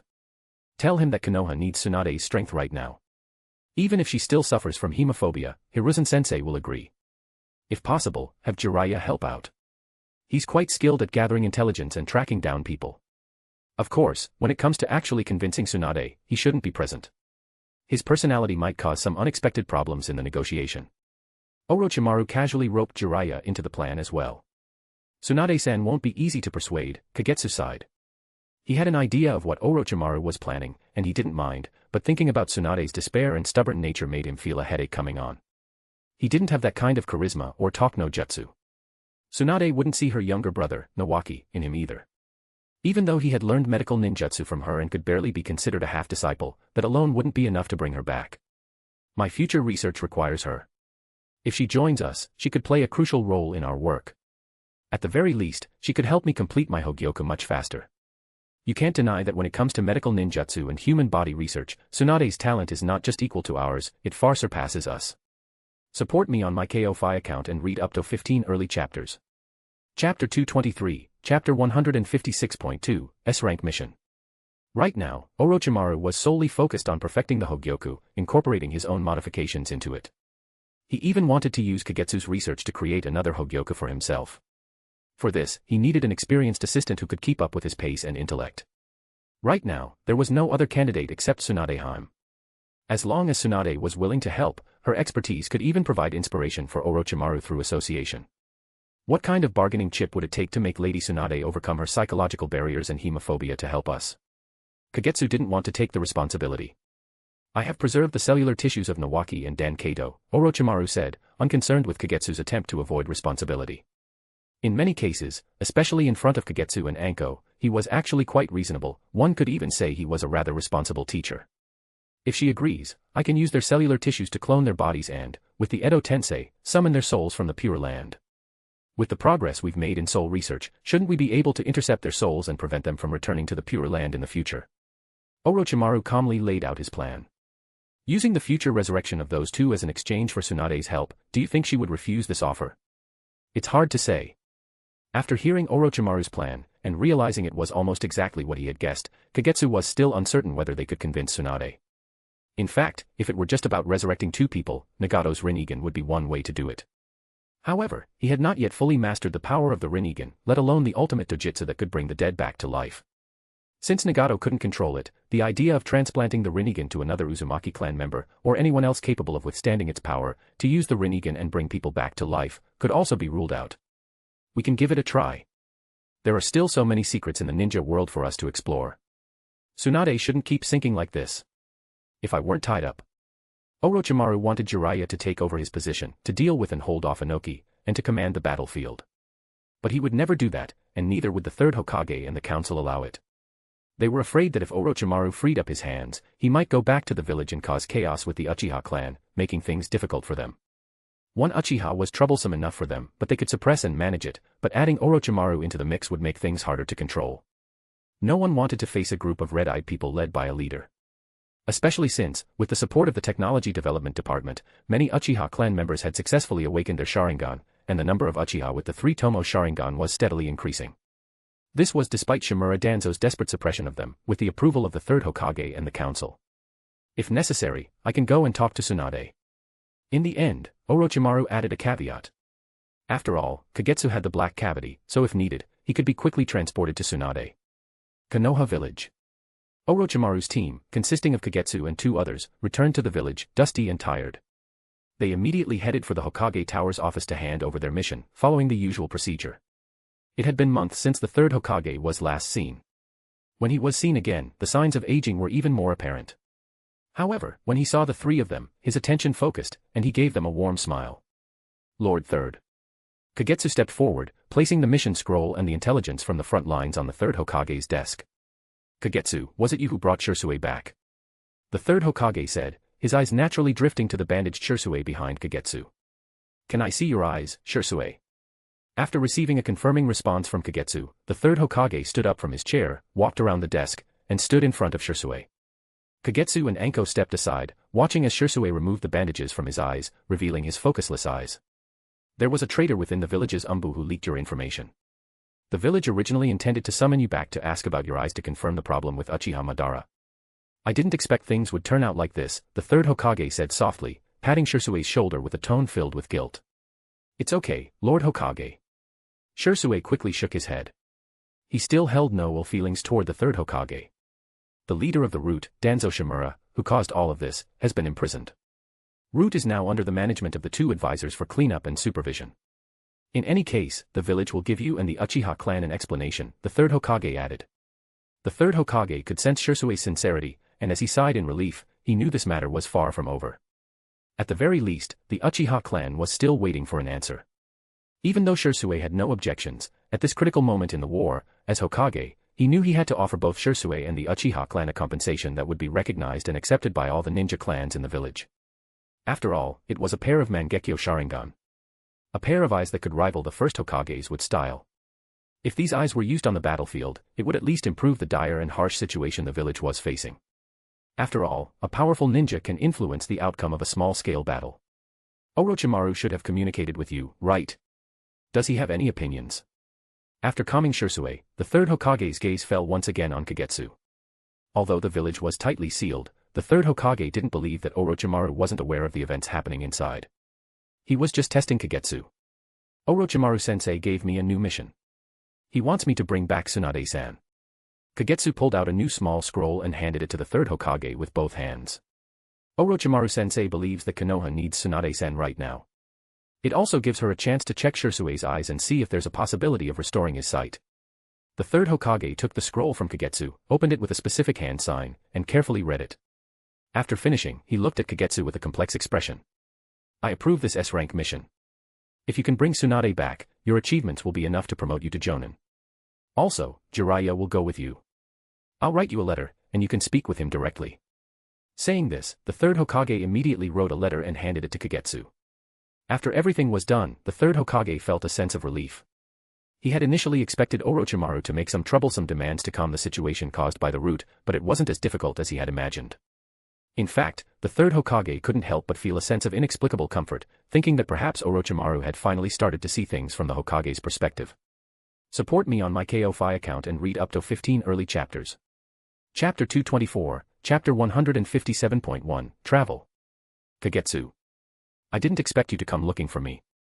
Jiraiya was surprised to see Kagetsu standing before him. Orochimaru-sensei couldn't leave. Kagetsu replied. The two met at Jiraiya's home. It was clearly the residence of a bachelor, completely devoid of any warmth or signs of daily life. What's this? A mission. Jiraiya curiously took the scroll Kagetsu handed him. After reading it, he looked at Kagetsu with a strange expression. I'm leaving. What about Kirigakure? Kirigakure can be left to the two advisors and clan leader Fugaku for now. What do you think, Jiraiya-san? In response to Jiraiya's question, Kagetsu explained. This decision had already been approved by the third Hokage, and Sherui, who had returned to the clan, would transfer the Hokage's tasks to Fugaku. After Anko returned to the village and completed her mission handover, she parted ways with Kagetsu and Sherui, heading back to her clan to see her family. I have no objections. Jiraiya pondered for a moment before nodding slowly. Although Konoha was in a precarious situation right now, that was precisely why finding Tsunade could greatly boost the village's morale. As the head of the medical corps, Tsunade's role in wartime was crucial. Her presence could significantly reduce Konoha's casualties and ensure that the village's elite forces were not depleted too quickly. Jiraiya was surprised that Orochimaru had suggested searching for Tsunade. During the Second Shinobi War, the bond between the three of them had been at its strongest, but after the war ended, things changed. At the very least, when Jiraiya returned from training Nagato and the others in Omegakure for 3 years, he found that everything felt unfamiliar. Tsunade had changed. Orochimaru had changed. The relationship between the three of them had grown distant and cold. Perhaps among the three of them, the only one who still remained true to himself was Jiraiya. For someone as carefree as him to clearly sense the changes in the other two, it was easy to imagine just how unfamiliar they had felt when they reunited. One was deeply trapped in grief for the dead, unable to free themselves. The other had grown even colder toward the fading of life. Jiraiya wanted to ease the situation, to restore their bond to what it once was. But neither Tsunade nor Orochimaru were people he could persuade so easily. It's a good idea, but Tsunade isn't that easy to convince. Jiraiya felt both happy and helpless. Accepting the mission wasn't difficult. Finding Tsunade wasn't difficult. What was difficult was making her change her mind and willingly return to the village. Fate is uncertain, but effort shapes outcomes. You have to try, don't you? Yeah, you have to try. Jiraiya echoed the words, faintly sensing that Kagetsu had a deeper meaning behind them. But right now, his mind was filled only with the thought of finding Tsunade and convincing her to return. This is my first time leading Orochimaru's squad on a mission. Jiraiya smiled, looking at Kagetsu, who was now completely different from the young child in his memories. Then he continued, you all have 1 day to rest. Meet outside the village at 7 in the morning. That okay? I have no problem with that. Kagetsu nodded. Also, is Sherui coming too? Jiraiya suddenly asked. The mission details had already mentioned Shersui's eyes, and one of the reasons for finding Tsunade was to see if she could heal them. No problem. Although Shersui's strength has been significantly affected, he can still protect himself in battle. Nara Kagetsu spoke on Shersui's behalf. Bringing him along is a good idea. If Tsunade refuses to return, we can at least have her check on him. Jiraiya nodded. Back home, the Nara clan shinobi, including Nara Shikakichi, were all out on missions outside the village. At this point, Konoha had already deployed nearly all available combat-capable shinobi. Compared to civilians, shinobi clans had some advantages. Some of their underage children were allowed to remain in the village. Important figures, such as the main family members of the Hyuga clan, rarely ventured onto the battlefield. After Kirigakure ambushed a Hyuga main family member and stole a Byakugan, even the active battlefield shinobi, Hyuga Hayashi and his brother, were recalled to the village and the rear lines. The next morning, at dawn, when Kagetsu's three-man squad arrived outside the village, they saw Jiraiya dressed in a wandering ninja's outfit. Even his forehead protector had been replaced with one bearing the kanji 4 oil. Looks like everyone's here. Let's go. Jiraiya waved his hand and took the lead, swiftly leaving the village. Is there any news on Lady Tsunade? As they followed closely behind Jiraiya, Kagetsu's squad asked along the way. Jiraiya deliberately slowed his pace, allowing them to catch up. Hearing Kagetsu's question, he gave a thumbs up. I only have a rough idea. Konoha's Umbu has traced her activities to the Land of Iron and the Land of Hot Water. We'll start by investigating there. The Land of Iron and the Land of Hot Water, huh? Kagetsu had no doubts about Jiraiya's intel. Among the legendary Sannin, Jiraiya was undoubtedly the best at gathering intelligence. As long as they could narrow down her location, Jiraiya's familiarity with Tsunade would make finding her much easier. In this war-torn era of the ninja world, there were very few places left that could still offer peace. Aside from neutral countries, only a few remote locations remained. The Land of Iron, recognized as a neutral nation by the 5 great ninja villages, was one such place. It had a large number of samurai and a harsh environment. The Land of Hot Water was another. With its rich hot spring resources, a strong preference for peace, and the ability to be self-sufficient to some extent, it had managed to remain relatively undisturbed. Given Tsunade's hemophobia and her dislike of war, it was highly likely that she had spent time in one of these 2 regions. Tsunade-sama. I haven't seen her in a long time. For any female ninja from Konoha, Tsunade was someone to be admired and respected. Anko was no exception. She was both beautiful and incredibly strong. Ha ha ha. She's got a terrible personality, though. Jiraiya laughed heartily, speaking about Tsunade's flaws without any hesitation. But I think Tsunade-sama is very reliable. Anko pouted in dissatisfaction but didn't dare argue with Jiraiya, so she just puffed up her cheeks and muttered angrily. Ha ha ha. Jiraiya laughed again, and the initial awkwardness among the group faded significantly. The 4 of them crossed the border of the Land of Fire and entered the Land of Iron. Information in this country was easy to gather, as any ninja activity would quickly be noticed and warned against by the samurai. There were also few entertainment options in this land. Once they confirmed that Tsunade wasn't there, the group quickly resupplied and immediately booked a boat to the Land of Hot Water, an island nation. The journey was smooth, and when they arrived at the port, they disembarked and passed through a security check by the Hot Water Ninja before officially entering the country. Support me on my Ko-Fi account and read up to 15 early chapters. Chapter 225, Chapter 157.2, Meeting. This place, it's so peaceful. Anko observed the scenery along the way, taking in the sights of this country's people. She couldn't help but blurt out her thoughts. The people here lived similarly to those in other nations, but there was a noticeable sense of ease in their demeanor. This feeling was something Anko had only sensed in the villagers of Konoha during peaceful times. But when war loomed, the village atmosphere would turn tense and oppressive. Upon closer observation, this country was still different from Konoha during its peaceful era. The people here seemed more resigned, living day by day. The country's abundant resources and remote location gave its people a sense of being forgotten by the shinobi world, abandoned by war. They were very welcoming to outsiders. After telling Kagetsu and the others the designated meeting spot, Jiraiya disappeared into the crowd, claiming he was gathering intelligence on Tsunade. Kagetsu, accompanied by Sherui and Anko, arrived at the agreed-upon location, a lodging house for travelers. They booked 4 rooms, and after finishing their dinner, Jiraiya finally returned to the inn, reeking of alcohol, clearly intoxicated after being gone for half a day. Jiraiya-san, were you really gathering information? Anko sniffed the air, catching the strong scent of alcohol mixed with the lingering fragrance of women's perfume. She looked at Jiraiya skeptically, suspecting he had been up to no good. Of course. Don't look at me like that, little Anko. Jiraiya, meeting Anko's doubtful gaze, stood up from his chair in irritation. Then what did you find out? Anko crossed her arms, her suspicion unshaken. Kagetsu and Sherui sat quietly on the side, watching the usual back and forth between Anko and Jiraiya. I found information about a big fat sheep. Jiraiya declared proudly. Aren't we looking for Tsunade-san? Who's this big fat sheep? Anko glared at him, her trust in Jiraiya dropping even further. She couldn't help but pity Minato Namikaze. A handsome, kind, and incredibly powerful shinobi, was he really trained by someone as unreliable as Jiraiya? She had heard that Jiraiya had disappeared for 3 years to train Nagato and his friends in the Land of Rain, barely guiding Minato at all. If Minato had reached his current level, it had to be because of his extraordinary talent. Throughout the journey, Anko couldn't help but think inwardly, as the image of Jiraiya as legendary Sannin completely shattered. Your gaze and tone are really offensive. Also, Jiraiya slammed his hand on the table, the big fat sheep is Tsunade. We can confirm that she was definitely here. At least a few days ago, she was active at the casino here. So, that means we'll get to see Tsunade-san soon. Kagetsu was also happy to hear the news. At least they wouldn't have to keep running. As long as she hasn't left. Tomorrow, I'll find out where she's staying, and then we can go straight to her. Jiraiya slapped his chest, making a promise. The night passed without incident.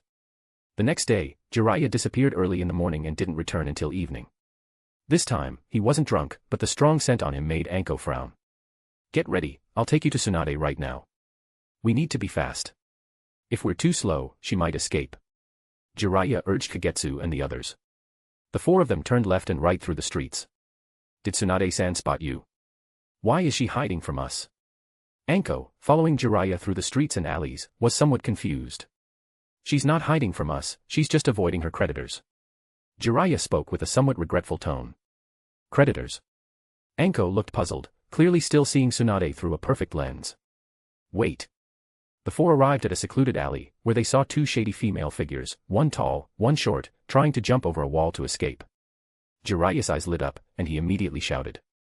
Jiraiya's shout seemed to have triggered those two figures, and in the blink of an eye, they vanished as if they had used the body flicker technique, disappearing to the other side of the wall. Jiraiya quickly chased after them. Tsunade-sama, I think it's Jiraiya-sama. Suddenly, the tall woman in front said, and both she and the short, blonde woman stopped in their tracks, staring at Jiraiya who had caught up with them. Jiraiya. The short, blonde girl turned around, crossing her arms and looking at Jiraiya as he stopped in front of her. She tilted her head arrogantly and said, It's wartime, Jiraiya. What are you doing here? Of course, I'm here to find you. Jiraiya crouched down, instinctively reaching out to pat Tsunade's head, but upon seeing her death glare as she clenched her small fists, he awkwardly withdrew his hand. You didn't come here with some kind of trouble, did you?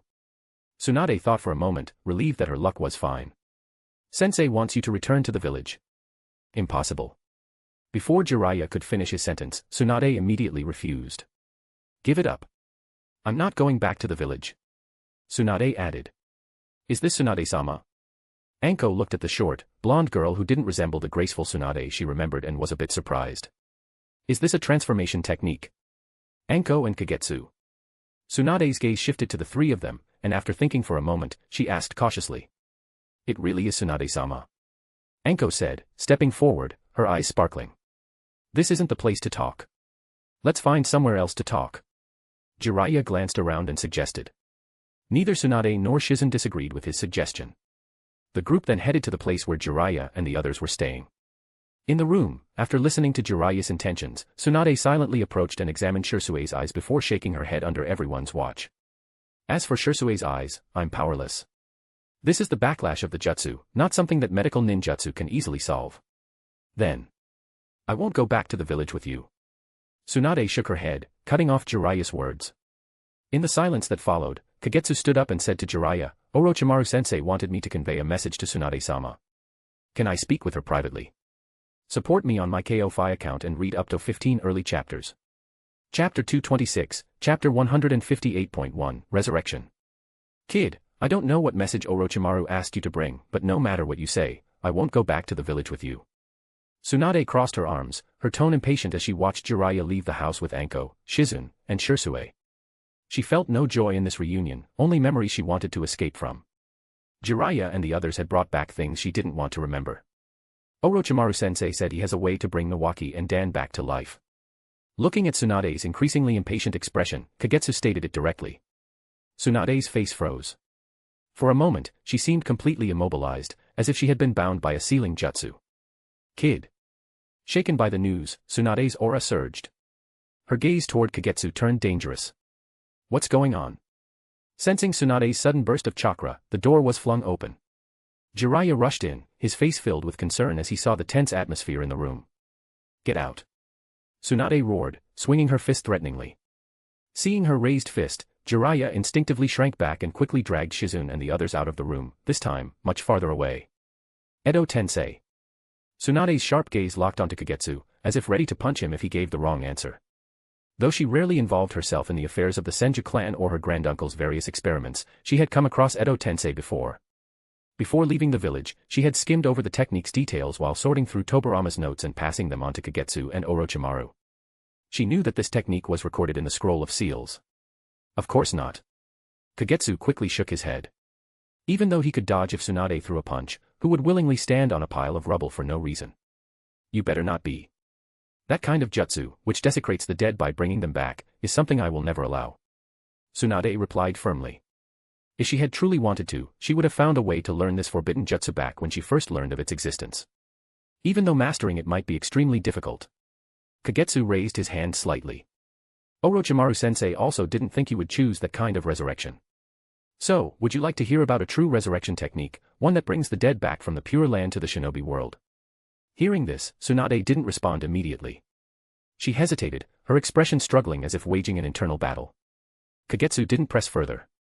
After speaking, he simply stood quietly to the side, waiting for Tsunade to make her decision. Are you certain? A true resurrection. When Tsunade finally spoke again, it was as if she had gone through an intense mental struggle. She looked weary, her voice slightly hoarse, as she confirmed with him. Yes, a true resurrection in every sense of the word. Under Tsunade's doubtful and wary gaze, Kagetsu firmly nodded, his conviction unwavering. Does such a thing as coming back from the dead truly exist in this world? Even after hearing the answer she had hoped for, Tsunade didn't show excitement. Instead, she seemed lost, torn between hope and fear. She was afraid this was just one of Orochimaru's schemes. Given what she knew about him, if necessary, he was absolutely capable of setting up something like this. Of course. You've heard of the Sage of Six Paths, haven't you? Seeing the struggle in Tsunade's eyes, Kagetsu decided to push a little further. Of course, he is known as the ancestor of ninjas and chakra. A figure from legend. Tsunade didn't understand why Kagetsu suddenly brought up the Sage of Six Paths, but stories about him had long been widespread in the ninja world. Then, you should also know about the Rinnegan. One of the three great dojutsu. The legendary Eyes of the Sage of Six Paths. It possesses the power to reverse life and death, bringing people back to life. Kagetsu stated directly. It only exists in legends. Tsunade shook her head. In reality, I have seen the Rinnegan. At this point, Kagetsu knew he had to dispel Tsunade's hesitation. It was clear that she wanted to see her lover and younger brother again, but because she cared so much, she was caught in a dilemma, uncertain and wavering. You've seen the Rinnegan. In an instant, Tsunade grabbed Kagetsu's shoulders with such force that she could have crushed iron like clay. Not only me, but even Jiraiya knew about it. Do you remember the 3 children you met when you left the Land of Rain during the Second Shinobi World War? Kagetsu activated his quiet blood mode to its fullest and asked in return. You mean the little girl who could use paper release? Realizing her outburst, Tsunade let go of Kagetsu's shoulders and took a step back, trying hard to recall. That memory felt distant. Over the years, she had spent much of her time gambling and drinking, making many memories blurry. Even with Kagetsu's reminder, she could only remember 3 vague faces and a fragmented memory. The only thing that stood out was a girl who could use paper release. I remember now. Jiraiya even stayed behind to teach them for 3 years. Following the trail of her memories, Tsunade recalled more. The once blurry recollection suddenly became a little clearer. Nagato, Konan, Yhiko. These are the 3 disciples that Jiraiya-sensei trained in the Land of Rain. Among them, Nagato is the one who possesses the Rinnegan. If you don't believe me, you can ask Jiraiya-sensei yourself. I'm sure, given how well you know him, you'll be able to tell whether he's lying or not. Kagetsu directly revealed Nagato's existence. Tsunade listened to Kagetsu's words and, in that moment, found herself mostly convinced. Even if Kagetsu and Jiraiya had conspired together, she could still tell whether Jiraiya was lying.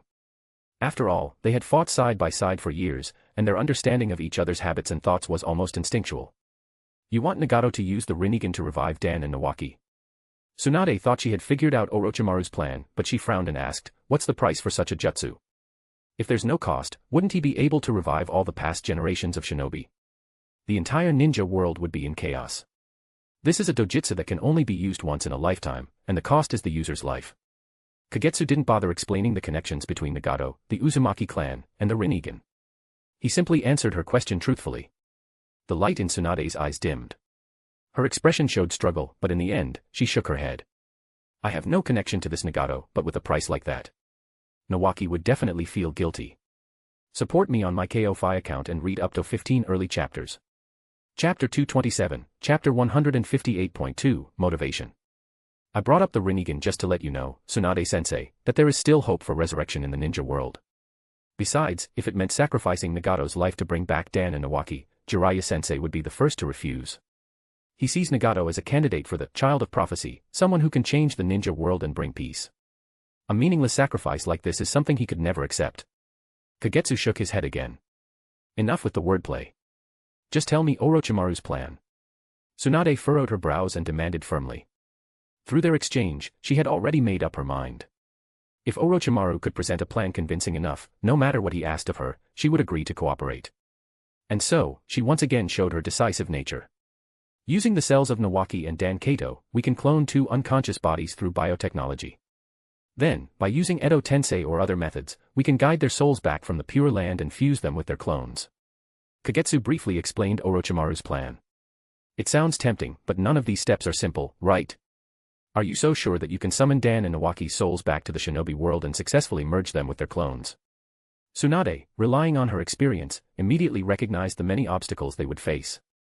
In reality, even Orochimaru himself might not be certain.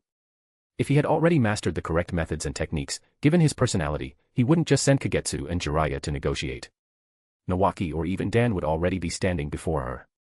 Though the thought of disturbing the dead made her uneasy, Tsunade couldn't suppress her overwhelming desire to see her younger brother and Dan again. The longing for them had been tormenting her constantly. Actually, Orochimaru-sensei and I have already made some progress. I've studied Nagato's Rinnegan, so I'm qualified to make some conclusions. A ninja's soul returning to the Pure Land is closely tied to chakra. The reason the Rinnegan can reverse life and death is because of its absolute control over chakra, or rather, its high-level authority over it, allowing it to touch the barrier between life and death. There's no need to worry about the cloning process. Orochimaru-sensei has absolute confidence in this field. With your expertise as well, Tsunade-sensei, we can create perfect clones of Nawaki and Dan. The greatest challenge in resurrection will likely be the soul itself. It seems that you and Orochimaru are truly determined to make this happen. So, Tsunade-sensei, what Orochimaru-sensei means is, will you join this research? Kagetsu extended the invitation on Orochimaru's behalf. I've made my decision. Tsunade nodded without hesitation. Once she made a decision, she wouldn't hesitate any longer. By joining this research, she could better observe and grasp the direction of the project, as well as determine whether Orochimaru was deceiving anyone in the process. After speaking, she looked at the shoulder of the person across from her, which she had just firmly grabbed, and said with some regret. Back then, you were just a child.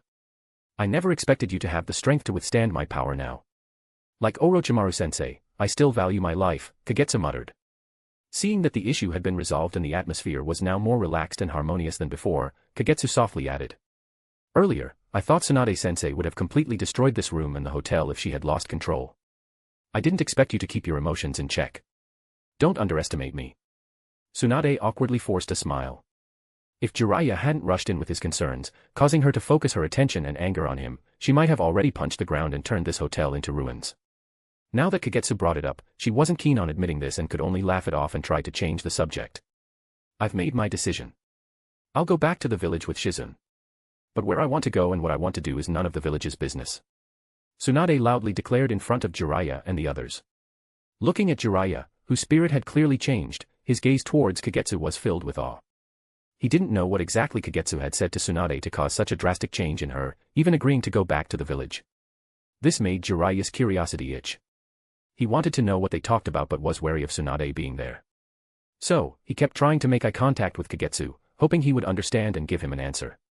Jiraiya. Tsunade's loud shout made Jiraiya, who was exchanging a look with Kagetsu, flinch. He thought Tsunade had caught on to their silent communication and was about to make an excuse when Tsunade's next words instantly made his expression turn serious. Tsunade said, I heard that your disciple, Nagato, from the land of rain, is the wielder of the Rinnegan. Jiraiya silently glanced at Kagetsu. Kagetsu, however, had his head tilted back, staring at the ceiling as if something up there was so beautiful it captivated him. Even though Jiraiya's eyes were sore from staring at Kagetsu, he received no response. On the other hand, Tsunade's expression grew more and more displeased. Jiraiya had no choice but to helplessly say, Did Kagetsu tell you? Then it's true. Even though she had agreed to cooperate with Orochimaru, getting this confirmation from Jiraiya made her feel more confident about the plan and gave her an unexpected sense of trust in Orochimaru. Yes, but I know, I won't tell anyone. Tsunade interrupted Jiraiya before he could finish. Standing up, she said, I'm tired of staying in this country. Everyone, take a rest. Tomorrow morning, we'll leave by boat. Kagetsu, we're sharing a room with Anko. Watching Tsunade leave with Shizune and Anko, Jiraiya shuffled his way toward Kagetsu. What did you tell her? Jiraiya whispered, leaning toward Kagetsu's ear. You can ask Tsunade-san yourself, or if you see Orochimaru-sensei, you can ask him, Kagetsu replied, standing up and signaling the conversation was over as he saw Jiraiya off, still fuming. Chapter 228, Chapter 159.1, Toward Battlefield. Konoha Hokage Office Building. You finally returned. Seeing Tsunade back, covered in dust from travel, Hiruzen couldn't hide his joy. He knew that, given her current condition, it would be difficult for her to fight on the battlefield. However, just her presence alone was enough to ease some of the tension and unease in the village caused by the war. Not to mention, Tsunade possessed unparalleled medical ninjutsu. Even if she couldn't perform surgeries herself, she could still provide guidance. This is such a hassle. If it weren't for Kagetsu and the others needing to report their mission, I would have already gone to find Orochimaru, Tsunade said, her tone still somewhat sharp despite not seeing Hiruzen for so long. You've overcome it. Hiruzen smiled as he responded. He was used to the way his three students spoke to him without much respect now. However, he hesitated when Tsunade requested to go to the front lines. Without any context, he asked her that one simple question. I have to. Tsunade understood what Hiruzen meant. Her hemophobia was a serious issue. She had wandered the shinobi world for years, even staying away during the Third Great Ninja War. Part of it was to keep her distance from everything, but her hemophobia was also a key reason. Even if she returned to the village, she wouldn't be able to step onto the battlefield. As a medical ninja, not being able to treat patients with her own hands was unacceptable. Her absence from the battlefield would eventually raise suspicions among the villagers and enemy spies. If news of her hemophobia spread, the other 5 great ninja villages would undoubtedly send assassination squads to target her. After all, everyone had witnessed how crucial her medical ninjutsu was to Konoha's victory in the Second Great Ninja War. If they discovered such a glaring weakness, they wouldn't hesitate to exploit it and eliminate her. In the end, if she couldn't overcome her fear, she would be nothing more than a symbolic figurehead. That's why she had chosen to stay away. But now that she had agreed to return with Kagetsu, she had already made up her mind. Hemophobia was something she had to overcome. Whether it was for survival on the battlefield or for the experiments she conducted in collaboration with Orochimaru, bloodshed was inevitable. At times like these, her hemophobia would only be a major obstacle. Don't force yourself. Even in the village, the role you play far surpasses that of many others. The third Hokage sighed as he looked at Tsunade, feeling even more guilty toward her. I know my condition very well. Hemophobia is just a psychological illness. The only reason I haven't cured it is because I've been running away from it. As a master of medical ninjutsu, Tsunade understood her body's condition clearly, as well as the cause and cure for her hemophobia. But until now, she had lacked the emotional support to push herself forward. Now, for the sake of reviving Nawaki and Dan Kato, she had begun to build a new pillar of support for herself. You've worked hard. The third Hokage assumed that Tsunade had decided to stop running away because the village was in crisis, and his tone softened even more. If there's nothing else, I'll be leaving now. Tsunade waved her hand, turned around, and left the office with Shizune. You did well, Jiraiya. I didn't expect you to actually bring Tsunade back to the village. The third Hokage wasn't bothered by Tsunade's willful attitude. He turned to Jiraiya, his face showing a rare, relieved smile as he praised him. It wasn't me. It was Orochimaru and Kagetsu who convinced her. Jiraiya waved his hand, refusing to take credit. Don't worry. Soon, a group of Chunin will be promoted to Jonin. Before long, Kagetsu will be able to receive his Jonin vest and officially become a Jonin. The third Hokage glanced at Kagetsu and, keeping his word, made a direct promise. Then, he smiled and added, Hatake Kakashi from Minato's squad has also made significant contributions on the battlefield. Initially, we planned to wait a little longer, but since Kagetsu is being promoted, we'll let Kakashi advance to Jonin as well. Under Tsunade's urging, Kagetsu, who had just returned to the village and barely rested for a few days, accepted a mission. He led the reinforcements the village managed to gather and headed to the war front between the Land of Fire and the Land of Earth. Jiraiya, on the other hand, was reassigned to the battlefield between Konoha and Kirigakure. Is the situation on the front lines really that critical? On their way, Tsunade asked Kagetsu about the progress of the war. Although she had reviewed the intelligence beforehand, she knew that reports never painted the full picture. We're in a passive defensive state, Kagetsu replied tactfully. Tsunade immediately understood. A so-called passive defense meant that Konoha lacked the strength to drive out the invaders. This confirmed that the battle between the Land of Fire and the Land of Earth was not in Konoha's favor. The advantage clearly belonged to Iwagakure. At the same time, the situation was likely not as dire as the intelligence suggested, where the front line seemed on the verge of total collapse. Of course, war was unpredictable. A single ambush or a failed decision could turn the tide in an instant. Caution was still necessary. But regardless, the front lines hadn't deteriorated to the extent Tsunade had feared. She was somewhat relieved. At the very least, Orochimaru had led Konoha's forces in holding Inoki and Iwagakure's 10,000-strong army at the border for over a year. He should be resting in the village. Tsunade turned to glance at Sherui, who was walking beside Kagetsu. She had never intended to bring him to the battlefield, especially now that he had lost his sight. It wasn't just her instincts as a medical ninja. She also didn't want Sherui to meet an unfortunate fate in the war. After all, even Kage-level ninjas weren't immune to death in conflicts of this scale. This was his own choice. Besides, the village itself isn't safe right now. Kagetsu didn't explain further. Orochimaru would handle that discussion. After all, with the experiments on the Sharingan and the forging of spirit weapons, having Sherui nearby would be much more convenient. Chapter 229, Chapter 159.2, Mystical Palm Tags. The team continued on their journey, but along the way, they were ambushed by an assassination squad from Kirigakure. However, Anko, who was leading the team, quickly dealt with them. Tsunade was surprised to see Anko in action. Her impression of Anko had always been that of a somewhat talented young girl, but now, her abilities had developed to the point of resembling a Keki Igenkai similar to Scorch Release. Ah! My Keki Igenkai. It was modified and developed with Kagetsu's help, Anko replied shyly, feeling a little embarrassed after hearing Tsunade's praise. You and Orochimaru can now even modify and transplant Keki Igenkai. No wonder you've set your sights on the secrets of life and death.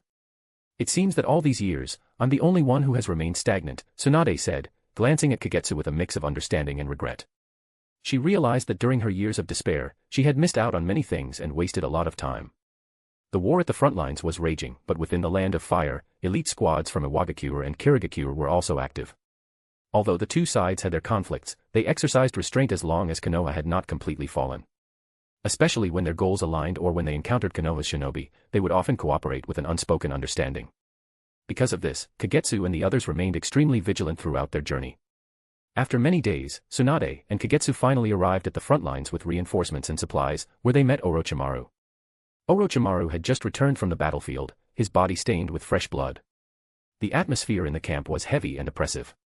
However, the arrival of Tsunade, the reinforcements, and the supplies noticeably lifted the spirits in the camp. Many shinobi now had a glimmer of hope and renewed confidence in their eyes. Well. Are you still afraid of blood?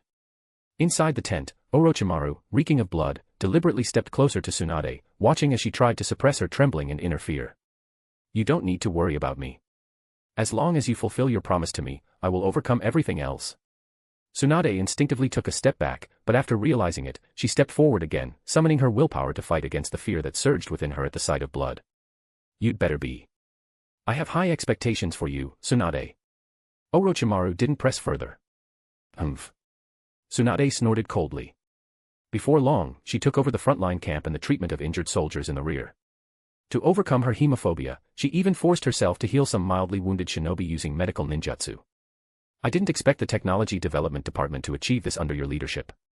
Tsunade held a healing tag in her hand as she spoke to Orochimaru and Kagetsu inside the tent. Medical ninja were scarce in every village. Even under her leadership, where Konoha had the first structured medical corps, the village's medical resources were only slightly better than the others. Due to the difficulty and high requirements of training medical ninja, the medical corps was always short on manpower. Let alone achieving her original vision, that every three-man squad must have a medical ninja. Right now, Konoha could only maintain the medical corps while selecting a few talented newcomers and placing them into certain teams. Generally, new squads lucky enough to receive a medical nin candidate consisted of elite genin or those with unique abilities. This ensured the growth and safety of medical ninja rather than wasting them as expendable resources. Even so, most of these recruits only knew basic healing techniques and could not be considered true medical ninja. The appearance of healing tags helped alleviate the shortage of medical personnel to some extent. Tsunade, given her influence in the medical corps, naturally knew that the technology development department had already created more advanced versions of these tags. Mystical Palm Technique. A medical ninjutsu so difficult that even professional medical ninja struggled to master it. Those who could wield it proficiently were either elites in the field or highly gifted individuals with immense potential. However, producing these tags was complicated and expensive, so the village hadn't replaced the standard healing tags entirely. The limited number of mystical palm tags was reserved for Jonin-level shinobi or those assigned to critical missions. This is Kagetsu's work. It has nothing to do with me. Orochimaru understood the significance of healing tags for a village but personally showed little interest in them. In his heart, some selfish thoughts emerged. No matter how important the healing tag was to the village, its significance couldn't compare to the Hogyoku. There are still many flaws. Because of the wasteful nature of the healing tag, Kagetsu didn't need him to put much effort into the idea. He already had a full set of ideas for developing healing tags in his mind, but due to various factors, there was no need to rush and make them all a reality at once. It's already quite good. Tsunade had already broken down the healing tag and the mystical palm tag during this time, understanding their structure. For her, the process of making the healing tag wasn't complicated. The real challenge was the need for a systematic group of medical ninjas and a large amount of chakra behind it.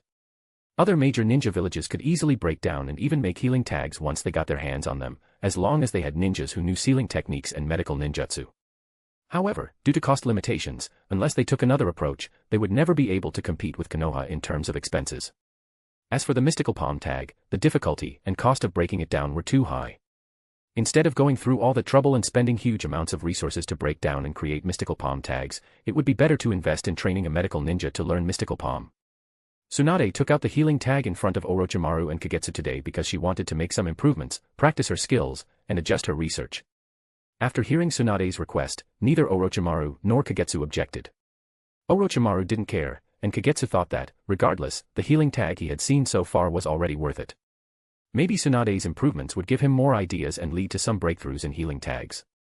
By thinking in different ways, his ideas about healing tags might extend to medical ninjutsu and even understanding the yang chakra. As a medical master, Tsunade might surprise him even more. By the way, Tsunade, get ready. Tonight we need to head to a certain base for our first experiment, Orochimaru suddenly said to Tsunade. So soon? Tsunade frowned. Although she was eager to see her brother and lover come back to life and accompany her again, she still felt it was a bit too soon. In fact, we've already done a lot of preparation. The only thing left is to verify them one by one. This is a huge project. Orochimaru licked the corner of his lips, excitedly saying.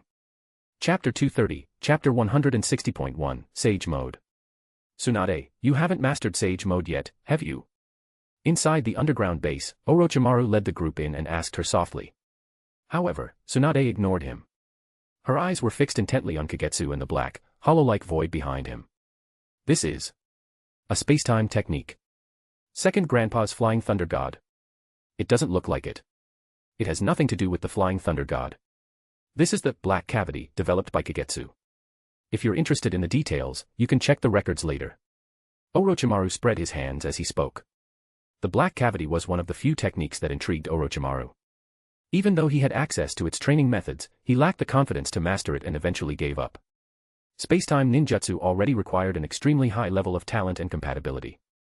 The black cavity, apart from being a space-related technique like the Flying Thunder God, differed significantly in other aspects. Flying Thunder God used marked kunai or objects as coordinates for instant teleportation. The black cavity, on the other hand, functioned similarly to summoning jutsu, using a specific space as a transit point and relying on snake-like symbols or similar seals as coordinates. In combat, the black cavity wasn't particularly useful. It also resembled a Keki-Igenkai, one had to possess a specific kind of power before they could use it. This power, which allowed control over the black cavity, was what Kagetsu referred to as hollow power or soul power. Only by involving the soul could one perceive the mysterious spatial world that served as the transit station. Additionally, this technique is extremely dangerous. If you recklessly open the black cavity without Kagetsu leading the way, you might never find your way out, even in death. Does the danger come from the depths of the darkness? Tsunade asked. When she entered the black cavity, she had vaguely sensed some kind of lurking threat in the shadows. It's just a scavenger called cleaner. But it usually exists in a spatial gap. We can sense it, but as long as we hide ourselves well, we won't disturb it. Orochimaru walked to the experiment table, turned around, and looked at Tsunade. He asked again, you still haven't answered my question, Tsunade. What question? Sage mode. Tsunade crossed her arms, recalled what Orochimaru had said earlier, and shook her head. I'm not qualified to practice Shikatsu Forest Sage mode. Or rather, if I forcefully train in it, the risks would be extremely high. The slug sage Katsuyu doesn't recommend it for me. Then, do you want to hear my suggestion? Orochimaru's gaze carried a deeper meaning. Don't look at me like that. That calculating look of yours is just as annoying as Jiraiya's perverted gaze. Tsunade frowned, instinctively becoming alert. As someone deeply connected to both Orochimaru and Jiraiya, she knew them too well. Whenever Orochimaru showed this kind of expression, it meant he was highly interested in something, and scheming about it. Tsunade had no interest in playing mind games with Orochimaru while working together. It's just a suggestion. Orochimaru slightly adjusted his expression. Go ahead. What do you want from me? Tsunade didn't mind Orochimaru making demands or having plans, as long as he was upfront about them. The power of Shikatsu Forest Sage Mode, Orochimaru answered without hesitation. Tell me your reason, Tsunade asked, puzzled. I remember Ryuchi Cave and Mount Myaboku also have their own Sage Mode training, right? Why must it be Shikatsu Forest? Because we might need it later, Orochimaru said, exchanging a glance with Kagetsu. His raspy voice echoed once more. The Sage Mode of the three Sage regions is mostly aligned with the power of the creatures that reside there. The harsher the training, the more dangerous it is, but it also means the Sage's power can be incredibly strong. If my guess is correct, the Sage Mode of the Shikatsu Forest is related to vitality. That depends on how you understand it. Tsunade didn't know why Orochimaru was so fixated on the Sage Jutsu of the Shikatsu Forest, but since he asked so directly, she didn't mind explaining what she knew. After all, just by listening to an explanation, Orochimaru wouldn't be able to master the Sage Jutsu of the Shikatsu Forest without the help of the Slug Sage. Tsunade even suspected that the Sage Modes of Ryuchi Cave and Mount Myaboku also required the cooperation of their respective sages. I only know that to train in the Sage Mode of the Shikatsu Forest, you must have an extremely powerful body. Because it requires the acidic liquid infused with natural energy from the Slug Sage. If your body and vitality aren't strong enough, the Slug Sage's acid will be a deadly poison. I don't know what happens if you fail in Ryuchi Cave or Mount Myaboku, but in the Shikatsu Forest, failure means complete annihilation, nothing will be left of you.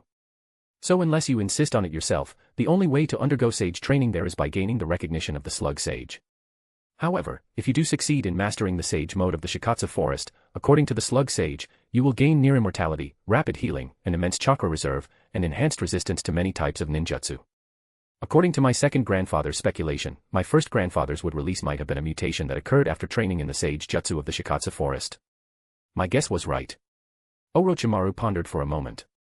What was right? Tsunade clenched her fist in frustration. If Orochimaru didn't explain himself soon, she was tempted to plant her fist right into his face. She wasn't worried about killing him, both Orochimaru and Jiraiya had incredibly strong bodies. Even if she punched them with full force, it might not seriously injure them. And if she held back, it definitely wouldn't. Jiraiya's Mount Myaboku Sage Jutsu mainly enhances Jutsu. Ryuchi Cave Sage Jutsu leans toward bloodline abilities, focusing on devouring and fusion. From what you described, the Shikatsu Forest Sage Jutsu represents the strengthening, or perhaps even evolution, of life in the body. Orochimaru couldn't contain his excitement, his tongue flicking through the air. If he could combine the three types of Sage powers, techniques, body, and fusion, devour, learn. No, perhaps his understanding was still too shallow. There was an even deeper level of power. But one thing was certain, this only strengthened his determination and greatly intensified his desire to collect the Sage Mode of the three Sage regions. Chapter 231, Chapter 160.2, Tsunade and Hogyoku. Go and train in Shikatsu Forest Sage Mode, Tsunade. What nonsense are you talking about? Facing Orochimaru's serious and earnest plea, Tsunade's expression darkened. If she could have trained in it, she would have long gained the sage body like her grandfather. She might have even awakened would release by now. You don't want your younger brother and lover to die again after being revived, do you? What if we could create a body with immense vitality for them? Besides, I believe that for our future research, Shikatsu Forest Sage Mode will elevate your medical ninjutsu to a whole new level. It will be an even greater help to our goal. How many times do I have to say it? Do you not understand human speech? I am not qualified to train in Shikatsu Forest Sage Mode. I never gained the Slug Sage's approval. Tsunade felt a wave of irritation, her clenched fist whipping forward in an instant. The force of the punch sent a gust of wind through the air, making Orochimaru's hair ripple like seaweed drifting in the current. I can help you. Ignoring the seemingly delicate yet incredibly dangerous fist before him, Orochimaru tilted his head slightly to evade the attack. Locking eyes with Tsunade, who still maintained her striking stance, he spoke. When I developed Creation Rebirth and the strength of 100 Seal, I was already preparing for Sage Mode. But even with my medical forbidden techniques, I still can't guarantee that I could successfully train in Sage Mode. Tsunade held his gaze for a moment before slowly withdrawing her fist. Her tone was blunt and unceremonious. As a top-tier medical ninja, she naturally had ambitions of her own. If it weren't for the deaths of her younger brother, lover, and grandmother, along with the scheming of her clan members and Konoha's higher-ups, she might not have distanced herself so much from Orochimaru and Jiraiya. But even in a state of depression and stagnation, she still successfully developed creation rebirth and the strength of 100 seal. Although these two techniques were somewhat based on her great-uncle's unique constitution, they could be considered a degraded, jutsu-based version of the Sage Mode from Shikatsu Forest. They could also serve as a stepping stone and foundation for mastering true Sage Mode. As expected, even in your downfall, you never wasted your talent. Orochimaru nodded lightly at Tsunade. Just like him, despite failing and retreating from sage training at Ryuchi Cave before, he had never given up. Beyond modifying his own body to a certain extent, he also developed the Cursed Seal, a degraded version of Sage Jutsu, using Ryuchi Cave sages as a reference and Yhiko as a template. I can provide you with more help. Orochimaru said confidently. Trust me, I can make sure you successfully master Shikatsu Forest Sage Mode. Your real goal is Shikatsu Forest Sage Mode, isn't it? Even if she had been slow to realize it before, after this conversation, Tsunade now understood, Orochimaru's true objective was the Sage Mode of Shikatsu Forest. She could tell that Orochimaru wasn't lying when he said Sage Jutsu would enhance her medical ninjutsu and was crucial to his plans. But at the same time, she wasn't foolish. She could sense there was an even deeper reason, something Orochimaru hadn't revealed yet. That reason was likely the real motive behind his insistence on helping her master Sage Mode. However, Tsunade didn't particularly care. As long as she could master Sage Mode and it played an important, even pivotal role in their plans, that was enough. As for the rest, when the time came, Orochimaru's true purpose would reveal itself naturally. That's right. My plan is to master the Sage Mode of the 3 sage regions and merge them together. To become a true sage. Orochimaru did not hesitate and openly revealed his plans. I will revive Nawaki and Dan, and you will give me the Sage Mode of the Shikatsu Forest. Now that's more like you, Orochimaru. Tsunade nodded in understanding. She was a bit surprised by Orochimaru's directness, but after hearing him, she was not angry. Do you want the contract of the Shikatsu Forest? The White Snake Sage of the Ryuchi Cave might just eat you up. I don't need it. You will become the subject of my observation and research, and in the end, the power of a sage will be mine, if I can achieve it by then. Orochimaru shook his head. He wasn't planning on signing a contract with Shikatsu Forest or Mount Myoboku. As Tsunade mentioned, the White Snake Sage would probably consume him. He didn't believe that the seemingly kind White Snake Sage would actually have a gentle temperament. In Ryuchi Cave, the environment was harsh and survival of the fittest. Another reason was that Orochimaru clearly knew the 3 great summoning beasts' ancestral sages each had their own philosophies. He wasn't sure, or rather, he was certain that he wouldn't conform to their ideals. You're really straightforward. Tsunade snorted coldly. She was indifferent to Orochimaru's intention of waiting for her to master Sage Mode and then taking it for himself. Although she wouldn't reject Orochimaru, she wouldn't necessarily sit back and let him take it from her without a fight. How will you help me? I possess the inheritance of Shino's ninjutsu, Orochimaru said with sincerity. Shino. Hearing the name, Tsunade nodded slightly in acknowledgement. Though Shino's reputation wasn't as grand as hers in the ninja world, Tsunade, having exchanged with him before, knew well that Shino's expertise in medical ninjutsu wasn't low. Even if it didn't surpass hers, it was still enough to place him among the top medical ninjas. Especially in the field of human anatomy and surgery, Shino's medical ninjutsu could offer her valuable insights. But that was only for inspiration. Tsunade had her own confidence. The other person's medical ninjutsu knowledge wouldn't surpass hers, let alone her creation rebirth and 100 healing techniques. Also, I can let you use the Hogyoku mode first. This mode will greatly enhance your own abilities and bloodline. If the compatibility is high, it could even cause a leap in your power. Orochimaru naturally didn't think the notebook of Shino would have a decisive impact. His real confidence and trump card came from the Hogyoku. Hogyoku mode was on par with Sage mode, and its potential for growth was even higher. It didn't conflict with the Sage mode of the 3 legendary sages. In other words, the power of both could be stacked. Hogyoku mode. Tsunade could naturally hear the confidence in Orochimaru's tone. You've really developed quite a few things over the years. It has nothing to do with me. Hogyoku was created by Kagetsu. I'm just helping him collect data and test the power of the Hogyoku. Orochimaru denied Tsunade's words, pointing out that Kagetsu created the Hogyoku. Although he had contributed a lot, Orochimaru clearly wasn't ready to admit it. Come with me. Saying this, Orochimaru took the lead and led Tsunade deeper into the base. When you see the Hogyoku, you'll be amazed by its power. Chapter 232, Chapter 161.1, Experiments. So this is the Hogyoku. Tsunade gazed at the radiant orb resting on the pedestal.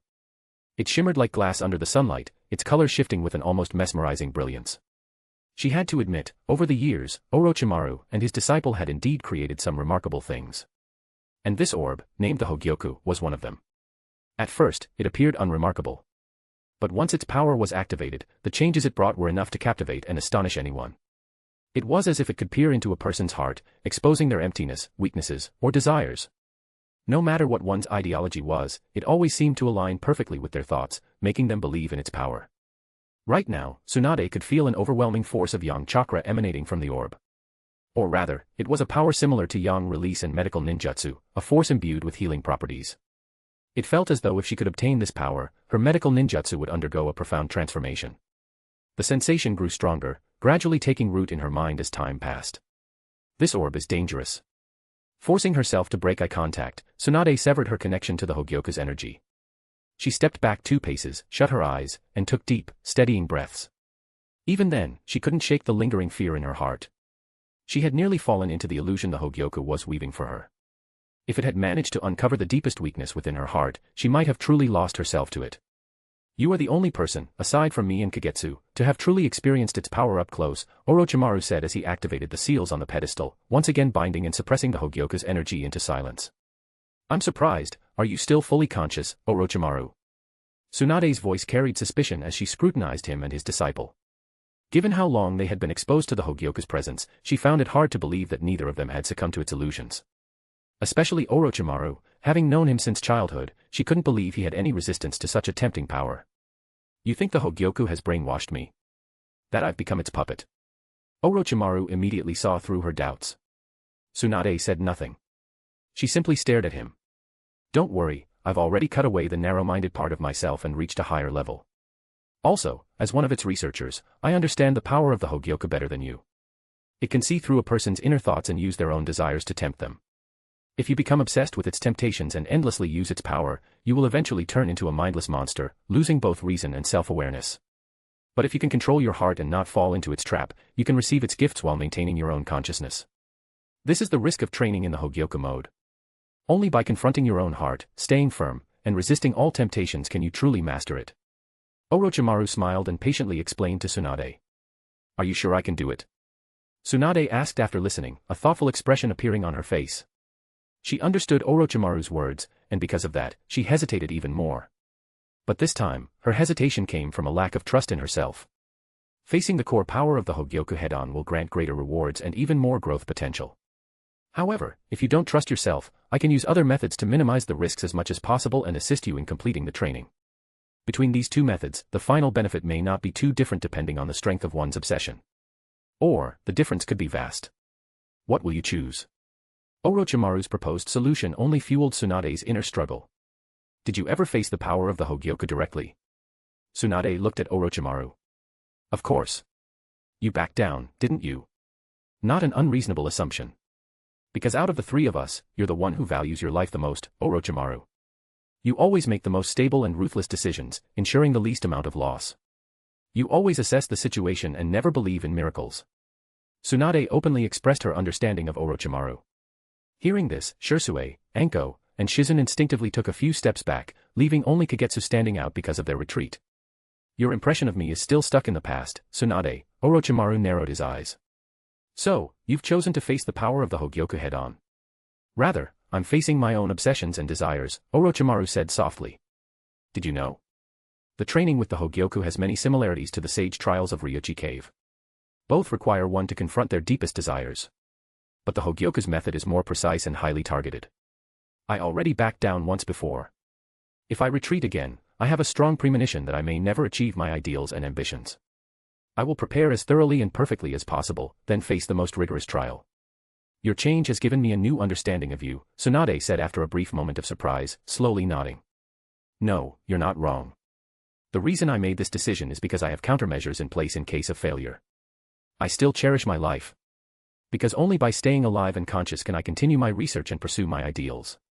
That kind of reckless gamble with no retreat, that's something only a fool like Jiraiya would do. Orochimaru took a jab at the absent Jiraiya. Prepare it for me.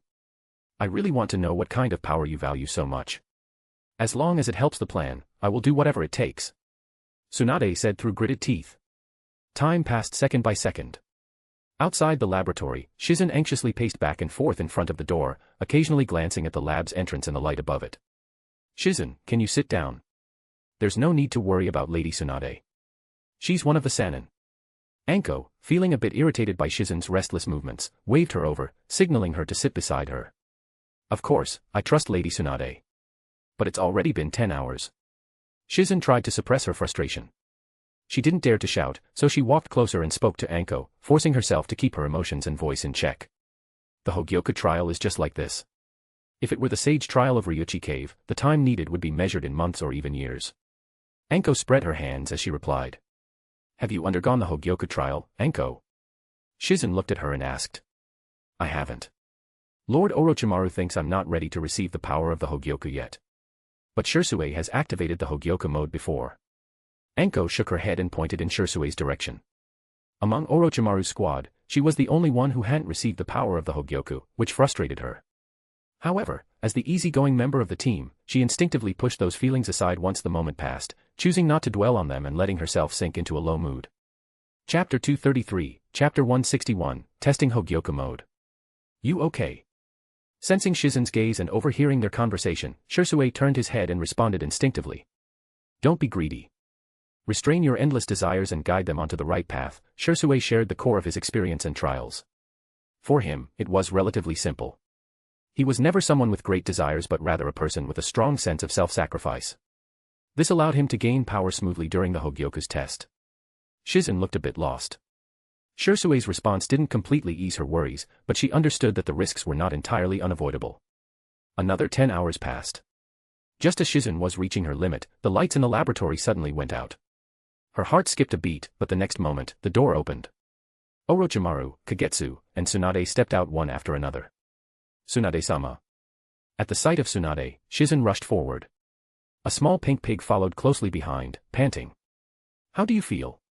Feel. Tsunade clenched her fist, sensing the strange power flowing within her, and answered truthfully, I feel great. Well then, do you want to test your Hogyoku mode? Though it had been nearly 2 days without rest, Orochimaru's spirit remained uplifted as he smiled at Tsunade, his eyes full of expectation. Okay. Tsunade agreed quickly. She also wanted to test the new power she had gained. Her gaze turned to Orochimaru. How should we test it? Let's go outside. I'm afraid you'll destroy my base. Orochimaru suggested. Bases like this, with such scale and complete equipment, were rare even for him. It was the result of his lifelong accumulation. Destroying any part of it would cause him great pain. Tsunade didn't refuse Orochimaru's suggestion. She also felt the base restricted her. If she truly went all out, she felt the base would collapse instantly, turning to ruins. Shizen quickly reached out, picked up Taunton, and cradled it in her arms, then hurriedly followed behind. The group moved far enough from the base and arrived at the place where Sherui had conducted his test before. The environment, once destroyed by Shersui's Hogyoku mode, had now regained new vegetation. Tsunade stood on the field, and in the blink of an eye, a greenish-blue aura enveloped her. Light eye makeup appeared around her eyes, and her aura became so dense that even from tens of meters away, it felt heavy on the heart. Shizen, in particular, could sense that under Tsunade's gaze, it wasn't just her mind that was affected. Her body felt numb and stiff. Want to spar, Orochimaru? Tsunade invited, feeling the power flowing within her body. You want to test your strength using me? Orochimaru immediately understood Tsunade's intentions. He was also curious about the power of her Hogyoku mode. Are you sure you're okay with this? I'll fight with the intent to kill. Orochimaru pulled out the Kusanagi sword from his mouth, holding it firmly in his hand, and warned Tsunade. He was eager to see what Tsunade, after years of decline, could do with the power of her Hogyoku mode under his attacks. Stop talking. Tsunade snapped. Tsunade slammed her fist heavily onto the ground, shouting. Move. Kagetsu's shadow immediately connected to Shizen, pulling her back quickly. As for Sherui and Anko, they had already rushed backward with Kagetsu even before Tsunade's fist struck the ground. Boom. The ground trembled like an earthquake. From the point where Tsunade's fist hit, the earth cracked open, forming a huge crack nearly 100 meters long and 10 meters deep. The ground split like a tree trunk cracking forward, the crack spreading like branches from the tree. The force of the strike was more shocking than some B-rank large-scale Earth-style ninjutsu. Your monstrous strength is always so astonishing. Orochimaru, running quickly on the battlefield, his body creating blurry afterimages due to his speed, shouted. His voice reached Tsunade's ears from all directions in the center of the battlefield. Tsunade ignored Orochimaru, her gaze focused as she tracked his movements, trying to predict where he would land next. Boom. Tsunade's foot slightly pressed into the ground, and the earth beneath her instantly caved in, cracking a few meters wide pit. The next moment, her figure disappeared from the spot and landed a punch right on Orochimaru's body. Crimson blood instantly splattered in all directions, staining Tsunade's face and clothes. Orochimaru's chest caved in from Tsunade's punch, and he collapsed onto the ground like a limp rag, as if every bone and organ in his body had been shattered, leaving him unrecognizable. Stop playing dead, Orochimaru. Get up and continue. Tsunade said, clearly dissatisfied, as she looked at the broken, mud-like figure of Orochimaru lying on the ground. How am I supposed to test my current limits like this? Ugh. Orochimaru's body on the ground suddenly shook. His limp upper body seemed to regain some support and sat up, violently vomiting. A pair of pale hands propped up the corpse's jaw, stretching its mouth wide like a snake. A completely intact Orochimaru, covered in mucus, slid out from inside the mouth. One punch was enough to bring my current body to the brink of death. Your strength, enhanced by the power of Hogyoku, has become even stronger, Orochimaru said, feeling the impact of the punch that had shattered his internal organs and bones, raising an eyebrow slightly. Soon, he noticed that the blood he had intentionally splattered on Tsunade earlier had not achieved the desired effect. Also, it seems your fear of blood has disappeared, he added. In the end, it's just a mental illness. I faced my own heart and desires, and walked out of the lab alive. So, isn't it only natural that it would disappear? Tsunade replied, glancing at Orochimaru, whose body was still covered in mucus. I still can't accept your bizarre techniques. Let me handle the injuries from now on. Save your chakra. Chapter 234, Chapter 162.1, Orochimaru vs Tsunade. Shying. A sharp blade suddenly pierced through Tsunade's chest. Behind her, Orochimaru gripped the Kusanagi sword and spoke. You were a bit careless, Tsunade. Tsunade's eyes widened as she felt her heart being pierced. In front of her, Orochimaru's body collapsed into a pile of mud, revealing that it had only been an earth clone. On the ground lay Orochimaru's tattered corpse. A flash of realization crossed her mind. So he used the time he shed his skin to create a distraction with an earth clone. She swung her elbow backward with force, but the moment she moved, Orochimaru had already predicted her attack. Before her strike could land, he instantly flickered to a distance. You really don't hold back, do you? Tsunade pinched the blade still lodged in her chest with her fingers. Under the gazes of Orochimaru, Kagetsu, and the others, she slowly pushed it out of her body, inch by inch. The process inevitably caused her even more damage and intense pain, but Tsunade only let out a muffled grunt. Your body, it's become even more monstrous. Not even a fatal wound like that can affect your movements. Orochimaru met Tsunade's unyielding gaze and did not immediately attack again. He had only wanted to test the limits of her Hogyoku mode, not actually kill her. Though, his actions certainly seemed like he was trying to. For any other ninja, a wound like this would have been fatal. Forget about pulling the sword out while counterattacking like Tsunade, most would barely be able to struggle before succumbing to death without immediate medical intervention. This is what I should be saying to you. Gripping the Kusanagi sword that had been pulled from her body, she paid no heed to its razor-sharp blade. While speaking, she treated it like a javelin and hurled it in Orochimaru's direction. Boom. The sword tore through the air with a deafening sonic boom, sending circular shock waves rippling outward. A deep trench was carved into the ground as the sword flew, as if a giant had plowed through the earth, leaving behind a massive wound. Everything in the sword's path was utterly destroyed. Finally, the blade embedded itself in a massive boulder along the way, shattering it into pieces before piercing into the ground. Whoa, whoa, whoa. That kind of power. Anko instinctively stepped back again, along with the others. None of them wanted to get caught up in a stray attack just from watching the battle. Especially with that level of destruction, it looked like it could take out a person with ease. Back when Sherui could still use his Mangekyo Sharingan, he could block attacks with Susanoo. But now, they would probably have to worry about pulling him back while retreating. Even though Sherui had trained his hearing and perception during his time blinded, against an attack of this magnitude, he still found it difficult to react in time. Despite moving further away, Anko showed no trace of fear on her face. Instead, there was only excitement and fanaticism, like a die-hard fan seeing their idol, an idol performing far beyond their expectations. That overwhelming enthusiasm was so intense that even Sherui could sense it clearly. Boom. Boom. Boom. Tsunade's battle felt like a giant summoning beast was rampaging through the battlefield. Every punch gouged out layers of earth, and with every step she took from midair to the ground, the terrain around her was devastated, with her body as the epicenter. Ninjutsu barely posed a threat to Tsunade in her Hogyoku mode. A single punch, with the force of her fist alone, could shatter a massive, burning great fireball jutsu in an instant. Even so, her hands inevitably suffered severe burns, but in the blink of an eye, her injuries would heal completely, as if they had never existed. Wind release, fire release, lightning release, earth release, water release. One by one, Orochimaru unleashed the 5 elemental ninjutsu, but no matter how powerful the attacks were, Tsunade's body healed almost instantly. Eventually, Tsunade didn't even bother dodging Orochimaru's jutsu anymore. The atmosphere on the battlefield became somewhat strange. Tsunade was relentlessly chasing Orochimaru around, while Orochimaru was doing everything he could to avoid close combat with her. On the surface, the fight looked extremely intense, so much so that the terrain and surroundings, which had barely begun to recover, were once again destroyed. But in reality, the two were locked in a strange stalemate. Tsunade-sama is so strong. Anko's eyes were practically sparkling with admiration, completely ignoring the fact that the one being chased was her former beloved teacher. Not at all. Orochimaru-sama, who inherited the third Hokage's teachings, has such incredible ninjutsu. Shizune swallowed nervously.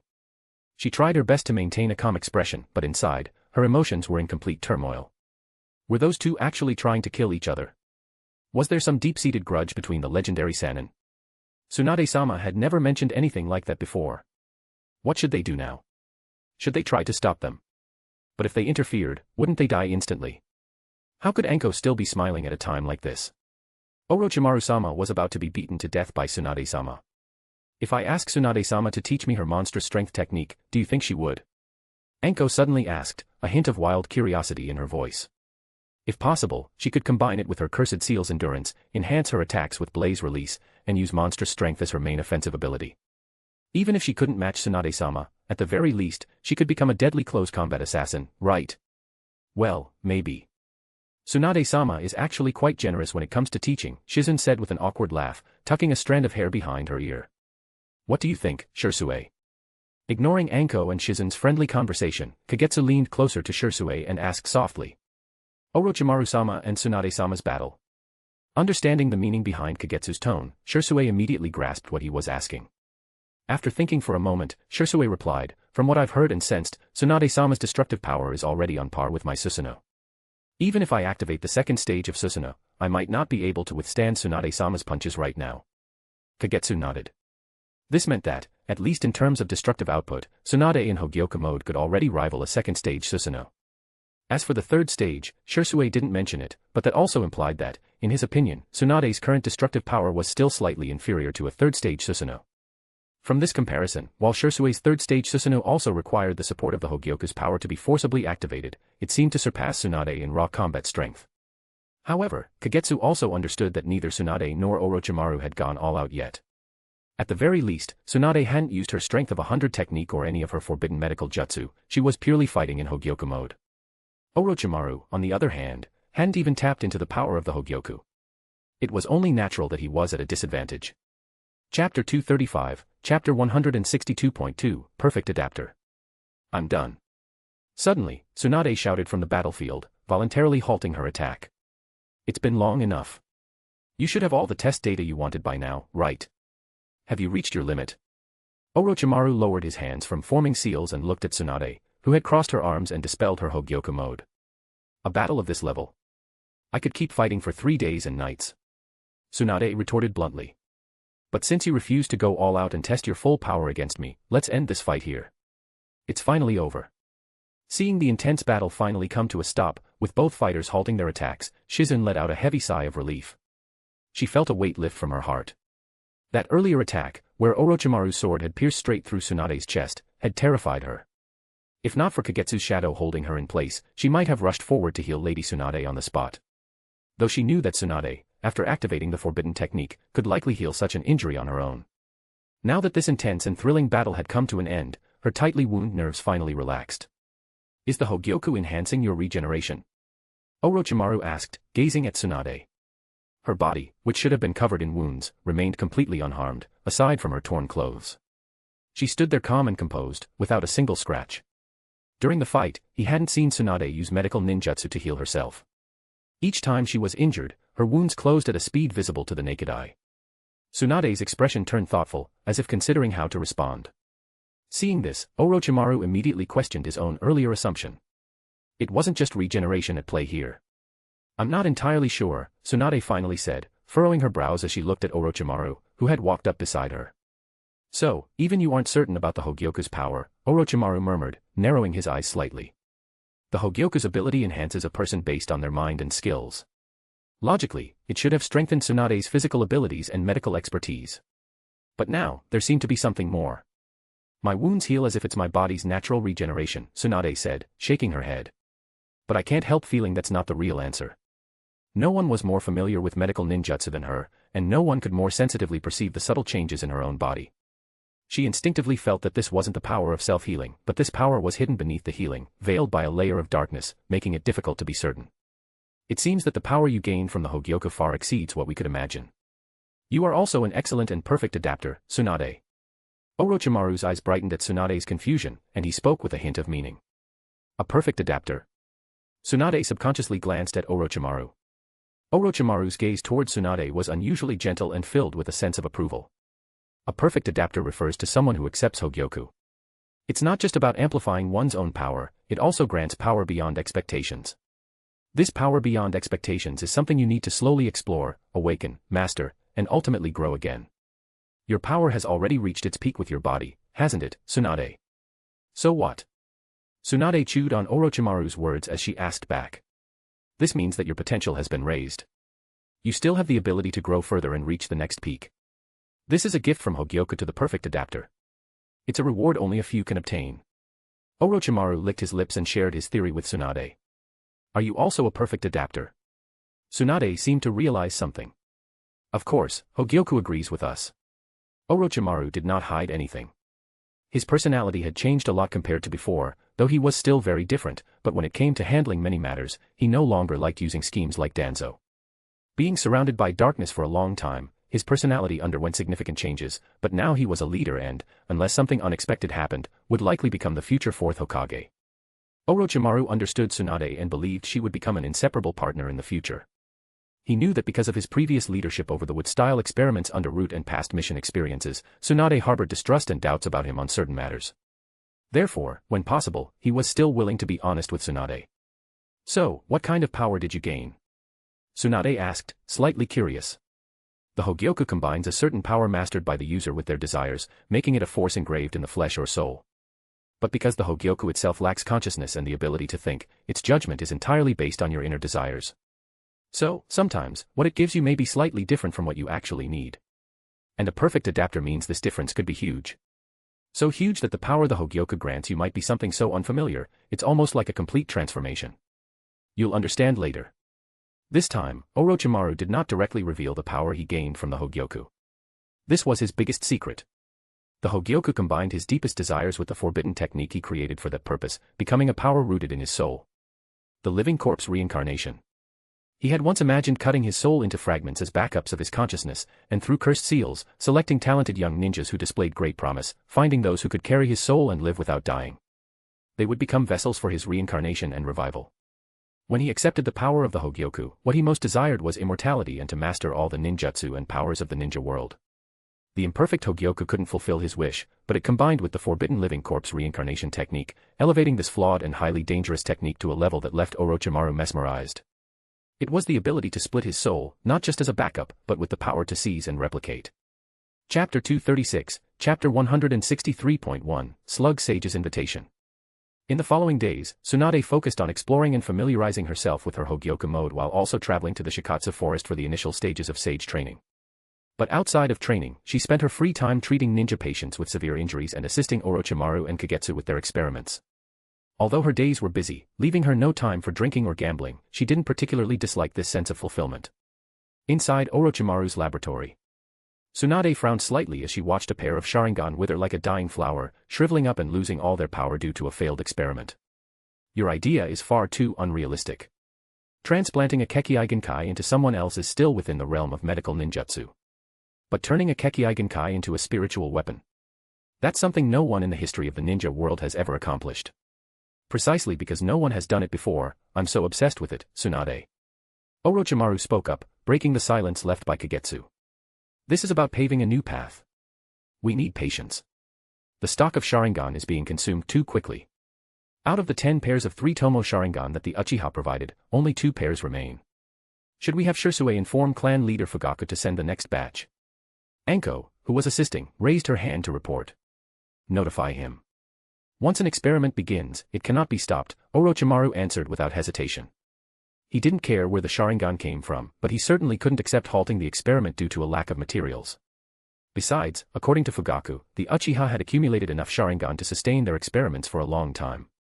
This is more like the Orochimaru I know. Looking at Orochimaru's calm expression, Tsunade nodded slightly. She had already been informed about the source of the Sharingan used in the experiments, but that didn't stop her from feeling some resistance toward this kind of research. Tsunade's thoughts about the Sharingan experiment led her to recall the experiments on the wood release. Both involved taking something from the deceased. The difference was that the Sharingan experiment only consumed the lingering power of the dead, whereas wood release required sacrificing clan members and villagers to sustain it. If Orochimaru and Kagetsu had conducted the experiment that way, Tsunade wouldn't have been able to accept it, even if it meant giving up on reviving her brother, Nawaki, and her lover. Let's put the experiment on hold for now, Kagetsu suddenly called out to Anko, giving an answer that left everyone present slightly surprised. Why? Orochimaru was the first to express his confusion and dissatisfaction. Is it because of your ridiculous compassion? Orochimaru. Tsunade shot him a glare. She found herself somewhat admiring Kagetsu for having his own limits. It has nothing to do with that. Continuing this experiment indefinitely won't do much to improve our chances of success, aside from increasing the consumption of materials. I need to reassess the process and make adjustments, Kagetsu frowned, destroying the failed Sharingan specimens and rubbing his temples. Make adjustments? Orochimaru was momentarily stunned.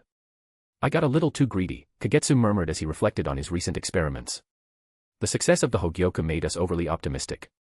In reality, its creation was not just due to our research and technology, but also a matter of luck. If the Ninja World War hadn't happened, there might have been many more obstacles and unknowns. We wanted to complete the spiritual artifact in one go, but there are too many hurdles to overcome. So, I've decided to cut away some unnecessary parts and lower the difficulty of the research and experiments, focusing only on the manifestation of Kekkei Genkai abilities. Once we succeed in this step, we can go back and refine the parts we set aside. Orochimaru listened, still somewhat unconvinced, but he didn't object. After all, Kagetsu was the one leading the experiment. Given their understanding of each other's research habits, they usually worked separately. When collaborating, one would take the lead while the other assisted. Who takes the lead depends on whose research project it is. Since you've already made your decision, do as you wish, Orochimaru said before leaving the laboratory. Now that the experiment had been put on hold, until Kagetsu finished organizing everything and restarted it, he would have a relatively free period unless Kagetsu needed him. He might as well use this time to focus on searching for the Totsuka blade. If he could obtain it, it might provide some help for their research. Tsunade didn't leave. She watched Kagetsu, who was still immersed in his own mental world, flipping through the experiment data. After hesitating for a moment, she stepped forward and interrupted him. Kagetsu, the Slug Sage wants to see you. Slug Sage. Kagetsu lifted his head from the data in confusion, looking at Tsunade in surprise. Yes. Of course, the Slug Sage made it clear that whether you go or not is entirely up to you. She only wanted me to pass along the message. Tsunade didn't fully understand the Slug Sage's intentions, but that didn't stop her from reassuring him. The Slug Sage has a rather indifferent personality and doesn't concern herself with the affairs of the shinobi world. As far as I know, you're the first person she's ever taken the initiative to mention and invite. There's no need to worry about any danger. The Slug Sage is a very gentle existence. You can think it over and decide whether to accept. I have no objections, Kagetsu replied without much thought. Among the three sage regions, the slugs were indeed the most peaceful. At the very least, those who had signed a contract with the Shikatsu forest had never encountered slugs with the short temper of the toads or the hostility of the snakes, which sometimes ignored the summoner's commands. He was also quite curious about why the Slug Sage wanted to see him. Was it because of the Hogyoku? Kagetsu considered the possibility. Since the sage of Ryuchi Cave had shown interest in it, it wouldn't be surprising if the Slug Sage was curious about it too. Chapter 237, Chapter 163.2, Fountain of Living Fluid. Do I need to sign a contract with Shikatsu Forest? Just so you know, my contract with Ryuchi Cave is still active. Kagetsu put down the experimental data in his hands and looked at Tsunade. No need. It's just a temporary contract to serve as a coordinate, Tsunade replied, clearly prepared. As she spoke, she pulled out a scroll and held it in her palm. Then, she looked at Kagetsu and asked, are you planning to come with me now? No time like the present. My experiment is on hold anyway, so we both have some free time, Kagetsu nodded. Alright, then let's do it. Since it's a temporary contract, you don't need to sign your name, just your blood is enough. Tsunade crouched down, formed hand seals to activate the scroll, and spread it open on the ground. The surface revealed complex, web-like runes. Following Tsunade's instructions, Kagetsu bit his finger and pressed a drop of blood onto the center of the scroll's runes. After him, Tsunade did the same, biting her finger, forming hand seals at high speed, and pressing her blood-stained palm onto the scroll. With a surge of chakra, the summoning technique was activated. Poof. Poof. Tsunade and Kagetsu's figures instantly vanished from the laboratory. Shizune and Anko, who were left behind, exchanged glances in silence, both surprised at their sudden departure. Poof. Poof. Two figures suddenly appeared in a vast, open area. Towering trees surrounded them, their trunks piercing the sky like sharp blades. Strangely, these massive trees had no leaves, only smooth, white bark resembling polished jade, with a metallic sheen that made them look incredibly sturdy. As soon as they arrived, Kagetsu immediately sensed the difference from the shinobi world. The atmosphere here was filled with a dense, natural energy, richer than in Ryuchi Cave, yet gentler and more harmonious. Closing his eyes for a moment, he could feel the natural energy around him surging into his body as if welcoming him. With each breath, his entire being felt lighter and more refreshed. Even the air here seemed to possess a mysterious healing power, capable of soothing injuries and illnesses. It was truly an extraordinary place. Although I haven't experienced the natural energy of Myaboku Mountain, the natural energy of the Shikatsu Forest and the natural energy of the Ryuchi Cave are completely different. Is it because of the sages in the sage regions that the natural energy is distinguished like this? Kagetsu silently judged in her heart. Let's go. Tsunade checked the direction, then patted Kagetsu's shoulder. Do you know the way? Seeing Tsunade glancing around, seemingly confirming the direction, Kagetsu had a bad feeling. The sky had no sun, and the surroundings all looked similar. Without coordinates and not knowing the way, it would be easy to get lost in such an environment. Kagetsu felt a strong sense that Tsunade didn't know the way and was searching for it. I don't need to know the way. Tsunade's face darkened at Kagetsu's words, and she immediately took the lead, heading toward the nearest giant tree. The tree was tall and enormous, standing several hundred meters high. Although the trees appeared close to each other, there was quite a distance between them. It was like a forest where giants roamed, and they felt like ants that had wandered in. The two of them quickly ran for a while before reaching the nearest giant tree. As they got closer, Kagetsu noticed that the giant tree wasn't bare but was covered with slugs, busy crawling up and down the trunk. Because the slugs were so small, from a distance, it seemed like the trunk was empty. If you look carefully, you'll notice there are scattered signs of slugs moving around on the ground. Here, slugs have become an important part of the ecosystem. When Tsunade and Kagetsu got closer, one of the slugs fell directly from the tree trunk, arching its body as it moved to Tsunade's feet. Its blue and white body strained to lift its head and looked up at Tsunade. Tsunade crouched down, gently picking up the slug from the ground and placing it in her palm. Tsunade-sama. The slug's voice sounded soft and cute, with two antennae on its head swaying in the air, as if expressing its inner joy. Take me to see the slug sage. I've brought Kagetsu here, Tsunade said to the slug in her hand. Is this Lord Kagetsu? Please wait a moment. The slug in Tsunade's hand turned its head and glanced at Kagetsu, who was standing next to Tsunade, speaking in a soft, sweet voice. The Shikatsu forest has no other creatures, only slugs. These slugs are all offshoots of the slug sage. Strictly speaking, the Shikatsu forest only has one creature, the slug sage Katsuyu. But due to its special nature, each slug that splits off can be considered a new, independent life. The more slugs gather, the stronger their power and abilities become. Here, if you want to go somewhere or find something, you just need to ask any slug. They have features like memory sharing and vision sharing. Tsunade explained to Kagetsu. While Tsunade was explaining, slugs seemed to respond to some kind of summons, falling from the tree trunks with a soft plop. Then, one by one, they gathered together, moving and merging as they combined into a giant slug about 20 to 30 meters long. Climb on, Lady Tsunade, Lord Kagetsu. I'll take you to the temple deep in the Shikatsu forest. The giant slug gently spoke, signaling Tsunade and Kagetsu to climb onto its back. At this moment, its voice was different from the small slug's earlier voices. While the small slug sounded cute and innocent, the giant slug's tone was still soft and cute, but with a mature and gentle warmth. Kagetsu and Tsunade climbed onto the giant slug's body, and it immediately began moving in a specific direction.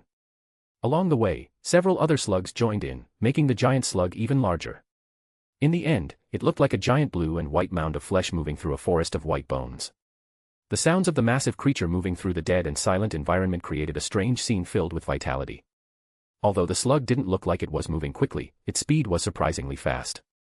That's the fountain of living fluid, unique to the Shikatsu forest. It's a spring that can only be born in an environment full of life like this one. If you can endure it, you can experience it. The energy of the fountain will cause your body to shed skin and form scabs constantly. It's a painful process, but if you endure it, your physical condition will improve drastically. These fountains of living fluid are scattered all over the Shikatsu forest, large and small. Depending on their size, they provide different benefits to the human body. But just like with any medicine, if the dose is too high, it can become a burden or even poison. The larger the fountain, the stronger its vitality and healing power, to the point it can turn a person into white bones. Bathing in the fountain of living fluid is also an important part of training in Shikatsu forest senjutsu. From childhood to adulthood, it's a gradual process. Those whose bodies aren't strong enough or whose vitality isn't robust enough can't reach the final stage. The largest fountain of living fluid is near the temple where the slug sage resides. That's where the final trial takes place. Chapter 238, Chapter 164.1, Talk with Katsuyu. No one can truly describe the feeling of seeing the slug sage. Even with some mental preparation, the moment Kagetsu actually saw its overwhelming size, he was still struck by a deep shock. His entire field of vision was filled with its endless, blue-white body, towering like a massive mountain of flesh, blocking the way ahead. Mist swirled around it, and when he looked up, he could even see the slug sage's back. The slug that brought them here was already a massive summoning beast, as large as a small mountain. Yet, in front of the slug sage, it was nothing more than a tiny infant in an adult's arms. Judging by size alone, the slug that carried them here was likely larger than Manda from Ryuchi Cave. And that was without even comparing their full scale. The difference between them was simply too vast. As for Kagetsu and his companion, they were utterly insignificant before the slug sage's colossal body. At such a size, even if it did nothing, just casually rolling its body on the ground, it would be as devastating as a natural disaster to any ninja. S-rank ninjutsu. Tailed beast bomb. Perhaps some techniques could cause similar destruction. But those were ultimate moves, while for the slug sage, even an unintentional roll wasn't even an attack, it was just a casual movement. Moreover, Kagetsu could sense the boundless, indescribable natural energy and chakra contained within the slug sage's body. Even an average Kage-level ninja's chakra, compared to this, was like a mere lake against an entire ocean. The slug sage didn't show any hostility. In fact, among the three sage regions, it was known to have the gentlest temperament, so gentle that it could even be called docile. Yet, just by lying there, it was enough to erase any thoughts of hostility from anyone who stood before it. White Snake Sage. Kagetsu wasn't sure how powerful the White Snake Sage truly was, but based on his first impression and perception, the Slug Sage left a far greater impact on him. If he factored in the unique power of the Shikatsu forest, it was enough to make him lose all desire to fight. Even if he exhausted himself attacking, to the Slug Sage, it would feel like nothing more than a baby's tantrum. The difference in size, strength, and energy was simply too vast. And this vastness was enough to crush everything. Tsunade had mentioned that the fountain of living fluid, the final trial of Shikatsu Forest Sage mode, was just ahead, close to the Slug Sage. It was as large as a lake. But compared to the Slug Sage, it was nothing more than a tiny puddle. Tsunade didn't look much better than Kagetsu. Even though she was the contract holder of Shikatsu Forest, she had only seen the Slug Sage's true form once, and that was from a distance. She had only interacted with one of its split bodies before. The Slug Sage was gentle and didn't mind Tsunade's visit. But under normal circumstances, who would casually seek out a being that far surpassed them just for conversation? The arrival of the giant slug had clearly alerted the Slug Sage, or rather, every slug in Shikatsu Forest was merely a split part of its body, acting as its extensions and senses. Here, as long as slugs existed, nothing could be hidden from the Slug Sage if it willed it so. As the massive slug stopped at a distance, the enormous Slug Sage began to move its upper body. A gigantic slug's head emerged from the thick mist above. The immense shadow, carrying an overwhelming pressure like the collapse of the heavens, loomed over them. So, you are the contract holder of Ryuchi Cave. You have already met the White Snake Sage. Despite its enormous size, the Slug Sage's voice was unexpectedly gentle and soft. It wasn't the deafening roar one might expect, but rather like a kind woman whispering in their ears. Slug Sage. Kagetsu steadied himself, raised his head to meet the massive gaze, and respectfully greeted it. You can call me Katsuyu. That is my name. The Slug Sage's tone was somewhat cheerful, as if delighted to meet Kagetsu and Tsunade. Or perhaps it was simply because the usually quiet Shikatsu Forest finally had two visitors from the outside world, bringing a bit of liveliness and novelty. Katsuyu-sama. Kagetsu immediately corrected himself. Little Tsunade is fine too. Unlike the other slug clones in the Shikatsu Forest who referred to Tsunade with formal respect, the main body of the Slug Sage clearly regarded her as a kid. Tsunade had no objections to this. To her, the Slug Sage's true form and its clones could almost be considered two different beings. Especially since the Slug Sage had likely existed since the beginning of the ninja world. No one knew exactly how long it had lived or what kind of terrifying power it possessed. For an existence of such a level, no matter what it chose to call her, Tsunade had no intention of arguing or questioning it. I heard from Tsunade-sen that you wanted to see me, Katsuyu-sama. Kagetsu took the initiative to ask about the slug sage's reason for meeting him. There's no need to be nervous. I'm simply curious about you. Katsuyu reassured the two. The white snake sage has finally found an exceptional summoner. Perhaps it will be very pleased. A summoner. Is that really important for someone of your level, Katsuyu-sama? Tsunade and Kagetsu exchanged glances, both sensing the other's confusion. As a summoner of the Shikatsu forest, Tsunade took the lead in asking. How should I put it? It is important, but also not. Katsuyu hesitated slightly at Tsunade's question. It wasn't that the question was difficult to answer, but rather that it was considering the best way to explain it to them. Summoners serve as a bridge between the three sage regions and the outside world, helping to achieve certain objectives. Gamamaru holds the ability of prophecy, so Mount Myaboku frequently issues predictions and hopes the world will follow them. Among the three, Mount Myaboku is perhaps the one most reliant on external influence. The White Snake Sage, who had always been at odds with Gamamaru, followed closely behind. He didn't want to see Gamamaru surpass him in power, so he also maintained some level of involvement with the outside world. Their relationship was complicated, they could be rivals or friends, just like the summoners they chose.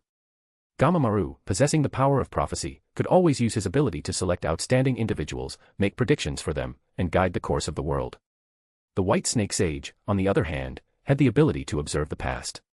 Because of this, he had suffered many losses when it came to choosing summoners, losing face more than once. Tsunade and Kagetsu listened carefully. After all, this was classified information coming from beings who were practically living fossils of the ninja world. Chapter 239, Chapter 164.2, Talk with Katsuyu, 2. The Gamamaru being mentioned was clearly the ancestral sage of Mount Myaboku. Based on what the slug sage revealed, it seemed that guiding the world according to prophecy was a form of training for Gamamaru, while the white snake sage acted as his rival and competitor. With this in mind, the three sage regions might not be as indifferent to the outside world as they had originally thought. Of course, they could also be overthinking it. After all, their information was too limited. What about the Shikatsu forest? Tsunade couldn't help but ask. The summoning contract of Shikatsu forest was almost entirely made up of members from the Senju and Uzumaki clans. After all, their unique physical constitution made them a perfect fit for the summoning land's requirements. Shikatsu forest? The slug sage hesitated for a moment, its large head shifting slightly. Shikatsu forest has no real need for the outside world. If Gamamaru seeks prophecy, and the white snake sage observes the past, then I represent existence itself. No matter if the outside world flourishes or falls into ruin, it doesn't affect the existence of the three sage regions. However, because of our different personalities, we naturally exhibit different behaviors. I don't like your human wars, whether they involve samurai or ninja. I care about the continuation of life.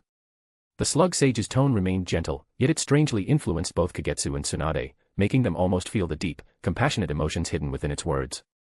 Does Lord Katsuyu know about the world before the shinobi era? Kagetsu suddenly asked. He was curious to hear how the slug sage would describe the world that existed before ninjas. Before the shinobi era? The slug sage seemed slightly puzzled by the question, perhaps because, over the centuries, no one had ever asked before. After a moment of contemplation, it responded, Are you referring to the world before the existence of ninjas? Yes. Kagetsu nodded. Tsunade, standing beside him, didn't understand why he would suddenly ask such an ancient and seemingly useless question. However, knowing that Kagetsu wouldn't bring up something meaningless, she remained silent and simply waited for the slug sage's answer. Let me think. My memories are quite old. What I can recall is only fragments, nothing as complete as the white snake sage's knowledge. The slug sage lowered its head, as if searching its memories. The world before ninjas wasn't much different from today. Life continued to wither away, and humans still fought endlessly. If there was any difference, perhaps it was the existence of so-called gods and spirits. Gods and spirits really existed in this world. Tsunade was shocked by the slug sage's response. She never expected to hear such an answer from it. Of course, they weren't true gods. Back then, there were no ninja techniques, but there were mysterious powers similar to them. The land was even more chaotic than it is now, and humans lived in constant peril. Most sought refuge under the protection of powerful nations or strong non-human beings. Some creatures were born from human thoughts, taking form through manifested energy. Depending on how they interacted with people, they were classified as gods, spirits, or even evil deities. Katsuyu tried hard to recall the distant and somewhat vague memories, answering for both Tsunade and Kagetsu. Then why don't we see them now? Tsunade asked, somewhat surprised. After ninjas and chakra appeared, they were eliminated or died. Only a few who are hard to kill are still barely hanging on, Katsuyu said in a soft and calm tone, as if speaking of something insignificant. But both Tsunade and Kagetsu could sense a hint of sorrow in the sage's voice. In the past, the darkness in humans' hearts combined with certain powers really did create some troublesome beings. But after chakra spread across the world, that situation almost disappeared. From a human perspective, Hagoromo did a good job, Katsuyu continued softly. Hagoromo. Tsunade quickly thought of the country of the dead, where powerful demons capable of destroying the ninja world were suppressed, and where true Miko, shaman, existed. But soon, another name caught her attention. Otsutsuki Hagoromo, also the ancestor of ninjas in your world, the Sage of Six Paths. The sage bluntly stated the name of the Sage of Six Paths. Could you tell us more about the Sage of Six Paths? Kagetsu asked, pretending to be curious. To be more specific, you should ask the White Snake Sage, or better yet, Gamamaru. Because the Sage of the Six Paths has the closest relationship with Gamamaru, considering each other as partners. Gamamaru knows more about the Sage of the Six Paths than I or the White Snake Sage do. The Slug Sage shook his head and spoke with some helplessness. Then, Lord Katsuyu, is the Shikatsu forest the same as the other two places? Were they also experienced by you? Tsunade asked, realizing that it might be a useless question. The shinobi world is a very strange place. It holds many secrets. Some of these secrets are things even the beings from the three sage regions, including us three, cannot know. Around the shinobi world, there are many spaces similar to sage regions. These spaces each have different purposes and powers. Some were used by the Sage of the Six Paths as prisons, to drive away and seal away powerful beings who couldn't be killed. They were sealed in these spaces to wither away and die, unable to affect the safety of the shinobi world. Others naturally occupy these spaces as their territories, living in them, but they don't easily come to the shinobi world. The three sage regions are the latter. The Slug Sage said slowly. The shinobi world really has so many secrets. Tsunade was a bit shocked. She suddenly felt that the battles and world of ninjas seemed rather dull compared to the world and secrets the Slug Sage spoke of. This isn't something you should be thinking about. Let's talk about Kagetsu. We may not have another chance to meet, the Slug Sage said kindly. If necessary, I can bring Kagetsu over anytime, Tsunade said, patting her chest to reassure the Slug Sage. But the White Snake Sage might come to talk to me, the Slug Sage shook its head. I can feel the White Snake Sage's strong regard for Kagetsu and the other contractor. If it misunderstands that I'm trying to steal its ally, it might come to talk to me, and that wouldn't be good. I'm not very fond of fighting, especially with the White Snake Sage. Its power could cause the Shikatsu forest's environment to change drastically. I don't like that. What do you want to know? Kagetsu asked proactively. I want to know, did you create a different kind of energy? A power different from chakra or natural energy? Chapter 240, Chapter 165.1, Exploring Shikatsu Forest. You've overestimated me. In response to the question from the Slug Sage, Kagetsu thought for a moment before shaking his head. Creating an energy similar to chakra and natural energy, that might be beyond Kagetsu's abilities, right? Tsunade chuckled, but suddenly her smile faded. She thought about the Hogyoku, and how after merging with its power, she had gradually mastered its unique mode. That power seemed to be a new kind of force. But it should still belong to chakra or natural energy, right? Thinking about it, Tsunade felt uncertain. What if the Slug Sage was referring to the power of the Hogyoku? The next moment, her tone became softer, and both she and the Slug Sage turned their attention and gazes toward Kagetsu. It seems you still have some concerns, so let's leave it at that for now. I just wanted to see what kind of person might be another potential changer in this world. This kind of thing is a crown-like highlight in my long life. The Slug Sage's gentle voice echoed in Kagetsu's mind. Kagetsu glanced at Tsunade, who was unaware of what was going on, and his understanding of the Slug Sage's abilities and strength deepened. Is that kind of power even something that interests Lady Katsuyu, a sage? Kagetsu asked, raising his head and testing the waters. Excluding Mount Myaboku, which had yet to make a move, 2 of the 3 sage regions had already shown interest in this power.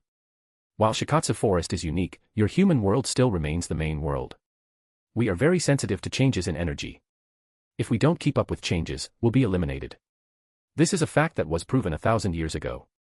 But don't worry. We can only sense changes in energy, not directly locate the person causing those changes. Not long ago, Tsunade grasped a new power mode and resumed her training in Shikatsu Forest Sage mode, which had been interrupted. The power she carries made me notice something unusual. Through communication with Tsunade, I learned about you and the Hogyoku. The Slug Sage spoke in a gentle, unhurried manner, as if the idea of survival of the fittest and the potential for change didn't truly stir her emotions. Hearing these words, Tsunade glanced at Kagetsu with some embarrassment. She had already had her suspicions, but hearing it directly from the slug sage confirmed it completely.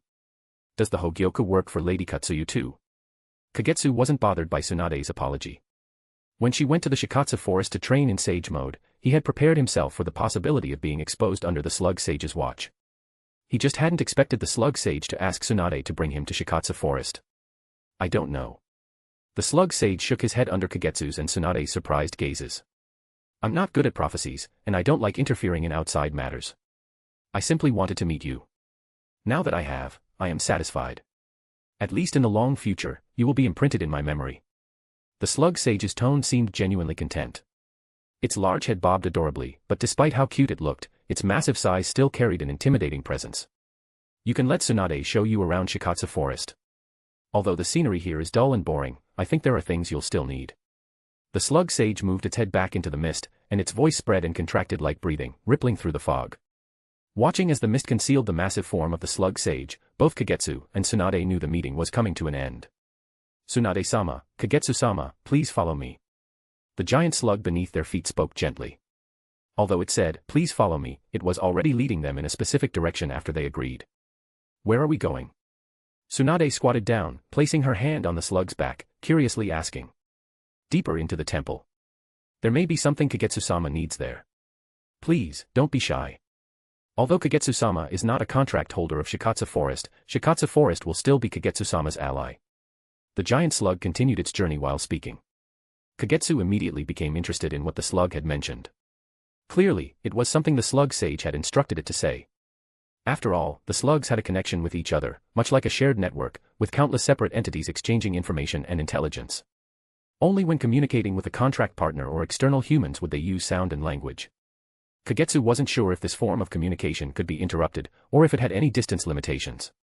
However, he didn't feel the urge to conduct experiments on his theory with the split body of the slug sage in this place. After all, he was still on the slug sage's turf, right? What intrigued Kagetsu more was the useful things the slug sage mentioned. He certainly didn't think the slug sage was deceiving him.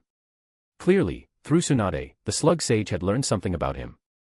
The things left for him were either exactly what he needed or valuable and rare enough for him to require them. The scenery along the way was indeed monotonous and dull. At first, when he saw the towering trees with bone-like shapes and the misty surroundings, it was fresh and exciting. But over time, the repetitive and monotonous environment made that sense of novelty fade quickly and become boring. The only thing that kept Kagetsu interested was his curiosity about the plants here, especially those towering, bone-like trees without branches or leaves. In a place full of natural energy, with vibrant and flourishing life, the trees grew here. Kagetsu was eager to collect some specimens. He didn't know when he would return to Shikatsu Forest, but from what the slug sage implied, he didn't mind if he took something from here. So, along the way, Kagetsu kept scanning for things that interested him, planning to pack them before leaving. Since the external experiments had hit a bottleneck, changing his research approach and studying the products of Shikatsu Forest seemed like a good idea. Can I pack up some things I'm interested in here before I leave? Like those giant trees, or the water from the fountain of living fluid? Kagetsu asked the giant slug to confirm. Of course, the slug sage replied. Shikatsu Forest's environment isn't very friendly to life, but the plants that can survive here have high natural energy affinity. As for the fountain of living fluid, it was created by the slug sage's power and can be found all over Shikatsu Forest. In the hands of medical ninjas, it can replace the slug and be used to make medicinal materials with healing powers. However, I must remind Lord Kagetsu that the fountain of living fluid is a unique product of Shikatsu Forest. It can only exist in an environment where the natural energy of Shikatsu Forest is abundant. If you take it outside, its effects will quickly dissipate over time. If you store it in the Ryuchi cave, it might affect its potency and it could even turn into a poison in the end. The giant slug spoke with uncertainty towards the end. Chapter 241, Chapter 165.2, Wooden Stake. After all, beings like the three ancestor sages, who have lived for at least 1,000 years, with bodies far larger than their species, and filled with overwhelming natural energy and chakra, have their homes eroded and influenced by their own power. It's only a matter of time. In any case, any living beings or outsiders entering Shikatsu Forest will eventually be influenced, either assimilated or turned into nutrients over time. Too much vitality can become an unbearable burden for ninjas once it exceeds a certain limit. For example, right now, Tsunade was watching Kagetsu, who had his eyes closed, absorbing the natural energy of Shikatsu Forest. He seemed to be carefully feeling it, but her expression was a bit strange. For a moment, Tsunade couldn't decide whether Kagetsu was brave to the point of being fearless, or if he was just arrogantly confident, or if he felt safe because she and the giant slug were nearby and wouldn't let anything happen to him. In places rich in natural energy, staying too long can cause various problems. After all, which ninja would willingly absorb natural energy into their body without any reason? Mastering natural energy is a huge gap compared to mastering chakra. Although the natural energy of Shikatsu Forest is relatively mild, it's only mild in comparison. Its corrosive and assimilating properties are even more subtle and powerful. But seeing that Kagetsu showed no signs of abnormality, Tsunade carefully observed and sensed it for a while before deciding not to intervene. Kagetsu wasn't like Jiraiya, that reckless fool. He knew when to stop when necessary. Once he realized something was wrong, he would stop. However, Tsunade was somewhat speechless seeing that the Nara clan member, Kagetsu, could remain so comfortable in the life-filled environment of Shikatsu Forest. This environment was like a tonic for the Nara clan, but they couldn't stay for too long. If the fountain of living fluid was involved, it might be able to heal the Nara clan's medicine jar constitution. As for compensation, how could the medicinal plants grown by the Nara clan and the deer they raised possibly compare to the liquid wells? Lady Tsunade, Lord Kagetsu, we've arrived. While both Kagetsu and Tsunade were silently lost in their own thoughts, the soft voice of the giant slug echoed. Woken from their thoughts, Kagetsu and Tsunade looked around, noticing that the area was scattered with numerous liquid wells of various sizes. The smallest had a diameter of only half a meter, like a small puddle, while the largest resembled a small hot spring with a diameter of about 3 meters. The giant slug's body moved, covering the liquid wells along the way. The spring water was rapidly absorbed by the slug, and then mixed with its internal energy, turning into bodily fluids that flowed from its body, merging into the ground beneath and the pits. Kagetsu, who had noticed this earlier, now confirmed that the environment of Shikatsu Forest had become like this due to these hard-working slugs. These split bodies had become an integral part of Shikatsu Forest's ecological cycle. Eventually, the giant slug stopped in front of an object that looked like a wooden post. Although it appeared to be a wooden post, it was unusually large, at least 3 to 4 people would be needed to surround it. It seemed to be the remains of a tree, but unlike the trees outside, its color was similar to the desolate, white, jagged giant trees of Shikatsu Forest, making it stand out distinctly. It was about 10 meters long, bare, and lying on the ground. There was no liquid well nearby. What is this? Tsunade jumped off the giant slug, walking over to the fallen wooden post and inspecting it. She was puzzled, it really did just look like a piece of wood. It's a tiny part of a powerful monster. 1,000 years ago, it was discarded here by the slug sage. Though the monster is long dead, and this is just its empty shell, the internal structure and material still carry traces of its power.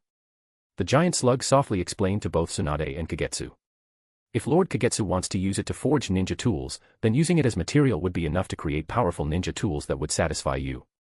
If it's just for research, I believe Lord Kagetsu could also uncover many secrets from it. Tsunade, after hearing this, stepped forward and placed her palm flat against the rough surface of the wooden stake. She closed her eyes, carefully feeling it. Boom. Tsunade felt a strong mental shock, and her body staggered back a few steps. The contact between her hand and the stake was instantly broken. Tsunade-sama. Tsunade-san. Kagetsu and the giant slug spoke at the same time.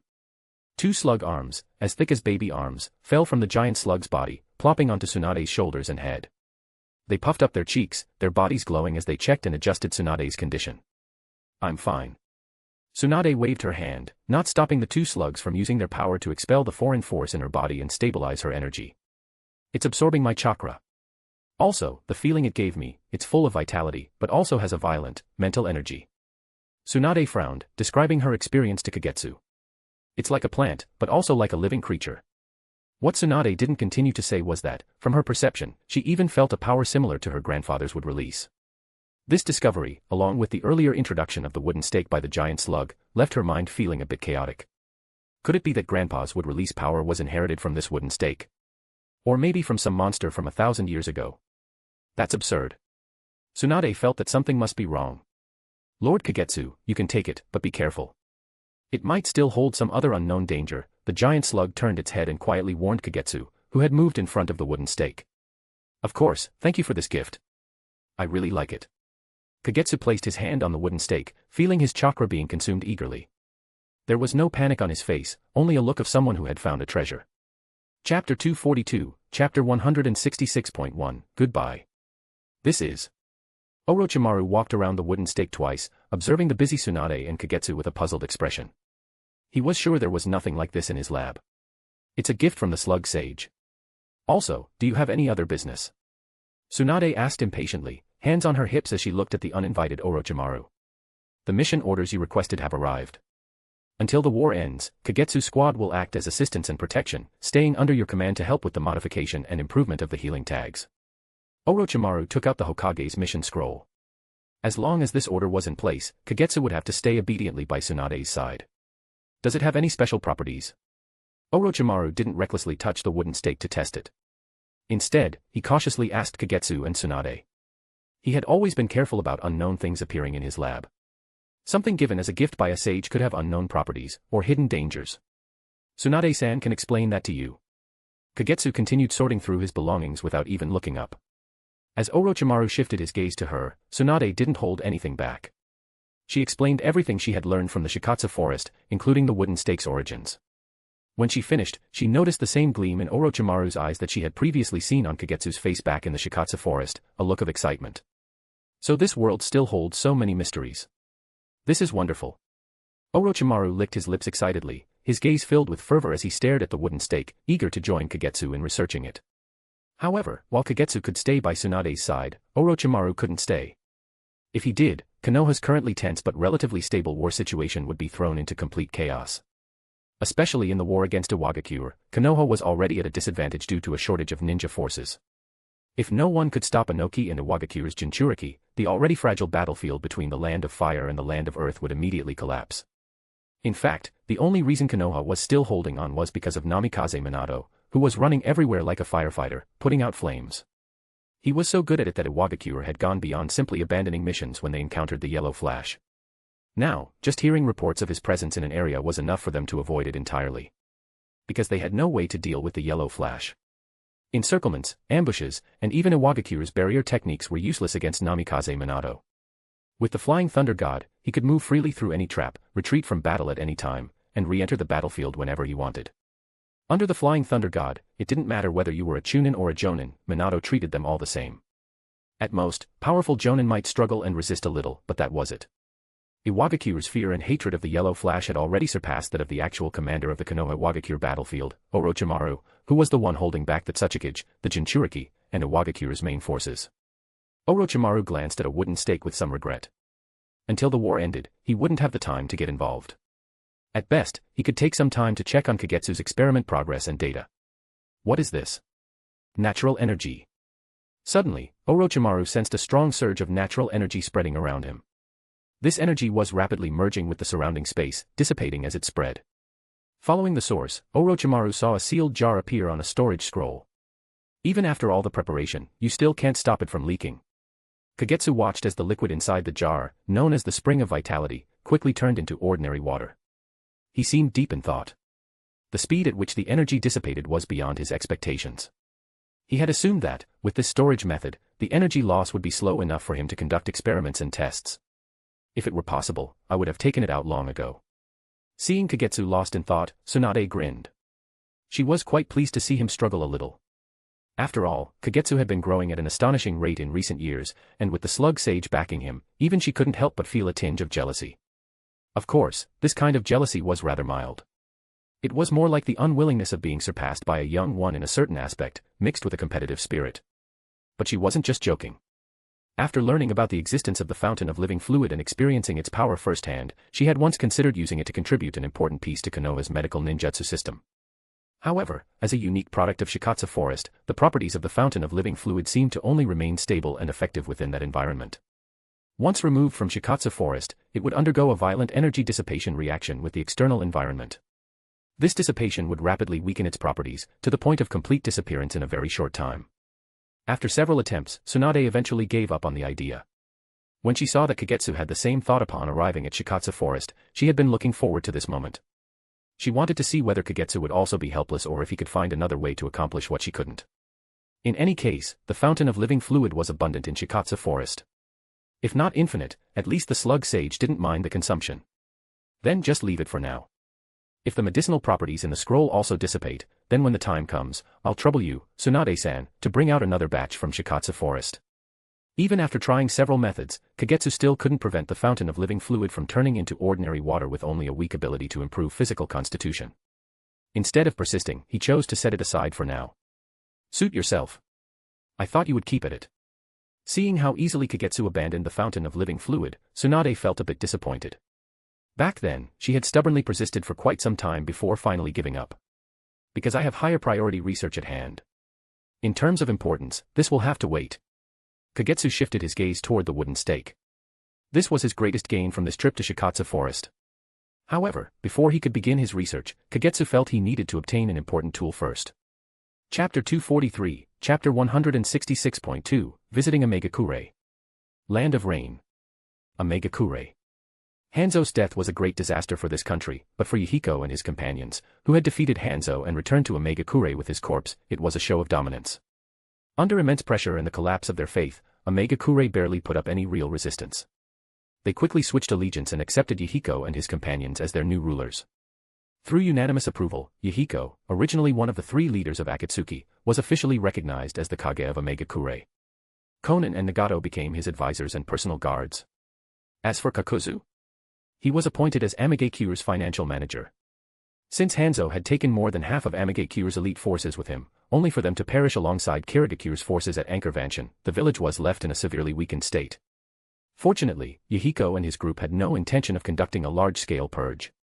After driving out the remaining loyalists of Hanzo, they focused on rebuilding and recovery. This is Omegakure. A damp village that's always crying. Stepping out from the Garganta, Tsunade, clad in a black robe, looked up at the rain falling from the sky. She reached up and pulled her hood over her head. I can sense their chakra. Shrouded in a black hood, Kagetsu concealed his face as he identified the direction of Kakuzu's chakra and started walking toward it. The security is lax. No one has even come to question us. As they walked, Tsunade glanced around and commented to Kagetsu. That's because this entire village is under their surveillance. Kagetsu slightly raised his head and glanced at the rainy sky. Reminded by Kagetsu, Tsunade immediately stretched out her hand, catching a falling raindrop. As she carefully sensed it, her expression changed. The raindrops contained chakra, which meant someone was using the rain to monitor the entire Omegakure. As long as the rain covered an area, it was under the enemy surveillance. This method wasn't new to Tsunade. The ninja world had all kinds of surveillance techniques. What truly shocked her was the sheer scale and the continuous chakra consumption required to maintain it. Whoever was using this jutsu had an astonishing amount of chakra and a far superior physique compared to ordinary ninjas. Kagetsu. Why are you here? Sheets of paper fluttered in the rain, swirling like a white torrent. In front of Kagetsu, the papers converged into a human figure, a woman with 2 paper wings flapping behind her, hovering midair. It was Konan. She looked at Kagetsu in surprise, then shifted her gaze to the black-robed figure beside him, her eyes carrying a hint of inquiry. This is my teacher, Tsunade. Where is Nagato? Kagetsu briefly introduced her. Nagato and Yhiko knew you were coming. They're waiting for you inside. Konan was curious about their reason for coming but didn't ask. She landed gracefully and took the lead in guiding them. With Konan leading the way, the group moved through Omegakure unimpeded. Soon, they arrived at the Amikage's office, where Yhiko was buried in paperwork, processing documents at an incredible speed. Beside him, Nagato assisted with the workload. Red hair. Is he from the Uzumaki clan? The moment she saw Nagato, Tsunade's eyes immediately focused on his striking red hair. That distinct shade of red stirred a sense of nostalgia in her. Her grandmother, Mito, had once possessed the same deep crimson hair. Kagetsu stepped forward and introduced Tsunade to the 3 of them, then introduced the 3 to Tsunade. After the greetings, Kagetsu directly stated his purpose. I need to borrow Nagato's Rinnegan, Kagetsu said straightforwardly. The 3 of them exchanged glances, their eyes occasionally darting toward Tsunade. Tsunade-sensei already knows, so don't worry about that, Kagetsu noticed their hesitation and said openly. Tsunade, however, was somewhat shocked by Kagetsu's request. She hadn't expected him to make such a request. For a moment, her body tensed, worried that at any moment, Yhiko and the others might attack them in a fit of rage. But Yhiko and the others stood calmly in place, as if they were indifferent to the harsh request Kagetsu had made. Even Nagato himself appeared unfazed, as though what Kagetsu had said about borrowing his eyes wasn't a big deal. We have no problem with it, but what about the payment? You can't expect Nagato to just lend you his Rinnegan without any compensation, Yhiko said, noticing Nagato's slight nod. He immediately turned to look at Kagetsu, his expression serious. Kagetsu and Tsunade raised their eyebrows at Yhiko, who had stood up, his expression solemn. Tsunade was surprised that such a demanding request had been agreed to, while Kagetsu was surprised that Yhiko would bring up the issue of payment. You've grown, Yhiko, Kagetsu said softly. Responsibility always makes people grow, doesn't it? Yhiko wasn't bothered by his change. The three of them were now the leaders of the Rain Village, so they had to think from the perspective of the village. Kagetsu's relationship with them was complex but strong. Whenever he needed help, they would do everything they could to assist. But now, as the leader of the Rain Village, he also needed to consider how to bring some benefits and advantages to the village while helping. Currently, the top fighting force of the Rain Village depended entirely on them. Especially Nagato, if he lost the Rinnegan, his combat power would inevitably be affected. It's still a time of war. There's no supplies, and we're lacking money, said Kagetsu, stepping back to reveal Tsunade.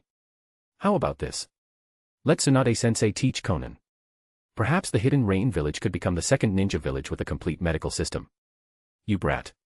Tsunade, who had been sold out without hesitation, glared fiercely at Kagetsu. Deal. Yhiko, who was aiming to get whatever he could, was overjoyed. Having experienced life and death and seen suffering, he knew how important a proper medical system could be.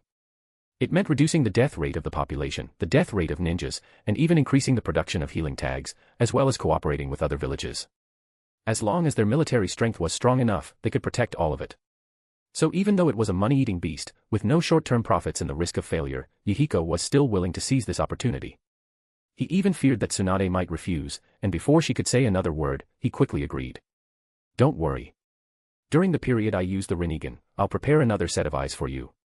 A set of 3 Tomo Sharingan should ensure Nagato's strength to some extent, Kagetsu said. The eye transplant will be done by Tsunade-sensei for both of us. We'll start by transplanting one to see. Your body might not be able to handle 2 Rinnegan, Tsunade agreed with Kagetsu's earlier suggestion, but when it came to the surgery, she still voiced her own opinion. Chapter 244, Chapter 167.1, Surgery. For a medical ninja of Tsunade's caliber, an eye transplant was nothing more than a minor procedure. Konan observed the entire process from start to finish, and only 2 words came to mind, quick and smooth. Remove, insert, connect the nerves. Before long, the surgery was complete. How do you feel? Tsunade looked at Kagetsu's left eye socket, now holding a Rinnegan, and asked softly.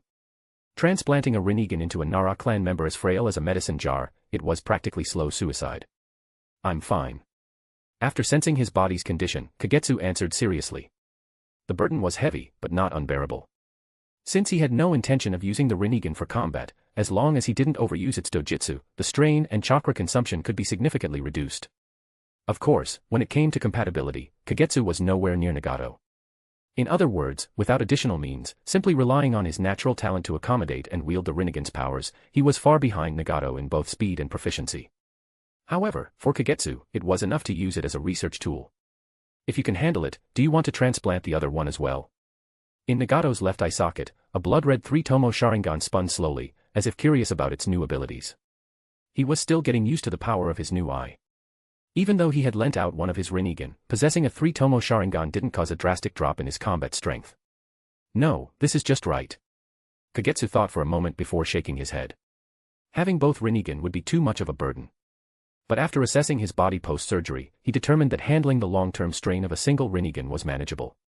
After the surgery, as she prepared to leave in front of Yhiko and the others, Tsunade suddenly spoke up. Let Konan come with me. While the Rinnegan is being returned, I'll teach her as much as I can. How much she learns will be up to her. Much appreciated. Yhiko immediately gave a deep bow.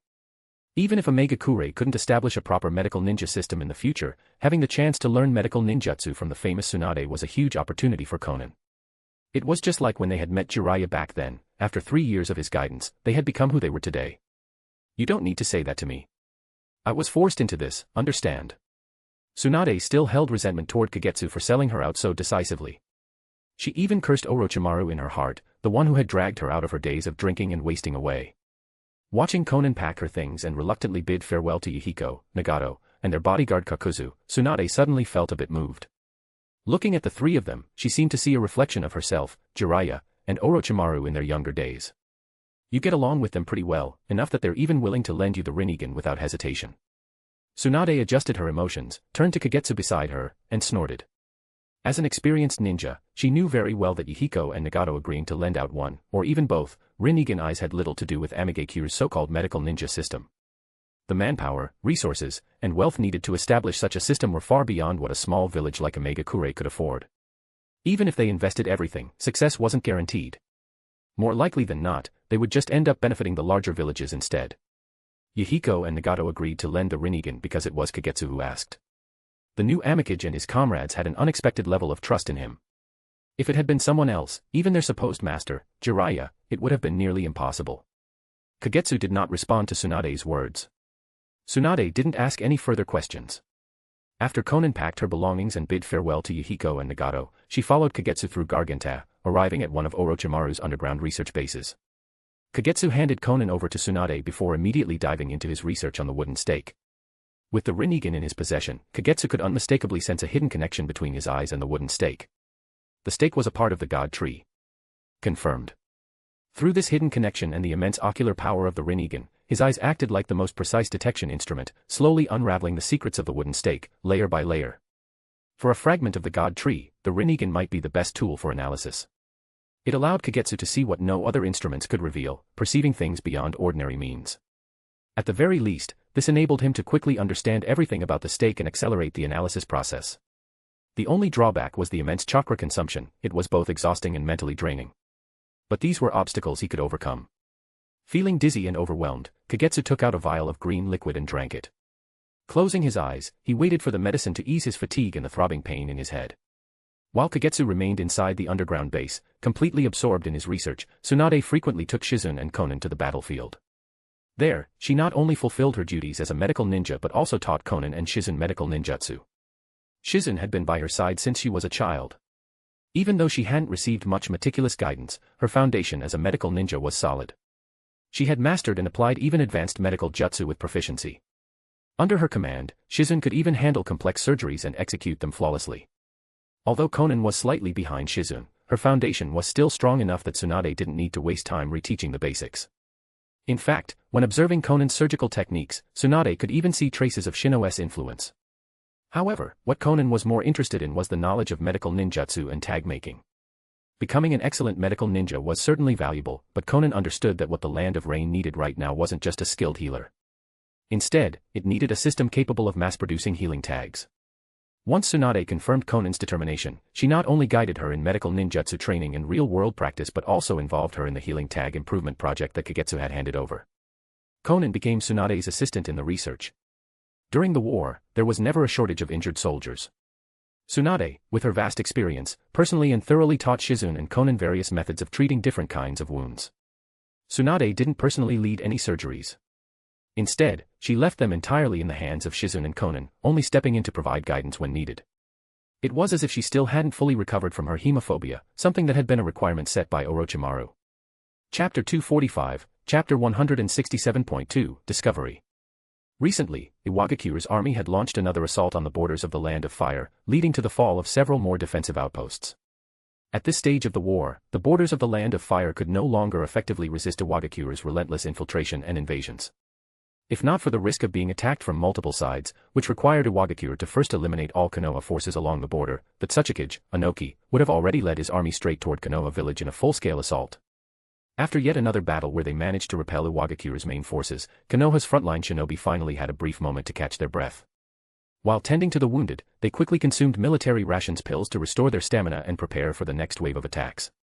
Covered in dust and drenched in blood, Orochimaru finally appeared before Tsunade and the others once again. "Do you need me to step in?" Tsunade asked him. Now that she had overcome her hemophobia, she was once again a formidable force on the battlefield. "It's not the right time yet." Orochimaru shook his head. "Even if you take action now, it won't have a decisive impact. Your medical ninjutsu and summon, Katsuyu, have already helped ease a lot of my burden. You're using me to scheme against Anoki, aren't you?" Although it was phrased as a question, Tsunade's tone was firm and displeased. It seemed like both her teacher and her teammate had the same mindset, treating her as a bargaining chip, using her to the fullest. Katsuyu was one of her symbols. Tsunade didn't believe that after all this time, Iwagakure would remain completely unaware of her presence on the battlefield. In recent times, Konoha's casualty rate had dropped significantly, and Iwagakure would definitely investigate the reason. Konoha's higher-ups, under the pretense of boosting morale, hadn't even attempted to conceal her return. That meant it wouldn't be difficult for Iwagakure to obtain intelligence on her presence in the Konoha-Iwagakure battlefield. Trying to keep her as a hidden trump card was now impossible. Once Iwagakure learned of her involvement, they would naturally be on guard against her. Given her understanding of her teammate, Tsunade knew that Orochimaru was well aware of this fact. Why not? Orochimaru remained indifferent to Tsunade's displeasure. He was a pragmatist. At the very least, I should know your plan, right? Tsunade clenched her fist and waved it in front of Orochimaru. If you keep avoiding the battlefield, Inoki will definitely try to investigate your movements. I plan to leak information about your hemophobia. Orochimaru's expression remained calm, as if completely unbothered by Tsunade's implicit threat. Using me as bait. Tsunade immediately understood his intention. Once it was confirmed that she suffered from hemophobia, Inoki would undoubtedly send an assassination squad after her. Eliminating Tsunade would deal a severe blow to Konoha's morale and significantly affect the outcome of the war. In any battle, taking down the enemy's medic was always a priority. If not for Tsunade's overwhelming personal strength making it difficult to target her, she would have died back in the Second Great Ninja War. If it gets out that she has hemophobia and loses her combat ability, the cunning and sly Inoki from Iwagakure will definitely take advantage of it. I will keep pushing Inoki to escalate things. At that time, I will have Minato leave the front lines first. Kagetsu and Sherui will also go. As guards, it wouldn't be good if they're not there. Orochimaru clearly had the intention to heavily injure Iwagakure's elite forces. There were, of course, various political games at play here. To make the enemy act according to the plan, all aspects had to be well prepared in advance. Minato. Tsunade, who had already overcome hemophobia, nodded. The name Yellow Flash had already worn out her ears over this time. As a great weapon against Iwagakure, if Minato didn't leave the front lines, Inoki and Iwagakure might not dare to carry out an assassination attempt against her. At that point, Minato would also have Iwagakure tied down, and it would depend on whether he could escape and return with the Flying Thunder God technique. Kagetsu and Sherui, are you sure? Tsunade had no objections about Minato, but she had doubts about Kagetsu and Sherui. One was a researcher, and her impression of Kagetsu's strength was still stuck several years ago. After returning to the village, the most information she had heard about Kagetsu was about his research talent. As for missions, although he had completed 3 S-rank missions, from the mission reports, it was clear that Sherui was the main force. Kagetsu had only played a supporting role, acting as the brain. He hadn't even truly become a Jonin yet. But Sherui was now blind. A blind Uchiha without the amplification of the Sharingan, how much strength could he still maintain? Only he himself knew for sure. As for Anko, Tsunade always thought of her as similar to Jiraiya. Her attempts to develop ninjutsu always ended in explosions, and her actual combat ability was questionable. To deal with her, the assassination squad sent by Inoki would be Iwagakure's elite, and once the battle began, Tsunade didn't want Kagetsu to face any accidents. Don't think of Kagetsu as just a researcher. Like us, he also mastered the perfect Hogyoku mode. Even as support, his shadow jutsu will surprise you. Orochimaru gently corrected Tsunade's deep impression of Kagetsu. By the way, where is Kagetsu? Orochimaru glanced around but couldn't find him. Finally, his eyes landed on the laboratory inside the base. In the lab, Tsunade said, her gaze following his to the laboratory. It seems like he's made a significant discovery from that wooden stake he brought back from the Shikatsu forest. He's been in the lab for 2 days without coming out. I've come out. The lab door suddenly opened, and Kagetsu walked out. His face was tired, but his eyes were unusually bright. When Orochimaru saw the Rinnegan in Kagetsu's eyes, he couldn't help but widen his own in surprise. The Rinnegan. Orochimaru's voice was raspy and filled with curiosity. Huh. Kagetsu touched his left eye. It's just a tool for researching the wooden stake. I have to say, it's very useful. If it weren't for this eye, the research progress on the wooden stake wouldn't have gone so smoothly or quickly. Tsunade said you've made a major discovery with that wooden stake. What did you find? Orochimaru asked curiously. The origin of chakra. Kagetsu tilted his head.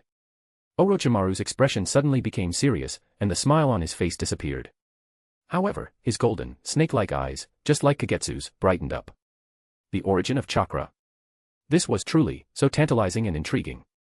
Chapter 246, Chapter 168, Association and Imitation. Chakra originates from the wooden stake. Or rather, it is the core component of chakra. Kagetsu stated his conclusion bluntly. Are you saying that a tree is the source of chakra? Orochimaru raised an eyebrow. He didn't immediately refute Kagetsu's conclusion but pointed out that contradicts the legend of how chakra originated in the shinobi world. The ancestor of all shinobi, the first source of chakra, the sage of 6 paths.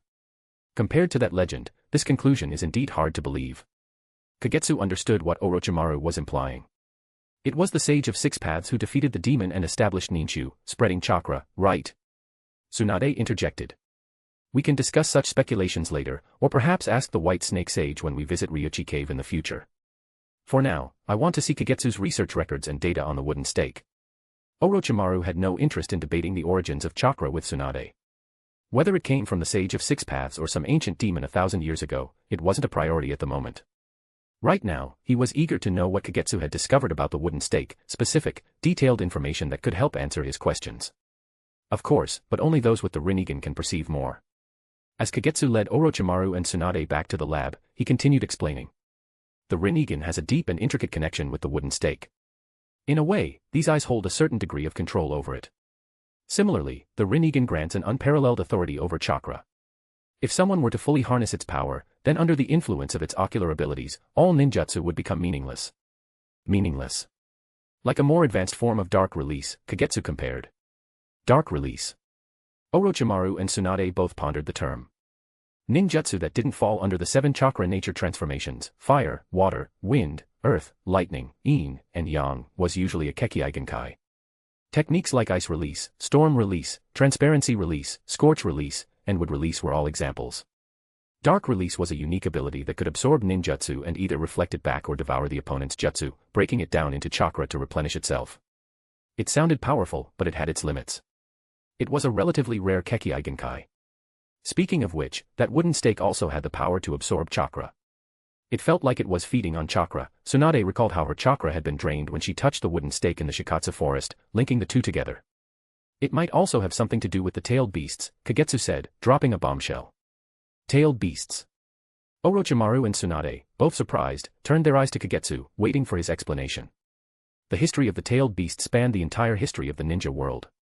From ancient times, when they were seen as natural disasters and demonic creatures, to their modern classification as chakra entities, the tailed beasts had always been shrouded in mystery.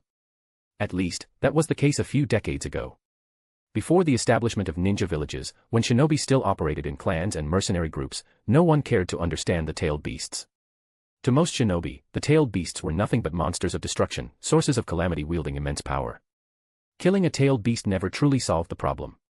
Because over time, a slain tailed beast would always be reborn somewhere in the ninja world. And now, there was a connection between the tailed beasts and that wooden stake. Two Tails told me, Kagetsu said as he led Orochimaru and Tsunade to the wooden stake. While flipping through his experiment records and spreading them out before Orochimaru, he added, the moment it saw this stake, it bristled like an enraged cat. Wait. The Two Tails. Tsunade's eyes widened as she looked at the calm-faced Kagetsu and Orochimaru. Her throat felt a little dry. If I remember correctly, the Two Tails is the tailed beast of Kimogaku in the Land of Lightning, right? Don't tell me you two stole it. Don't be so tense.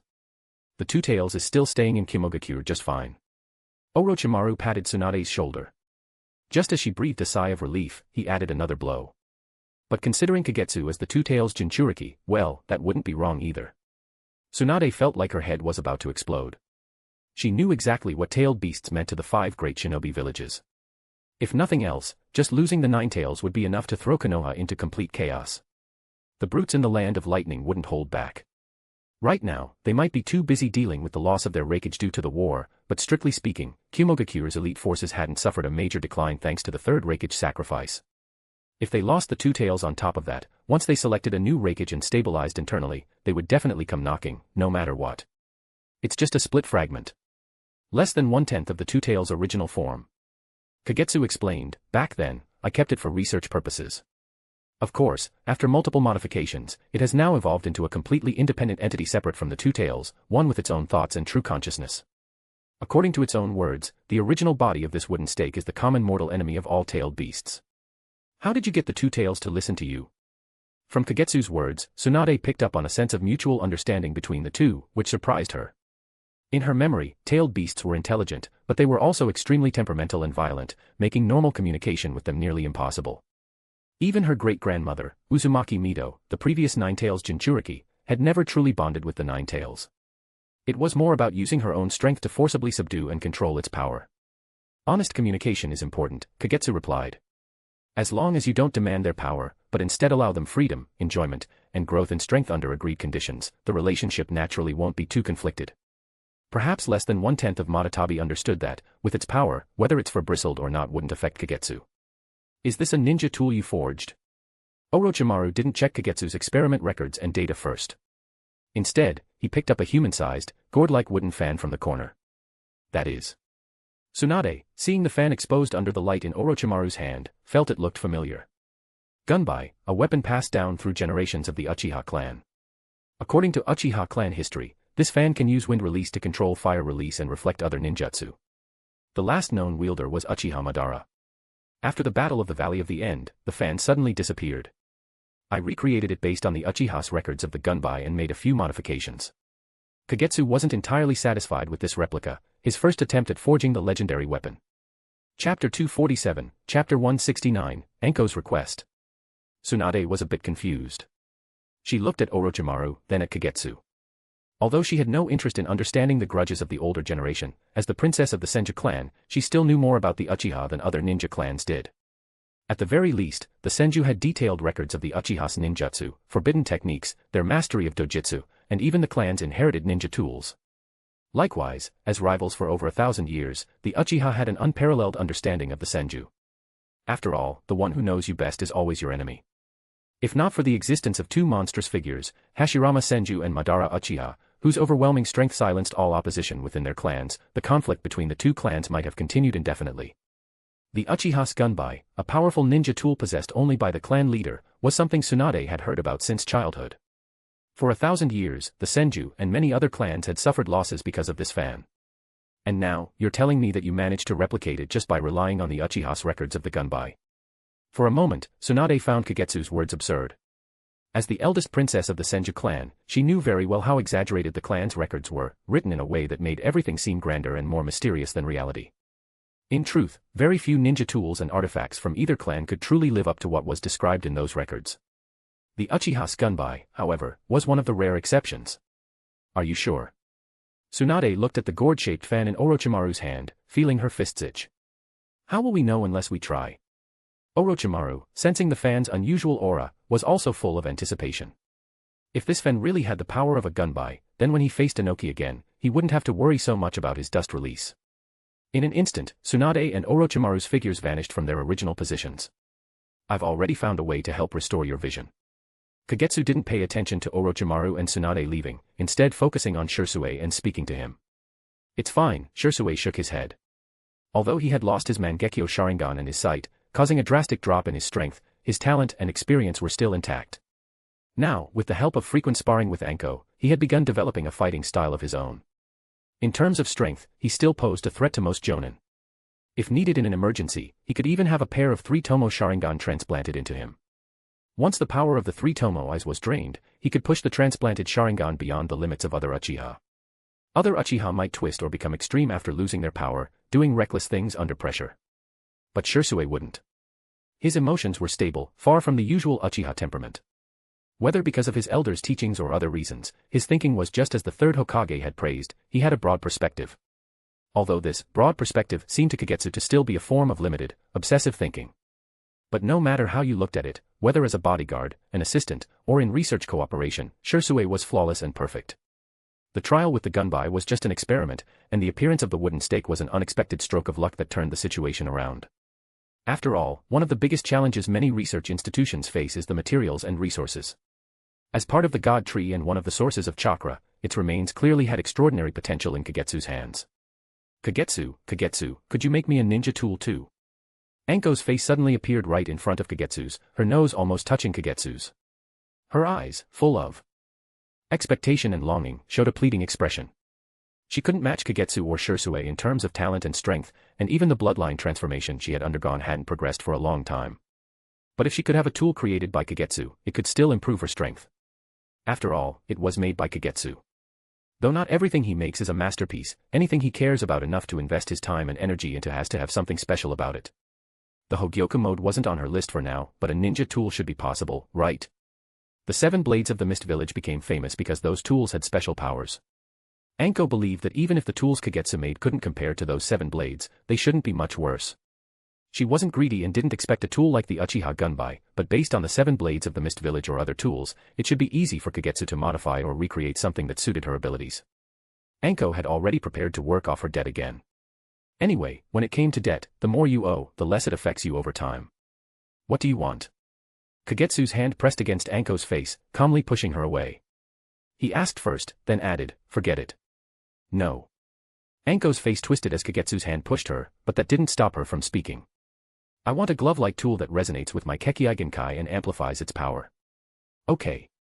Kagetsu thought for a moment and didn't refuse. After all, he needed to experiment, and it wouldn't take much time or effort to create a tool that matched Anko's wishes during the process. The remnants of the god tree were enough to allow him to complete the experiment successfully. Boom. Boom. The ceiling shook slightly, and the people inside the base looked up, sensing the source of the tremors. Not long after, Orochimaru, holding the replica gunbai, and Tsunade, with a slightly odd expression on her face, stood once again before Kagetsu. This is truly an impressive replica. In my eyes, it seems to rival the gunbai that Uchiha lost, Orochimaru said, almost reluctantly letting go of the fan as he inserted it in front of himself.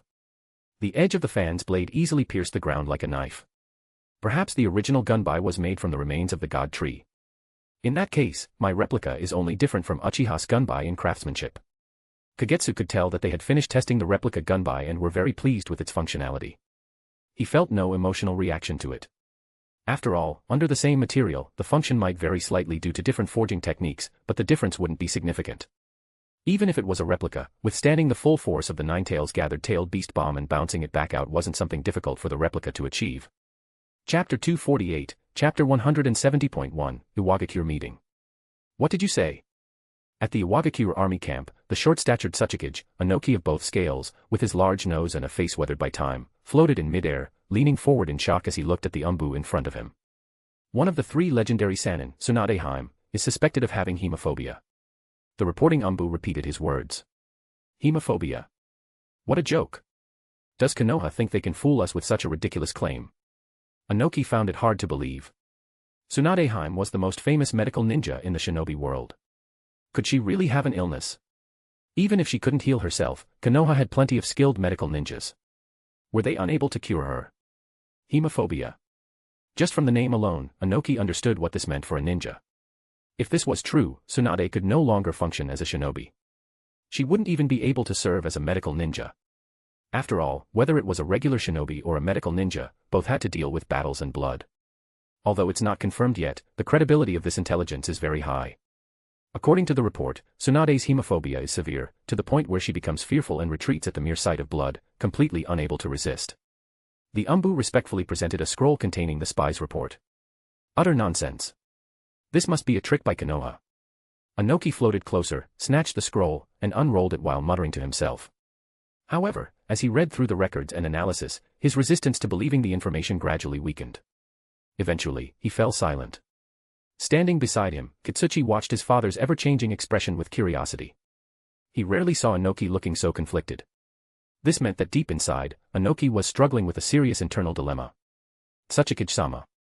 Seeing Anoki holding the scroll in deep thought for a long time, Kitsuchi finally stepped forward and called out softly, pulling him from his thoughts. Take a look as well. Anoki shoved the scroll into Kitsuchi's arms and floated back to his chair, landing lightly. Although he still had doubts in his heart, the information written on the scroll made him waver in his firm belief that this was a conspiracy. Kitsuchi took the scroll and skimmed through it quickly. After reading it, he understood why his father showed such hesitation. According to the intelligence, Tsunade had behaved normally ever since she arrived at the front lines. But this very normalcy, when examined closely, was itself abnormal. The information in the scroll even answered some of his lingering doubts. Why was Tsunade only summoned to the battlefield when Konoha's forces started to weaken at the front lines? After arriving, why did she, one of the legendary Sannin, not engage in the war as expected but instead take on the heavy responsibility of medical support in the rear? Although this greatly reduced Konoha's casualties, according to spy reports, Tsunade had not personally performed any surgeries or used medical ninjutsu on any ninja since her arrival. Even for seriously injured patients, she only gave guidance while other medical ninjas carried out the procedures. It was always a joint effort. When they first heard that Tsunade had returned to Konoha and was heading to the battlefield between Iwagakure and Konoha, Anoki and his men were worried. They feared her arrival would change the tide of battle, which Iwagakure had gradually been gaining the upper hand in.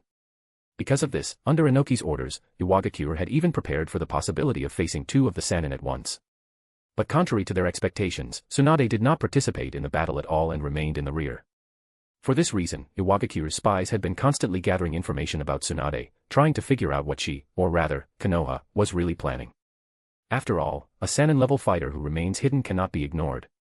Especially after Tsunade's arrival, her presence had a significant impact on Konoha's morale, something Iwagakure had already suffered from before.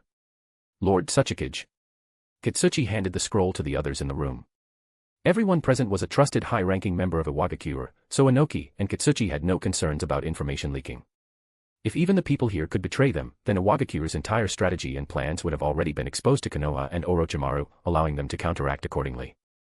Kitsuchi might not be as skilled as his father, Inoki, but his battlefield experience told him that if there truly was a leak, Konoha, who was already at a disadvantage, wouldn't just sit idly by. They would have set traps or made arrangements in response. Lord Tsuchikage, should we send an assassination squad to eliminate Tsunade?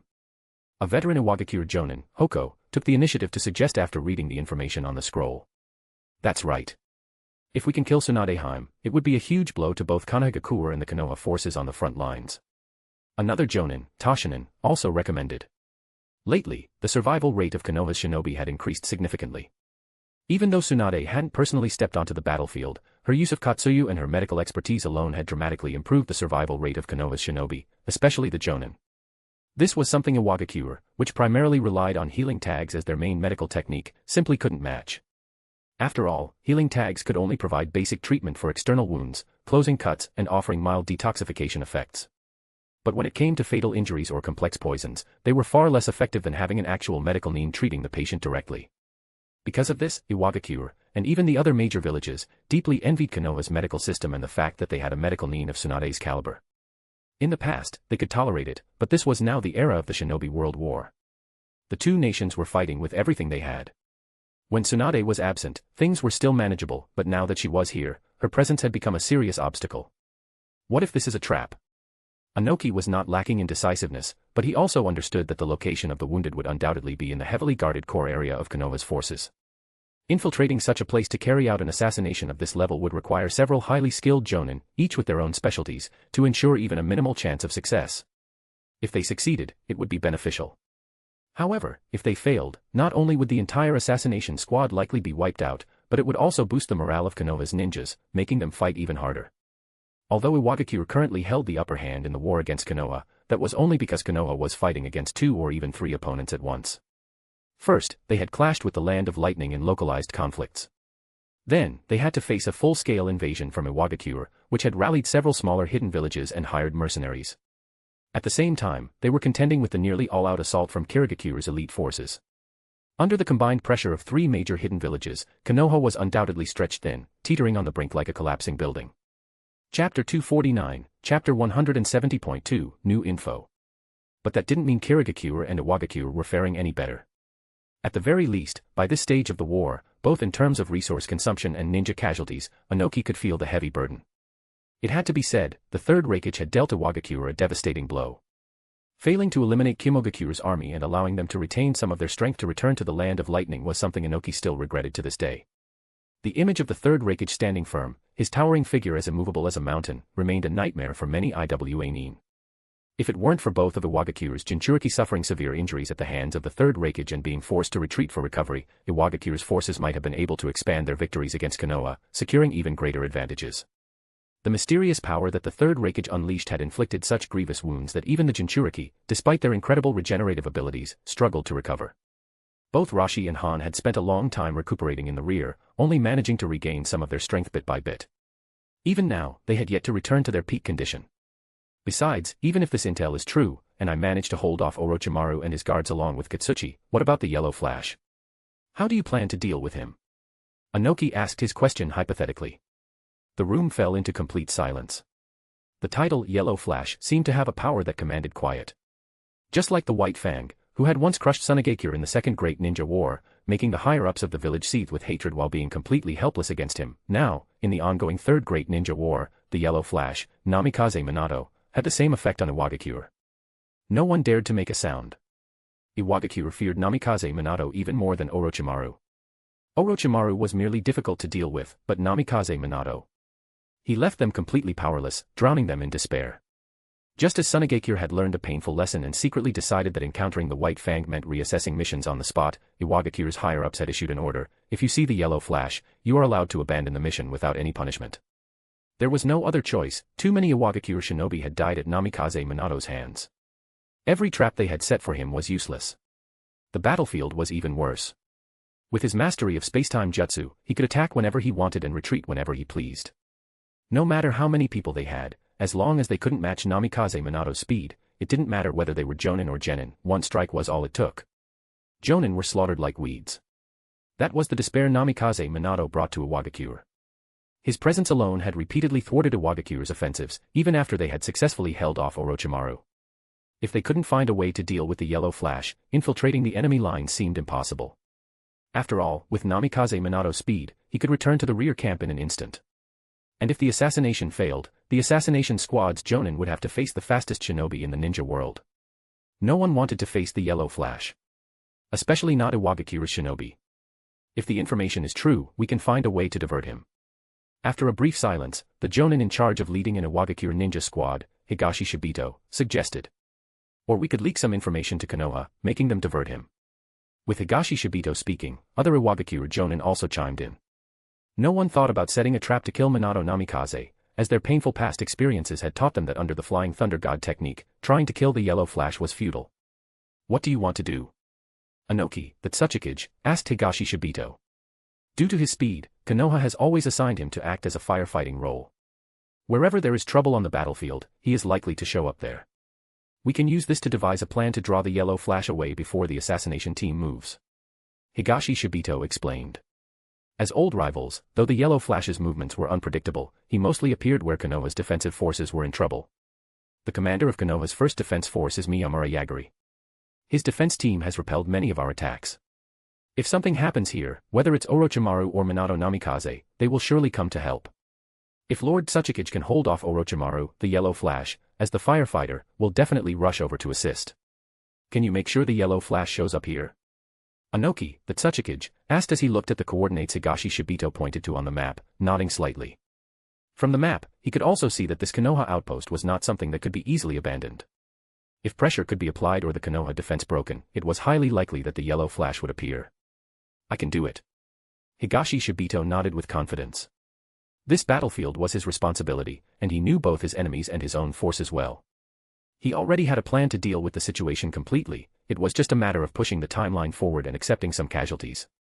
Well, kidnapping someone close to the Yellow Flash and setting up a layer of insurance should work, right? I remember he became a team leader with 3 disciples, said the Jonin, Hoko, adding his thoughts. Let's discuss that later. First, confirm the information about Tsunade's hemophobia. As soon as Inoki, the Tsuchikage, finished speaking, an Iwagakure Umbu appeared in the room in an instant. He held a sealed scroll with secret writing and offered it to Inoki. Inoki's heart skipped a beat as he recognized that this scroll represented critical and urgent information. He quickly took it, unsealed it, and read the revealed intel. His expression darkened immediately. What happened? Did something change on the front lines? Asked Katsuchi, noticing her father's ever-changing expression. Our spies in Konoha have all been eliminated, Inoki said, somewhat dejected. A deeply embedded spy takes a long time and a lot of effort to cultivate. But this time, because they transmitted information about Tsunade, they were caught and exposed. Inoki felt a mix of emotions inside. Konoha has already sent Danzo and his root ninja to protect Tsunade. After collecting himself, Inoki quickly mentioned the information from the scroll, not lingering on the loss of their spies in Konoha. Chapter 250, Chapter 171.1, IWA takes action. That's just like you, Orochimaru. In the rear camp at Konoha's border, Tsunade shrugged after hearing Orochimaru's entire plan. She had no objections to the plan itself, but she strongly disagreed with the third Hokage sending Danzo and his root to protect her. Tsunade held resentment toward the 2 elder advisors and even her teacher, the Hokage, Hiruzen Sarutobi. But Danzo? She outright despised him. As expected of Lord Orochimaru. This not only ensures the plan is carried out smoothly but also forces the Iwagakure spies hidden within Konoha to expose themselves. By eliminating the spies and revealing the information about Hawk assistant Danzo, Iwagakure will be forced to act quickly. With limited time, Iwagakure won't be able to make thorough preparations or gather precise intelligence. Shizen looked at Orochimaru with admiration, realizing the deeper strategy behind his plan. Iwagakure must be feeling torn right now. If they send an assassination squad to kill Tsunade, they must act quickly. But with such urgency, their arrangements and movements will be far from perfect. Since they were already prepared and had made predictions about Iwagakure's plans, it would be easy to deduce Iwagakure's setup and roughly estimate the timing of their attack. If Iwagakure chose to wait instead, allowing time for intelligence gathering and executing a well-structured plan, by the time everything was in place, Danzo and his root shinobi would have already arrived from Konoha. This would make the assassination attempt much more difficult. Especially considering that once Konoha received intel, they would make countermeasures, possibly missing the best opportunity. Acting now could mean falling into a trap. Not acting could mean missing a golden opportunity. After all, on a battlefield as brutal as this, Tsunade's presence was far more valuable than even a Kage. Capturing her would be ideal compared to killing her, but that was far easier said than done. Prepare yourself. Before Danzo and the others successfully arrive, Iwagakure will likely launch an offensive. You need to be ready, Orochimaru said confidently. Are you sure that Inoki will follow your plan? Tsunade clenched her fists. I understand that old man. He's cautious, but he's not afraid to take risks, so long as the benefits are great enough. Your arrival has stabilized Konoha's border defense forces and prevented their total collapse. That alone is enough to make Inoki take this gamble. What I can't predict is how much of his forces he'll commit this time. As someone who had clashed with Inoki multiple times, Orochimaru believed he had figured out the Tsuchikide's mindset. Thanks to his ability to read people, he had repeatedly managed to break the deadlock despite being at a disadvantage. He had successfully held back the Iwagakure army at the Land of Fire border, preventing them from marching straight to Konoha. In the following days, Iwagakure launched a relentless assault, seemingly intent on breaking through Konoha's battered yet resilient defense forces in one decisive push. Among them, the army led by Higashi Shibito executed an unexpected raid, using sheer force to push Konoha's first defense unit, led by Miyamura Yagiri, into a desperate situation. I see. On a battlefield where blades clashed in close combat, Namikaze Minato, known to the world as the Yellow Flash, had just eliminated an Iwagakure squad that had infiltrated deep into the Land of Fire to disrupt supply lines. He had used his Flying Thunder God technique to wipe them out.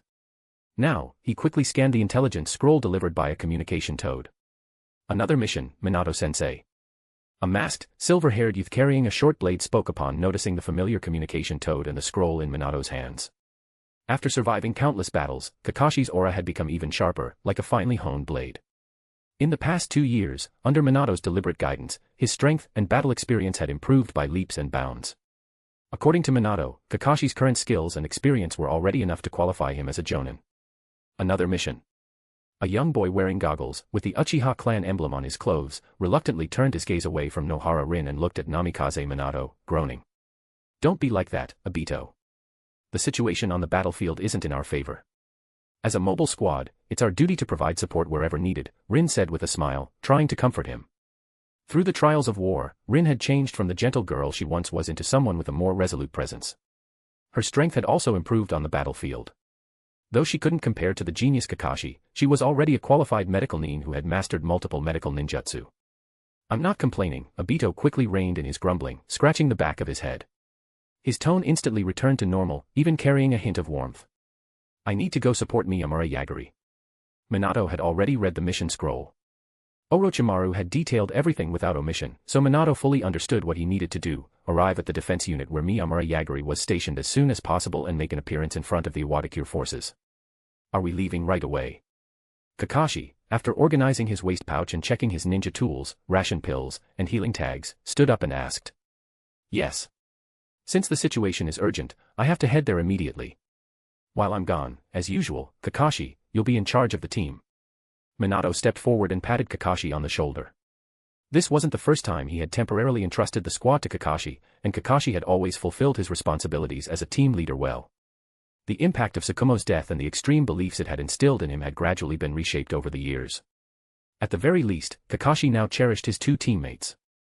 Even though he couldn't help but throw sharp remarks at one of them from time to time, making the other explode in anger, Minato could see that their bond had deepened significantly over the past 2 years. That's not fair, Minato-sensei. Obito, standing to the side, immediately started his usual complaints and grievances upon hearing this. Minato Namikaze watched the 3 of them bicker with a gentle smile, then reached out to ruffle Obito's hair. If nothing unexpected happens, Kakashi will soon be promoted to jonin. He might even become the youngest jonin in Konoha's history. You have to work hard too, Obito. Are we following the original plan and going to support other locations, sensei? Kakashi asked Minato to confirm their next move. Since Minato had been assigned an urgent mission, their original task would either have to be abandoned or completed by them alone.